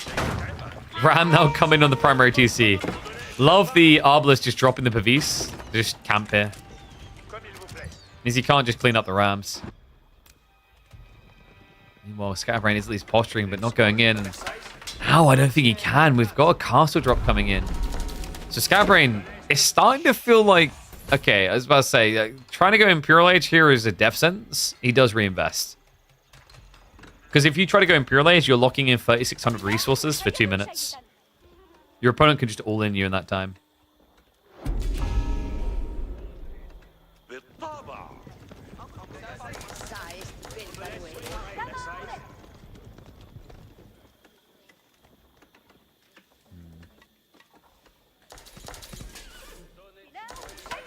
I'm trying to think like what could be changed about Tradewing to make it less volatile. Maybe it just needs to be that way. Because like in the... Man, it feels so long ago, but in the early days, we actually had a big problem with Tradewing breaking the game. It's the problem of an RNG of that design. It can... Yes, it can lose you the game if you just get unlucky, but it can just outright win you the game. Doesn't feel like a great design either way. Not for an RTS anyway.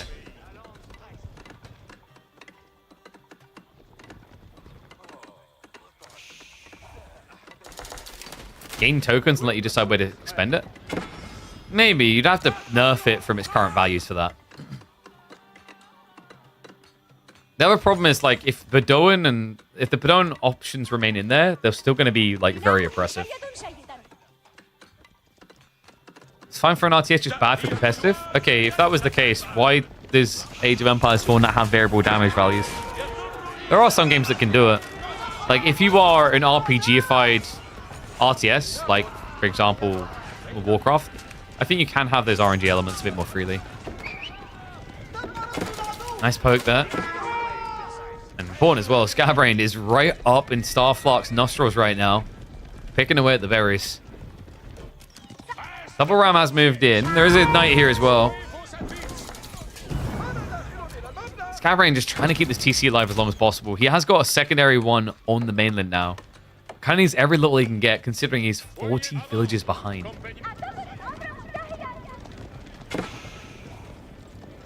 And something else is on the horizon, folks.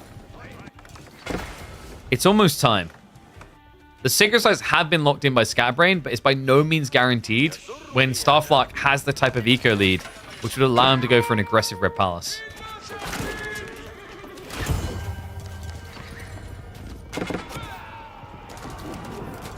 Starflock now getting for the mangoes.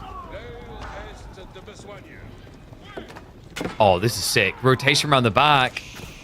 Scatterbrain quickly in reaction, though. It's a good idea. He's just trying to cut off the retreat. But Knight should be able to get a beautiful charge in here. Claim a few heads.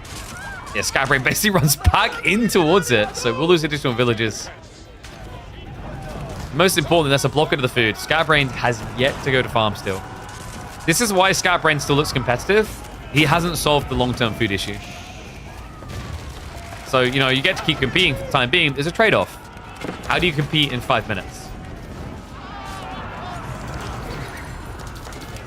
Diving now coming through. Horseman's trying to intercept, slow down the retreat. Arbalest. Oh, gonna get hit straight in the heart there by the mango. Villagers now being pulled to react to the mangonel from Starflock, but good body block is... The staggered formation will still let him in, but it will make sure he does not get out. Oh god, that is so many losses. Starflock is kind of crazy though. Each time he takes these fights, he's essentially trading his military advantage for eco kills.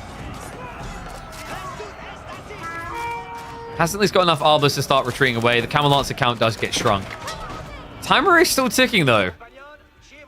Starflock, we have to be looking at that pull for the Red Palace drop soon. Sure, Mango's also on the way for Scatterbrain. We do have a decapitate. No! He body blocked it on the perfect edge of the sacred site. He gets rid of the win condition. Okay, this game just became almost impossible for Scatterbrain. He's got a farm transition underway, but this is going to leave him cripplingly weak on the remass. Meanwhile, Starflock is now 3,500 food waiting to be pulled for him. Plenty of farms to keep him safe economically.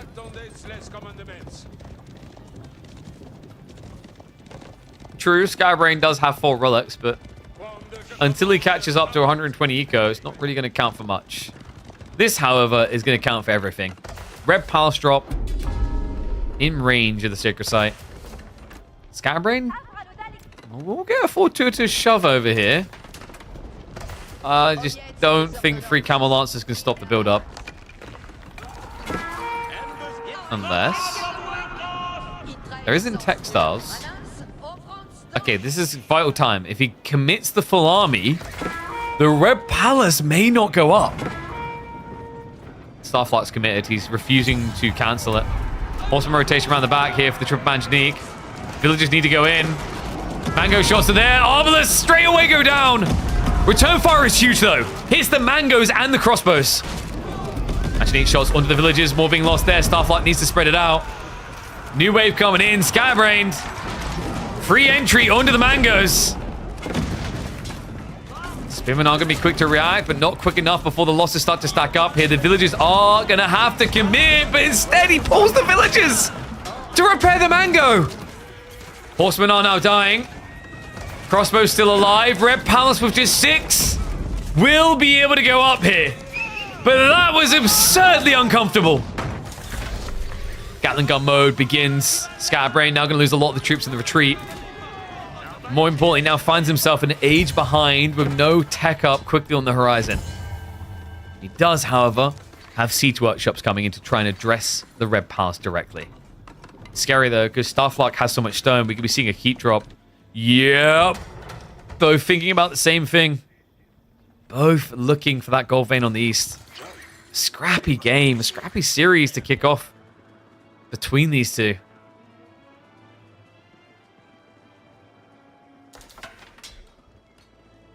All of a sudden, that eco lead has at least been staved off slightly. Still up 40. But it hasn't been extended to the 50 plus that you'd be expecting by now. And, oh, no. He still doesn't have does he have textiles?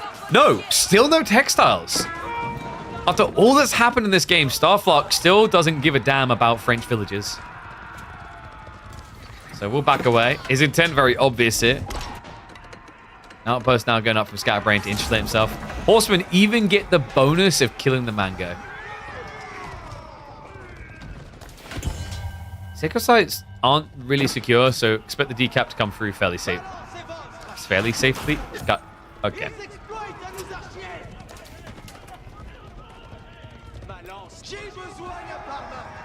I mean, if Scatterbrain can get towards the Desert Raider way, in theory, he starts to stabilize a bit. I think growth might even actually be worth it.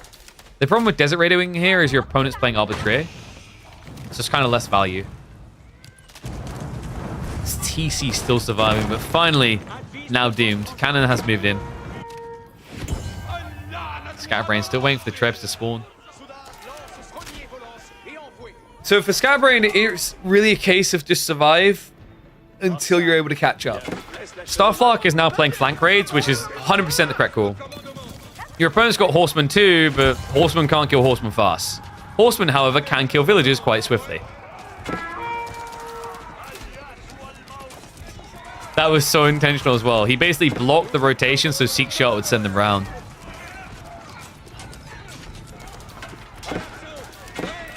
And wait, good eyes, Kivai. Wait, he actually lost all the stone on that? No. That's brutal, because he tapped it once, right? Oh, that's sick. Good eyeballs. So painful loss there. Meantime, trebuchets aren't going to be able to creep in on this. We'll get sniped. Horseman arriving as well. Starflock has a huge military advantage now. Scatterbrain, kind of shaky, right? Like, at this stage, he's at least done the farm transition. He's had it for a few minutes, but it's still so much weaker. 27 farms compared to Starflock, up at 54 now. That's before we start getting into the nitty-gritties of all the elite techs, which are starting to come through.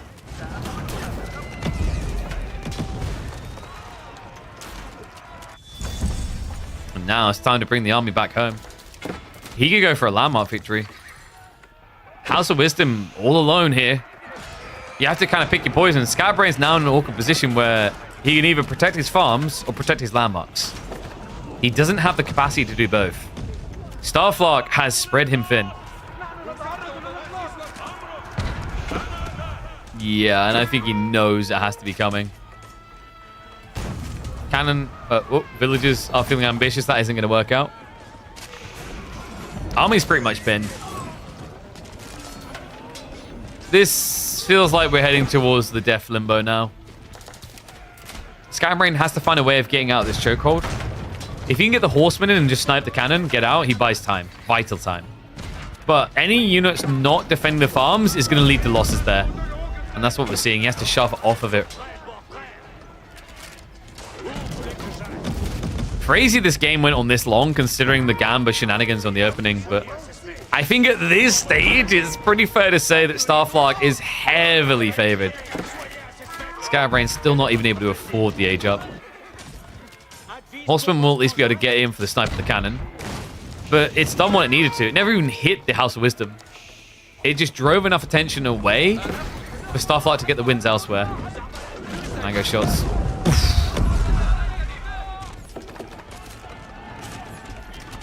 At this stage, I think Scatterbrain needs a little bit too much. The Mango is not even able to touch a target. He needs Spearmen somehow within this.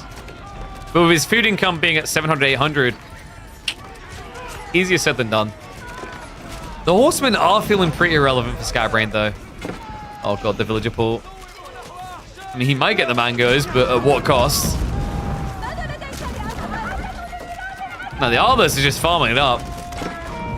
Scatterbrain does not give a GG over easily. And now with a key drop in the north, that seems to be the decisive part. He's going to call it there. GG comes out. Game 1, a win for De Francais. Trade wing back to the drawing board. Oi, oi, oi. So, game 1 done. Win on the board for Starflock.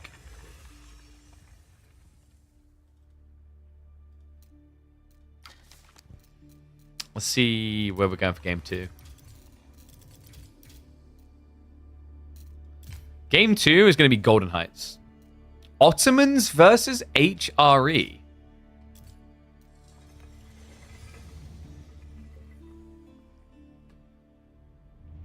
On Golden Heights. I feel like HRE does pretty well there, right? Guess we'll find out. Let's give a win over to Mr. Starflock. Let's get ready for game number 2.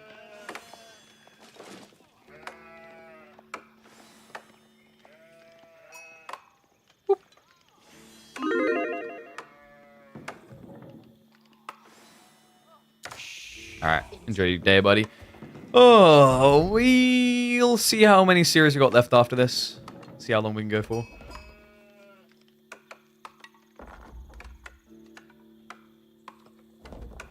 Sorry, just double checking something in the background. Okay.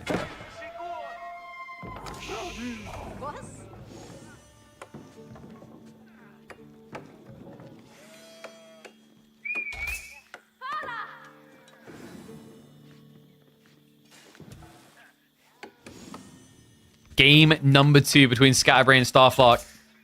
You got to be feeling we're getting to a game 3, right? HRE? I mean, pretty good Civ overall. We are going to be on Golden Heights, though, which may muddy things a little bit. Ottomans definitely not shy about the idea of a long, dark age clash. In fact, military school already coming. I wonder if that's where we're heading. There is no move out for the pond yet by either party.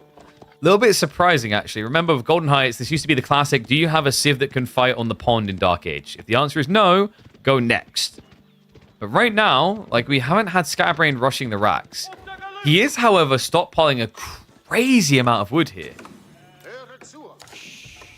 What? That's a little bit surprising, actually. Okay, there we go. He did run the villager out. I must just be blind. So, dog coming in. But this is a bit of a blind punt, no? Against Ottomans, this is very dangerous what he's done. If he was being scouted right now... So, here's the tricky part, guys. Because you docked first, Scatterbrain may be at a disadvantage. What Starflock can do is open racks now. Right next to this.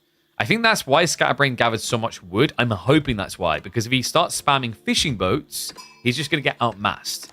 Marching drills is a hell of a strong tech for HRE, but it matters a lot less when there's not much moving in the engagement. And because the engagement is going to be here, you don't need to run very far. Starflock. Already running the first spearman actually towards the enemy gold. Meanwhile, Scout doesn't see the villager sneaking out here. He does scout the dock. So they now see each other. Starflock, what's the reaction going to be? Racks or dock? He mirrors dock. Okay, so I guess we're just going to duke this out in Feudal Age. Kind of makes sense, though. We're almost 3 minutes into the game. By the time you get your first units out, like, you know, you're looking at 3.5 minutes. HRE could easily be teching up at that point. Interesting choice by Scatterbrain, by the way. He keeps the fishing boat on the shoreline to see what his opponent is doing, as opposed to walking it out to the deep water. This is also just in case Starflock didn't go for the military school, which he only just discovered due to the spearman. Because if he didn't go for military school, Starflock would already be teching. Which means that if you go for the deep water fishing, your opponent can spawn an archer ship and kill you. Nice pull there as well by Scatterbrain. Yeah, so... One thing I was maybe expecting Starflock to try and do here, because it's almost impossible to get kills against HRE... No, dude, he got baited. So because it's almost impossible to get kill on HRE villages with the opening spearman there, I thought instead he might bring the spear out here and shove the deer towards his base. Just get a lot of long-term food going. This is one of the reasons why I was like, yeah, sure, let's put Golden Heights back in. It's in rotation actively at the moment on the ladder. So that was one reason. And then my other thought process is right now with the meta being pro scouts, you know, this map used to get quite linear, quite, I guess you could say boring, because it just became about who was able to dominate the pond and eventually they'd win. So the thought was, with Pro Scouts now being a big part of the meta, you potentially diversify the game options. Because you don't necessarily have to panic about the fish. Sure, long term, it's a better food supply. And you do add in extra worker units with the fishing boats. But, you know, I can get to a stage where I can have 20 plus villages on deer with Pro Scouts. We need Canal back. I've been contemplating Canal. I quite enjoyed it. I think it's a very, very unique map.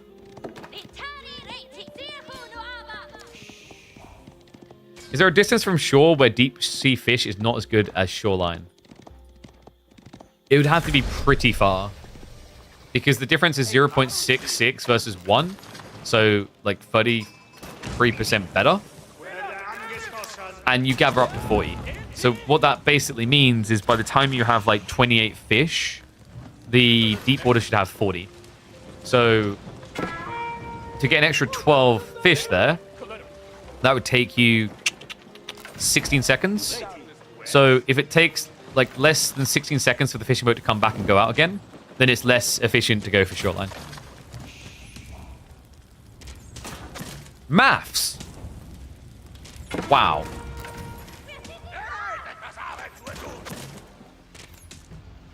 Nah, this is impressive though. Scatterbrain. Wait. Is this a bait? Starflock's baiting. He built a dock to do what? Build a fishing boat. That's it. Think about what Scatterbrain just invested. Hulk, galley, demo. Slows down his fishing production as well. He spent a lot of resources on this, right? Like the Hulk alone is going to cost you 340. Then it's going to be another 160. That's 500. He spent 730 resources on this. And slowed himself down by 3 fishing boats of production. Starflock is turning into an all-in. So land pressure coming. We already have the Sipahi getting added in. An archer production out of the military school. There's an outpost, but there's also a counter outpost play here because Scatterbrain's most logical next step would be fast castle with fishing. There's a beta realization of the situation. You call it a bait when he adapts anyway. I think for Starflock, like the dock was so late, it was kind of questionable whether you'd want to play Pond. Because if you think about it, like Ottomans, what is their edge on dock warfare here? I don't see a world in which you come out favored against Aachen. Your opponent would just blow a lot more boats than you. So I think it was a bait. He understood that his opponent had to react, and now we have a very aggressive all-in. He even pulls the Imam point. Outpost already going up. Pivots where it goes due to Scatterbrain's own placement. Scatterbrain doesn't have stones, so can't even think about the arrow slits to deny, and love this. If he did fully garrison, he'd actually be able to get a kill. But he doesn't want to use extra villagers. Scatterbrain is reacting with archers. The concern there is you already see your opponent has Sipahi, though. Outpost now up. Arrow slits on the way. Starflock. What are we adding in? It's going to be additional archer ranges. So do you go like double archer range here? Because if you go double archer range with the Imam point heal and then a follow-up meta, you should be able to beat Scatterbrain quite swiftly in the fights. You do have to be a little bit careful. One of the big reasons why Scatterbrain is building archers against Sipahi is to kill these Imams. If he doesn't do this, the Imams will persist in the fights and you'll gradually lose out.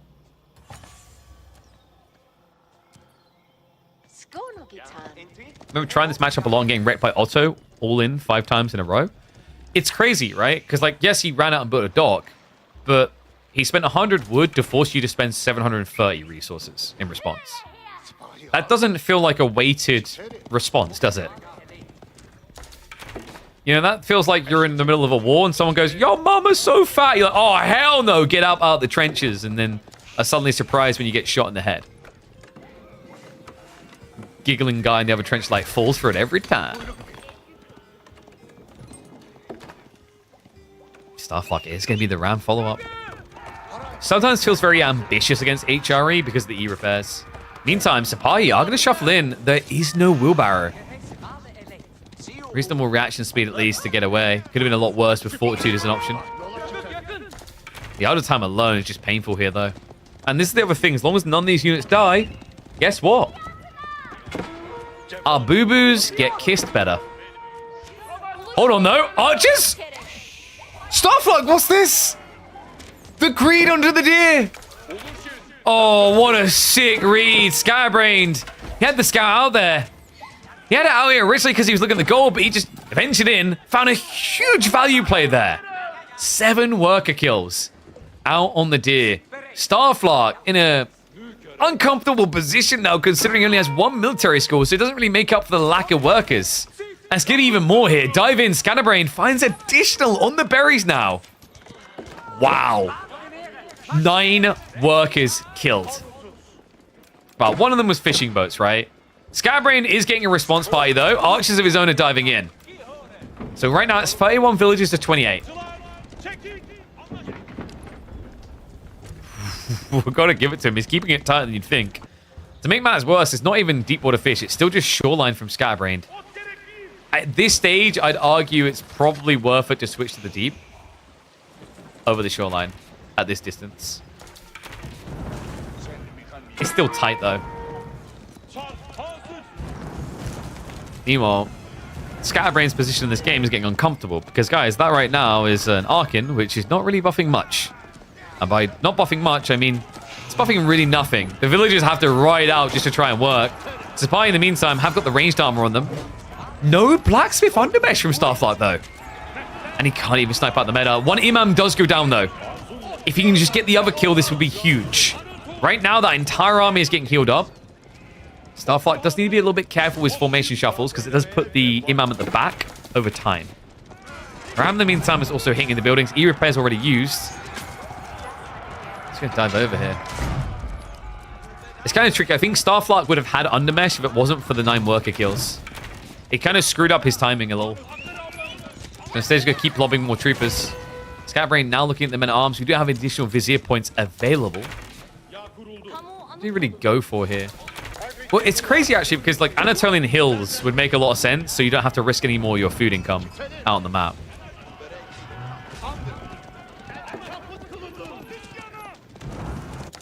And there you go. Yeah, he agrees, so he does get the 10 sheep. He can't afford this again. If this happens again on the deer, where he loses, like, 6 more workers, Scatterbrain will just outscale him. So, great read there. Keeps his economy safe. Keeps that all-in commitment timing going. Now, well, hold on a sec. He has vision up here. He knows about this. Wait, what is to actually stop Starflock from just rotating around here? I mean, the archers are in position now. If you just get undermesh, though, you can cut your opponent off. This ram, I don't think this is about going back into the base. This is about clearing that outpost. My, oh my. Steeled arrow on the way, kind of around the same time here.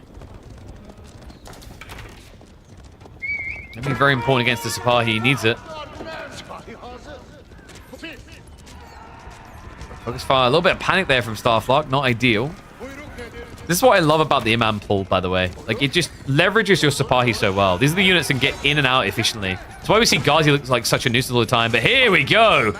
Wrap around the back. He hasn't activated the fortitude, mind you. Would feel like a good value point to do so. There's only like 1 or 2 men-at-arms in there harassing. In fact, most of the MAA are attacking the ram right now. Villagers also being pulled here. That ram, though, needs repairs. Doesn't get it. Naked and beaten in the streets. Scatterbrain has to run for the hills again. No wheelbarrow once again. And all of a sudden, that eco lead that Scatterbrain built up completely evaporates. Imam does go down. He gets a snipe there. Meta also gone short, but worth it for Starflock to completely offset the advantage Scatterbrain had built. Now, denial of food is going to be felt on both sides. Difference is Starflock with that vizier point still has 7 more sheep at home. Meanwhile, for Scatterbrain, he only has shoreline fish fishing boats. That's all of his food income right now.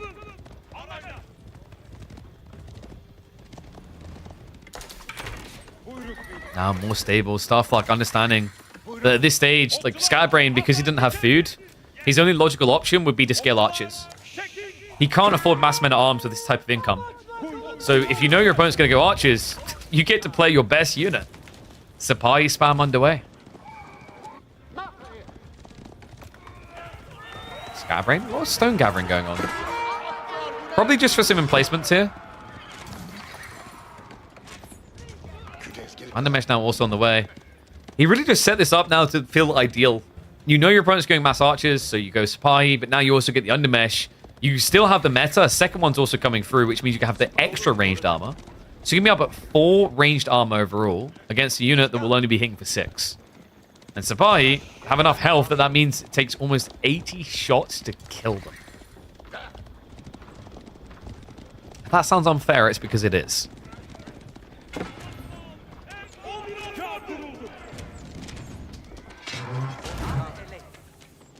Once again, has to just sacrifice the better gathering speed.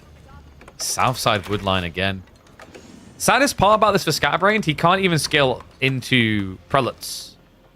Right? His gold is inaccessible. So he just has to accept the fact that he's not getting that HRE buff. On more than, what, 9 villages? When he has over 40. Oh, she's going to stab in here. Ranged armor is there.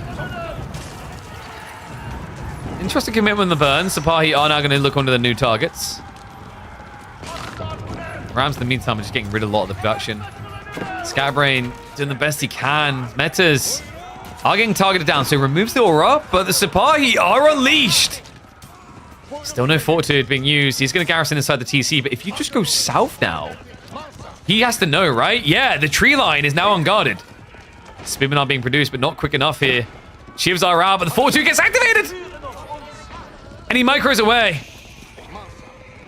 No textiles either. Just so dangerous, the game that Scatterbrain is now playing. And behind this, he's losing what little production he has.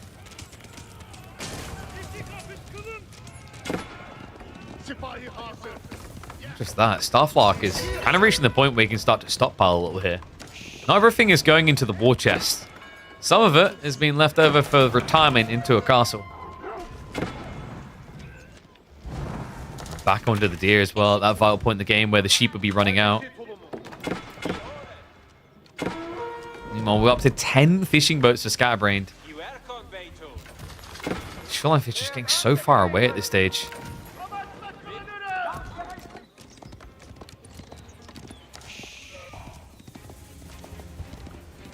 How does Scatterbrain get back into this game? Well, Starflock is going to tech. There's no all-in timing for him. He needs to sneak out into the gold on the east side. It's so far out there, though. And you know this Sapahi. We know that Starflock is teching, but from Scatterbrain's position, it technically makes more sense to just keep investing in feudal and kind of hope that your opponent's doing the same. Which feels bad to say because, like, you're losing already. You don't want him to keep investing in feudal. But the alternative of being castle age means your whole comp doesn't work. Feudal archers are going to do nothing against men-at-arms. Yeah, sad position for an HRE player to be in, right? Like, if you think on a list of civs that can't be fast castle men-at-arms rushed, HRE feels like they're pretty far up there. Same with, like, French Knight type civs. The reason HRE is because they'll mirror castle usually, and then they'll get their hands on heavy maces. So, like, men-at-arms spamming them just feels bad. But here, knowing your opponent has no gold access, it feels like the freest all-in, and yeah, there's your confirmation. Triple racks on the back. We are going to get a men-at-arms flood. Archers are making that fabled rotation again, though. We've been here before, but not again. Starflock moves away, expecting the play. And Sapahi do now see it. I mean, he can just chase that down. Once you've got rid of these archers, you can go out onto the deer, out on the berries, wherever you want.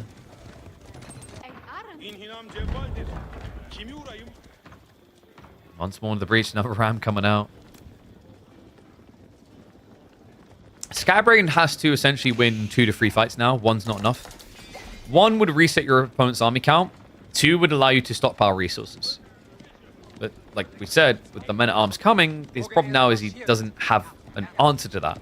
What makes matters worse is the fight can look really depressing for you if the meta just uses the melee defense. Because then your men-at-arms have plastic swords. Reality is it's probably just going to be attack speed because you just have the military advantage.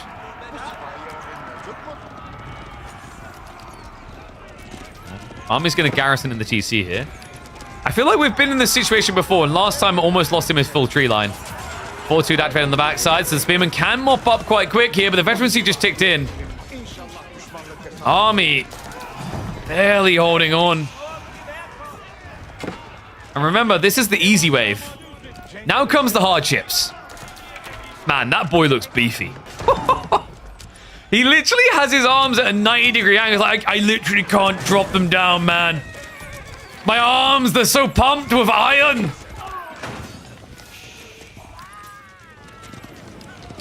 I tried to resist going full on into Austrian accent there, hence why it sounded extra weird.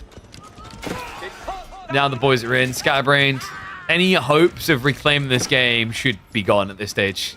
He just doesn't have anything left to deal with them in arms.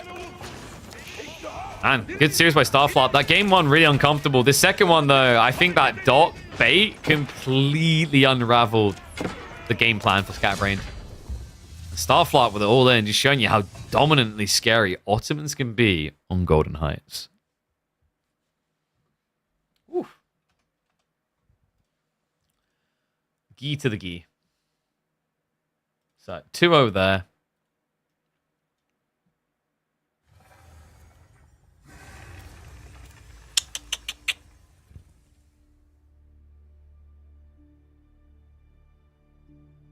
One sec. Seeing if we got any other games.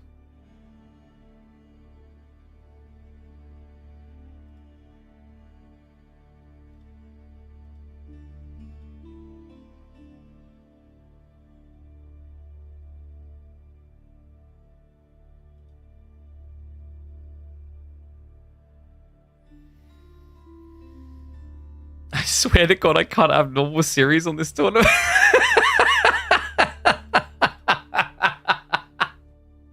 What do you mean? What was weird about game one? It was just a little bit of camel love.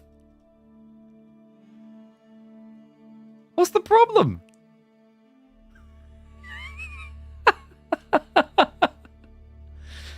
And let me just check your side of the bracket. Very important that we see. Yeah, like Louis MT's not going to do anything crazy against you. He's definitely not going to English all in you on Anatolian, right? Like, no, I wouldn't do that. He wouldn't do that.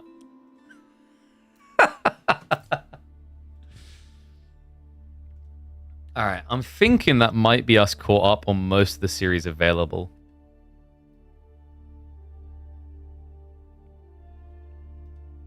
Now I have to face triple layer walls.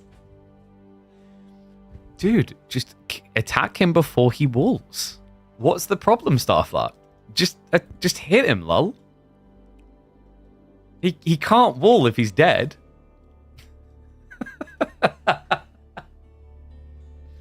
I mean, sure, Louis in the EGC tournament had more wall tiles than the next 4 players combined, but stats are just numbers, man. It's just a number. Don't be weird about it. Oh, God. Weighing up whether we have enough time for one more. Were there any others scheduled for around now? Any close ones? Some of the series are going to be happening tomorrow. Such as Mahoda, Miyamaika. We might try and catch that one on Monday if we have time.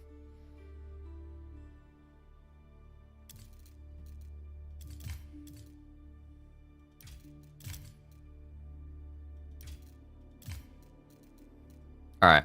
You guys want to see some core? Should we check on core? I haven't got the draft in hand, but we'll check on core.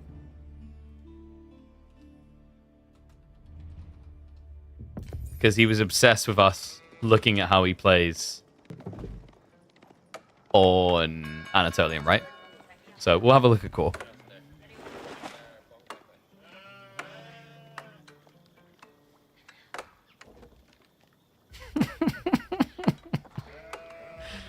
Oh, dude, that's so funny, though. Holy crap.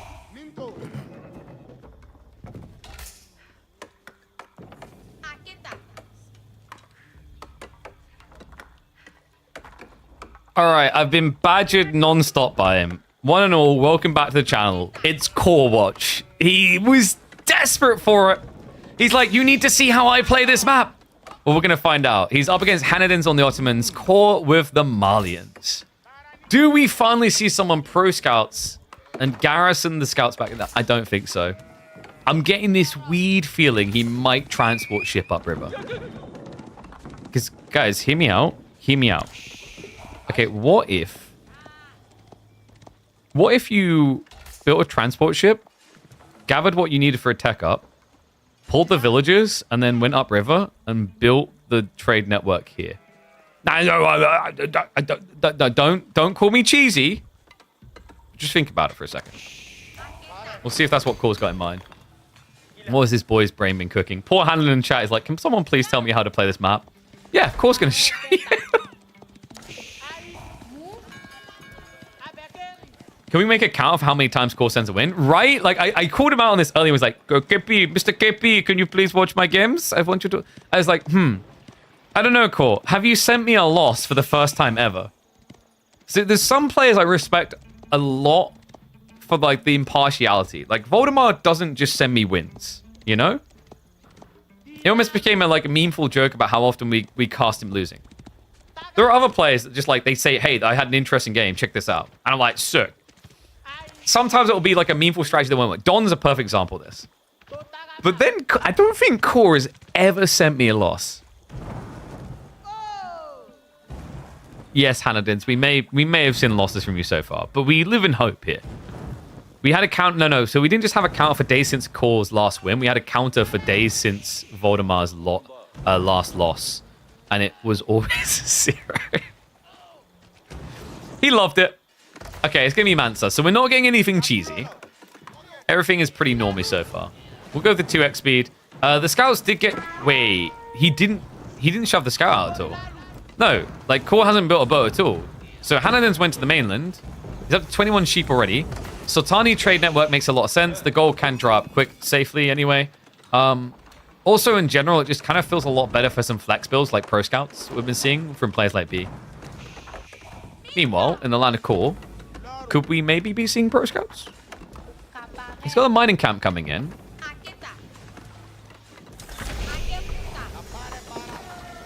I mean, he needs to get food from somewhere. The alternative is he's just going to munch through cow. Okay, so, wait. He's doing everything to stay on this island. He's like, I must not leave.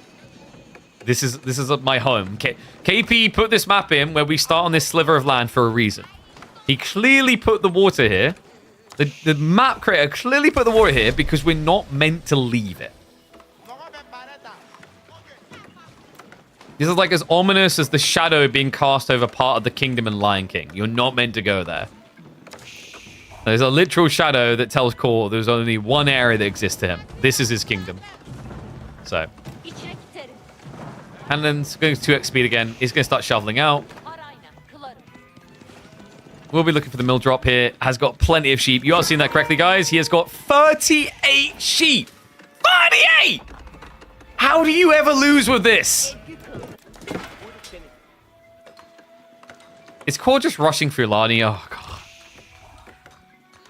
Well done, Core. You found out that Fulani for Malians is good. Come on. He teased me. Yeah, so, like, Malians can pretty much do Fulani, and English pretty much are able to do farms here, right? It is interesting from a drafting perspective, though, because, like, English feeling viable in a draft is not common so far in 2025, though easily one of the weakest civs. Malians, however, are kind of like a mid-tier civ currently. But stocks rising in the eyes of Core, I guess. Okay, so did I say 38 sheep? I meant 47. Anatolian Hills, baby. He's going for a high score. How do you get 47 sheep and not just dominate? Because Malians have cows. All right, this is smart. So Hanadins is going to kill the ranch in... Let's do the maths. Well, so 5 times 1.5. How many attacks is that? 45? 45 a minute. times 5. So it's going to take 5 minutes. Is that right? I think that's right. It's 5 minutes. Kill a ranch. No, it's quicker than that. It's not. But we'll get there, guys. So, in 15 minutes, all these ranches will be dead.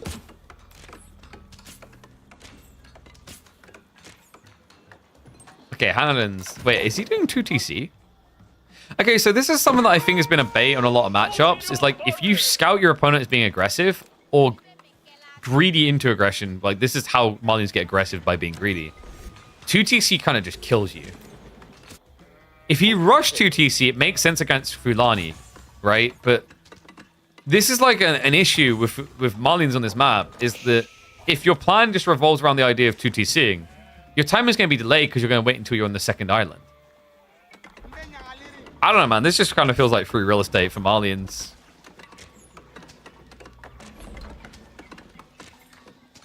And no, sheep cannot cross the river. However, if you have pro scouts and you pick up sheep carcasses, you can then garrison and move across.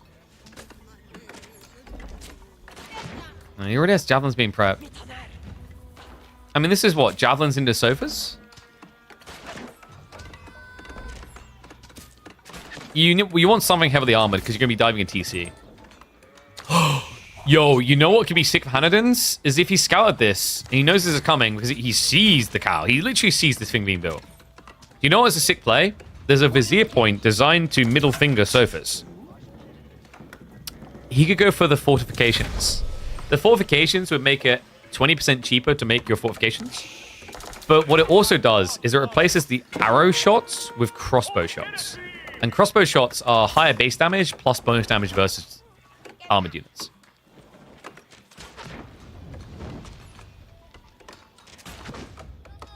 However, apparently this isn't even about Surfer. Is he legitimately just building javelins? Okay, so Hanadin's has the answer to this with Sipahi. He's starting to stockpile resources himself as well. I don't know, man. Things actually don't look too bad for Hanadin's. Did Core send us a loss for the first time ever? Maybe. I mean, Sipahi answers javelins very well. Core needs something else now. Bruh. But he's legitimately just building javelins. What? He's building more javelin? Why? Your opponent has 40 plus sheep. He can afford Sipahi. Why is he only building javelins?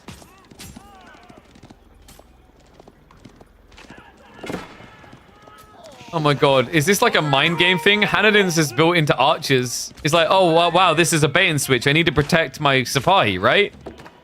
Right? Outpost isn't going to go up either. Stable count. Oh no. He needs more stables ASAP. Undermesh is there. Ranged armor 2 is not. And surely when I look back at Core's base, I'm going to see a new production type. Yep, it's a new production type, guys. It's more archery ranges. Come on. What rank is Hanadin's? Okay, so Hanadin's is a solid diamond. I feel like Core is memeing a bit.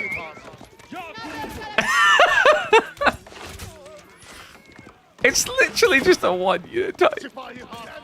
Mehmet Imperial Armory is on the way. What Hanadin's really needs, though, is more ponies. Like, dude, you need to be one of those people, like, in the Matrix architect room with all the screens, and on every single screen, My Little Pony needs to be playing. That's how you win this game now. Because Core is now up to 9 archery ranges. He's even putting farms on the front of the base. The confidence on this man knows no limits.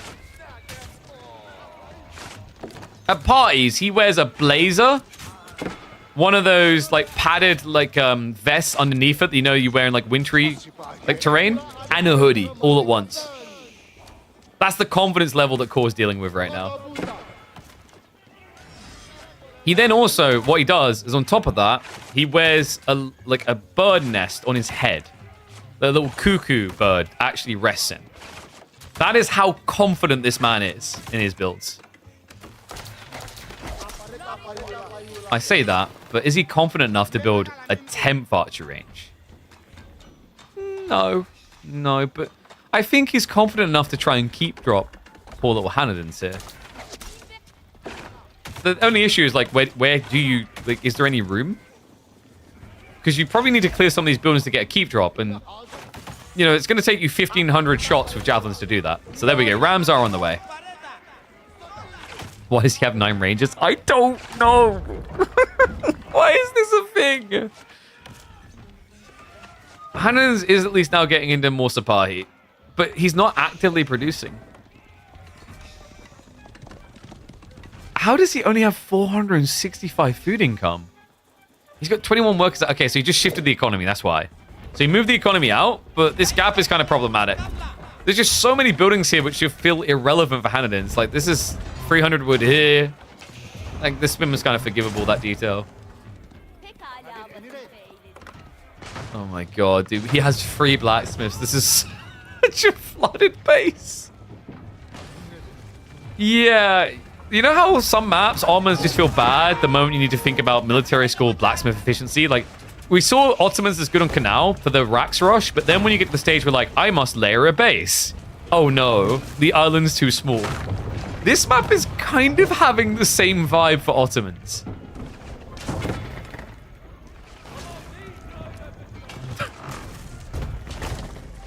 Oh, surely Core has hoisted himself on his own petard here, folks.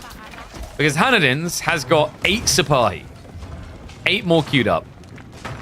And maybe, just maybe, they will get to fight before the castle drop. Yo, what a raid! Nice interception. I wonder where they were. Hanadins wrapped around the other side of the cliff. Stabs at the economy, finds a few worker kills. Able to shove away. Buys a little bit of time. Now the second wave can try to address the Rams. He needs to as well. We're up to 6 Rams here for Core. At what point do we just call this the psychopath build?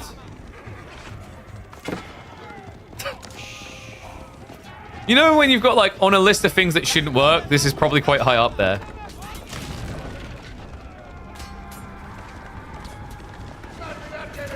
It's interesting he's adding in men-at-arms. I'm not entirely sold on that being necessary. More Sapahi. But once again, Hanadins is fearful that there is a transition coming. There is not. Core has reached peak optimization. 9 archery ranges. And now a keep drop. Oh my god. And remember, when they're running for their task, they no-clip. And he pulls for the mango! No! No! The timing on this could not have been worse for Hanadins.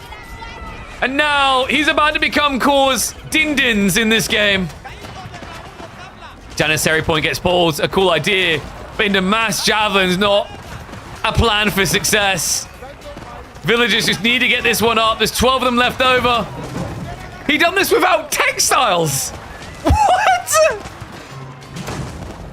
Keep us up. But Core is behind by 26 villagers. Be a shame if he had... Wait, what? Oh, no. He just calls it. I can't believe this. Doesn't even try to get back at that point. Just says there's no point. Too many javelins. Go next. What did...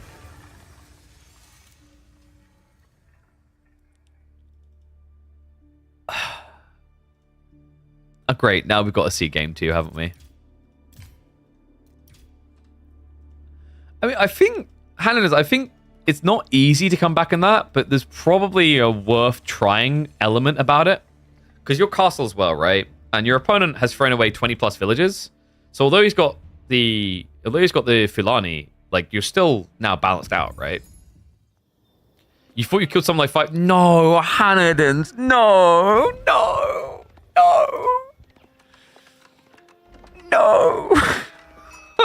It should have been that. That should have been the score, but no. Core won game number 1. Hanadins in chat was like, yeah, I thought I only killed 5 workers. He killed 30 in that first game. There was still a game to be played.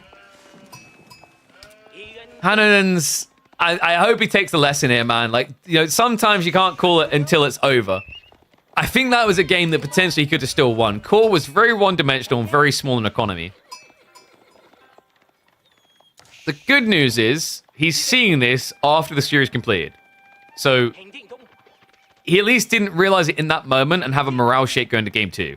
We do, however, have Rus versus Chinese. 2x to open this up. China's pretty damn good here, guys. Pro Scouts meta is the name of the game. China is king amongst them alongside GG. Rus just slightly below on the tier. They get more scouts out sooner, but they're slow on their Pro Scout timing. What you can do with those sooner to come out scouts, though, is try to get a sheep lead. It's up to 19 already. Only 15 for core. My worry here is, like, what are your options as Rus? If you go fast castle horse archers, I find that Rus kind of underperform on this map. They used to be seen as a really good civ back when it was about the knight spam in feudal age, but ever since it's about horse archer massing, you don't really like maps which are overly defensive. And this is a very defensive map. It favors the guy camping in the corner a lot of the time. To make matters worse, the Zhuge Rush all-in is a thing here. And the reason that's really bad for you is not only does it mean your opponent can attack you, your opponent can attack you, and you don't want to build the thing that you're targeting, right? Like, horse archers is pretty terrible into Zhuge. So, Imperial Academy coming through. Golden Gate on the other side. Sheep tally is going to be pretty good for core, actually. 20 sheep to 21. And everything has been taken off the map now. This is the brutal thing about China. This scouting range just allows them to pivot a little bit earlier than you do on other civs. We can see it's very clearly going to be pro scouts. Honestly, with 20 sheep, core could decide to just do something a bit more aggressive. But looking at the gold amount, yeah, pro scouts coming in. And look at these times, guys. 20 seconds out, 1 minute out. This is the brutality of China and GG. It is the hardest civ to get into a pro scouts race against. If you want to do it, what you have to do is find a way of contesting the scouts themselves, not the timing. Now, having more scouts is a good way of doing that. But the annoying thing about China is supervision. They can quickly vomit out additional scouts to catch up. Even has horsemen now getting added in. This is tricky. It's going to make it very hard for him to pull away. The horseman's really important here because now if you just get distracted in the fight and A-click, core should win. Because he can draw all attention onto the horseman, and the scouts only get bonus damage against scouts. So after all that effort for Hanadins, he has to go back for the safety. He can't pull away the enemy source. A little bit tricky for Hanadins. Like, the reality here is, usually when you play this type of build, and I imagine Hanadins has like got a Rus build that he's played the Fast Castle one over and over again. When you do that build, you're not really used to adding in feudal units anymore. It's just all about castle. You don't even build a stables, so you don't even have access to horsemen because of double hunting cabin. That's kind of a negative here. I think if you wanted to go for the deep deer like this, you needed to pivot. The pivot could have been you go racks because your opponent is going to have to go stables. So like you're not behind. And then 1 or 2 racks units here could have actually done a lot of block damage. Instead, first stack goes over to court. Continue to speed up here. Hanadins has got more scouts, but I kind of love this from core. We've seen Rus is the civ that most frequently will go double-digit scouts. Core is mirroring. Stables it is. Stables and archery range. Okay, but at this stage, is this too late is what I'd question. If you've done this straight away, it's potentially worth it. But now by the time you get your knights and archers out, 2 deer stacks at least have been taken. For core, that's enough to go Castle Age. And remember, for core, like, unless he wants to commit to the Barbican, he wants to go Castle Age. Because otherwise, he's just going to get slapped about by horse archers. Right? So, like, you kind of have this awkward situation now where you're either going to be diving into a Barbican, or the tech up completes and you're diving into Lancers. It's kind of crazy, like, when you try to mirror this Pro Scouts play, how volatile China can make it. Horseman will eventually die. Eventually die. He's not going to die, is he? Oh my god. Why won't he die? 8 HP has never gone so far. Everyone who says it always needs to be big to be effective is wrong. Look how tiny that is and look how good it is. The wolf had to make the kill happen in the end. And he just scouted the knight. Wow, so now you just rush the castle. Imperial Palace, possibly? Yeah. So we'll see any night raids through the Stealth Forest. And remember, because he's got 2 stacks of deer home already, in fact, he's taking a little bit of surplus, he can just start pumping lances. High Trade House is going to be coming on the other side. Get your numbers in. I think for Hanadin's, one of the problems here is just vomiting out enough archers quick enough. In fact, what would be disgusting for Core is if he just scaled horsemen. Unlikely, I think usually Lance is just too tempting. Especially with how much runway he's going to have. Most of the sheep are gone, but the amount of deer he's got is going to last a lifetime. We're talking like, what, 40 lances before he runs dry? There you go. First 3 get queued up. He has got the supervision to get them out faster here. And that's a bit worrisome for Hanadin's.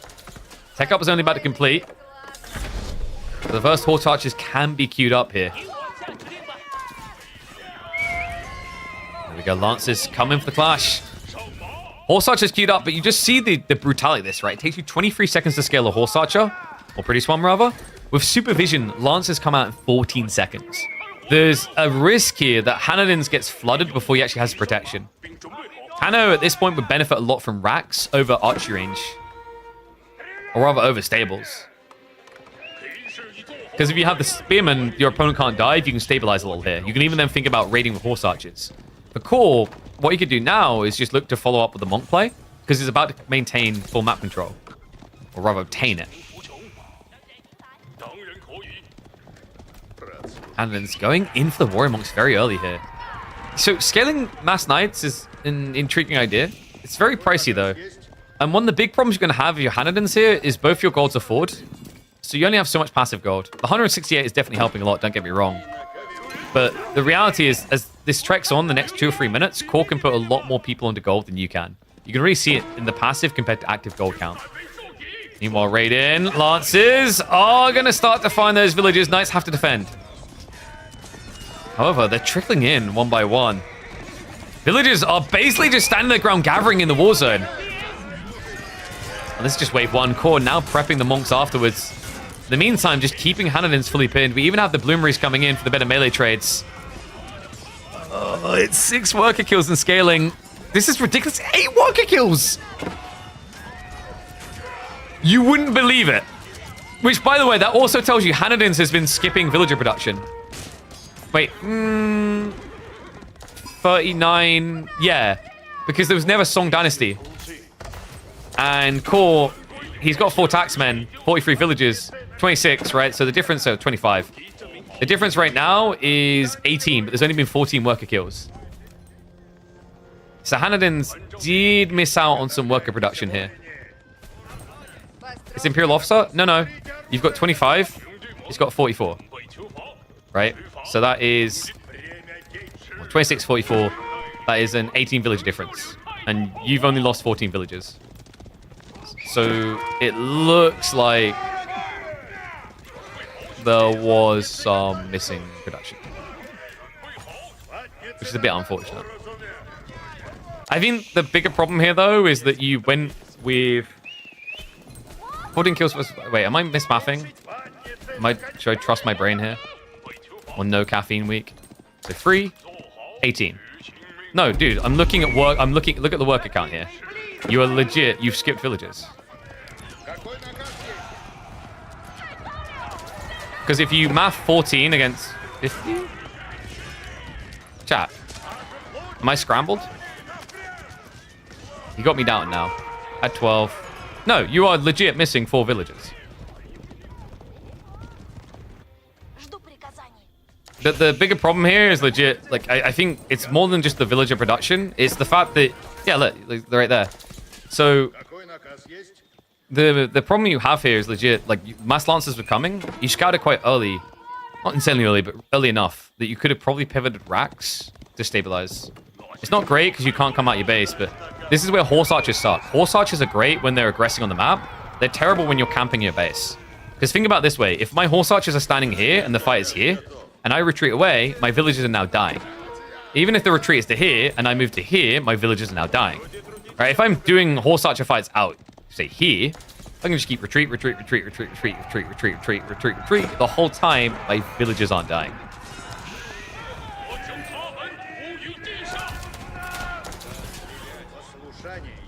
At this stage, Hanadin's is pretty dead.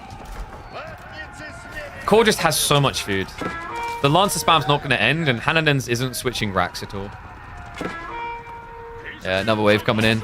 Crossbow idea is ambitious, but you need enough protection to do that. And what is up, Elyona? Appreciate the raid, mate. Just in time, the watch. An easy peasy to for Core. Commiserations to Hanadin's. Keep on in there, mate, though. It's all about the journey and the improvement, not the immediate results. I mean, that first game as well. That's the lesson, got to play it out. I think you would have maybe had that. What do you guys think? Do you think you would have beaten Core in game 1 if you continued? Let me know in the comments. I'll catch you in the next one. Oh. Hello, Elyona, my friend. I hope you had a good stream. Unfortunately, you literally caught me as I have to go because I have got an unavoidable meeting. Let me double check. They're actually having the meeting this week. They should be. They are. Okay, so keep getting dunked on next week. That's the spirit. That's definitely what I was looking for. Guys, that's gonna be it though. I don't think I'm gonna. I'll pump it on Discord if I do come live tomorrow and cast some of the one-trick pony games, but I haven't got it planned right now. I need to double check, like, you know, what I'm doing on the weekend. I may just be busy. But if I'm not, we'll look to go live and do some of the one-trick pony games for Saturday. Definitely not Sunday. But the next planned stream will be for Monday. So Monday will be live at about 1 p.m. 1 p.m. to 2 p.m. CT. Keep an eye on the Discord for us going live. I bump it out there every time. Make sure you've got notifications turned on Twitch. Sometimes it doesn't come through very clear. And we, of course, will be streaming YouTube and Twitch as well. But YouTube, I'm going to end now. I'll see you guys on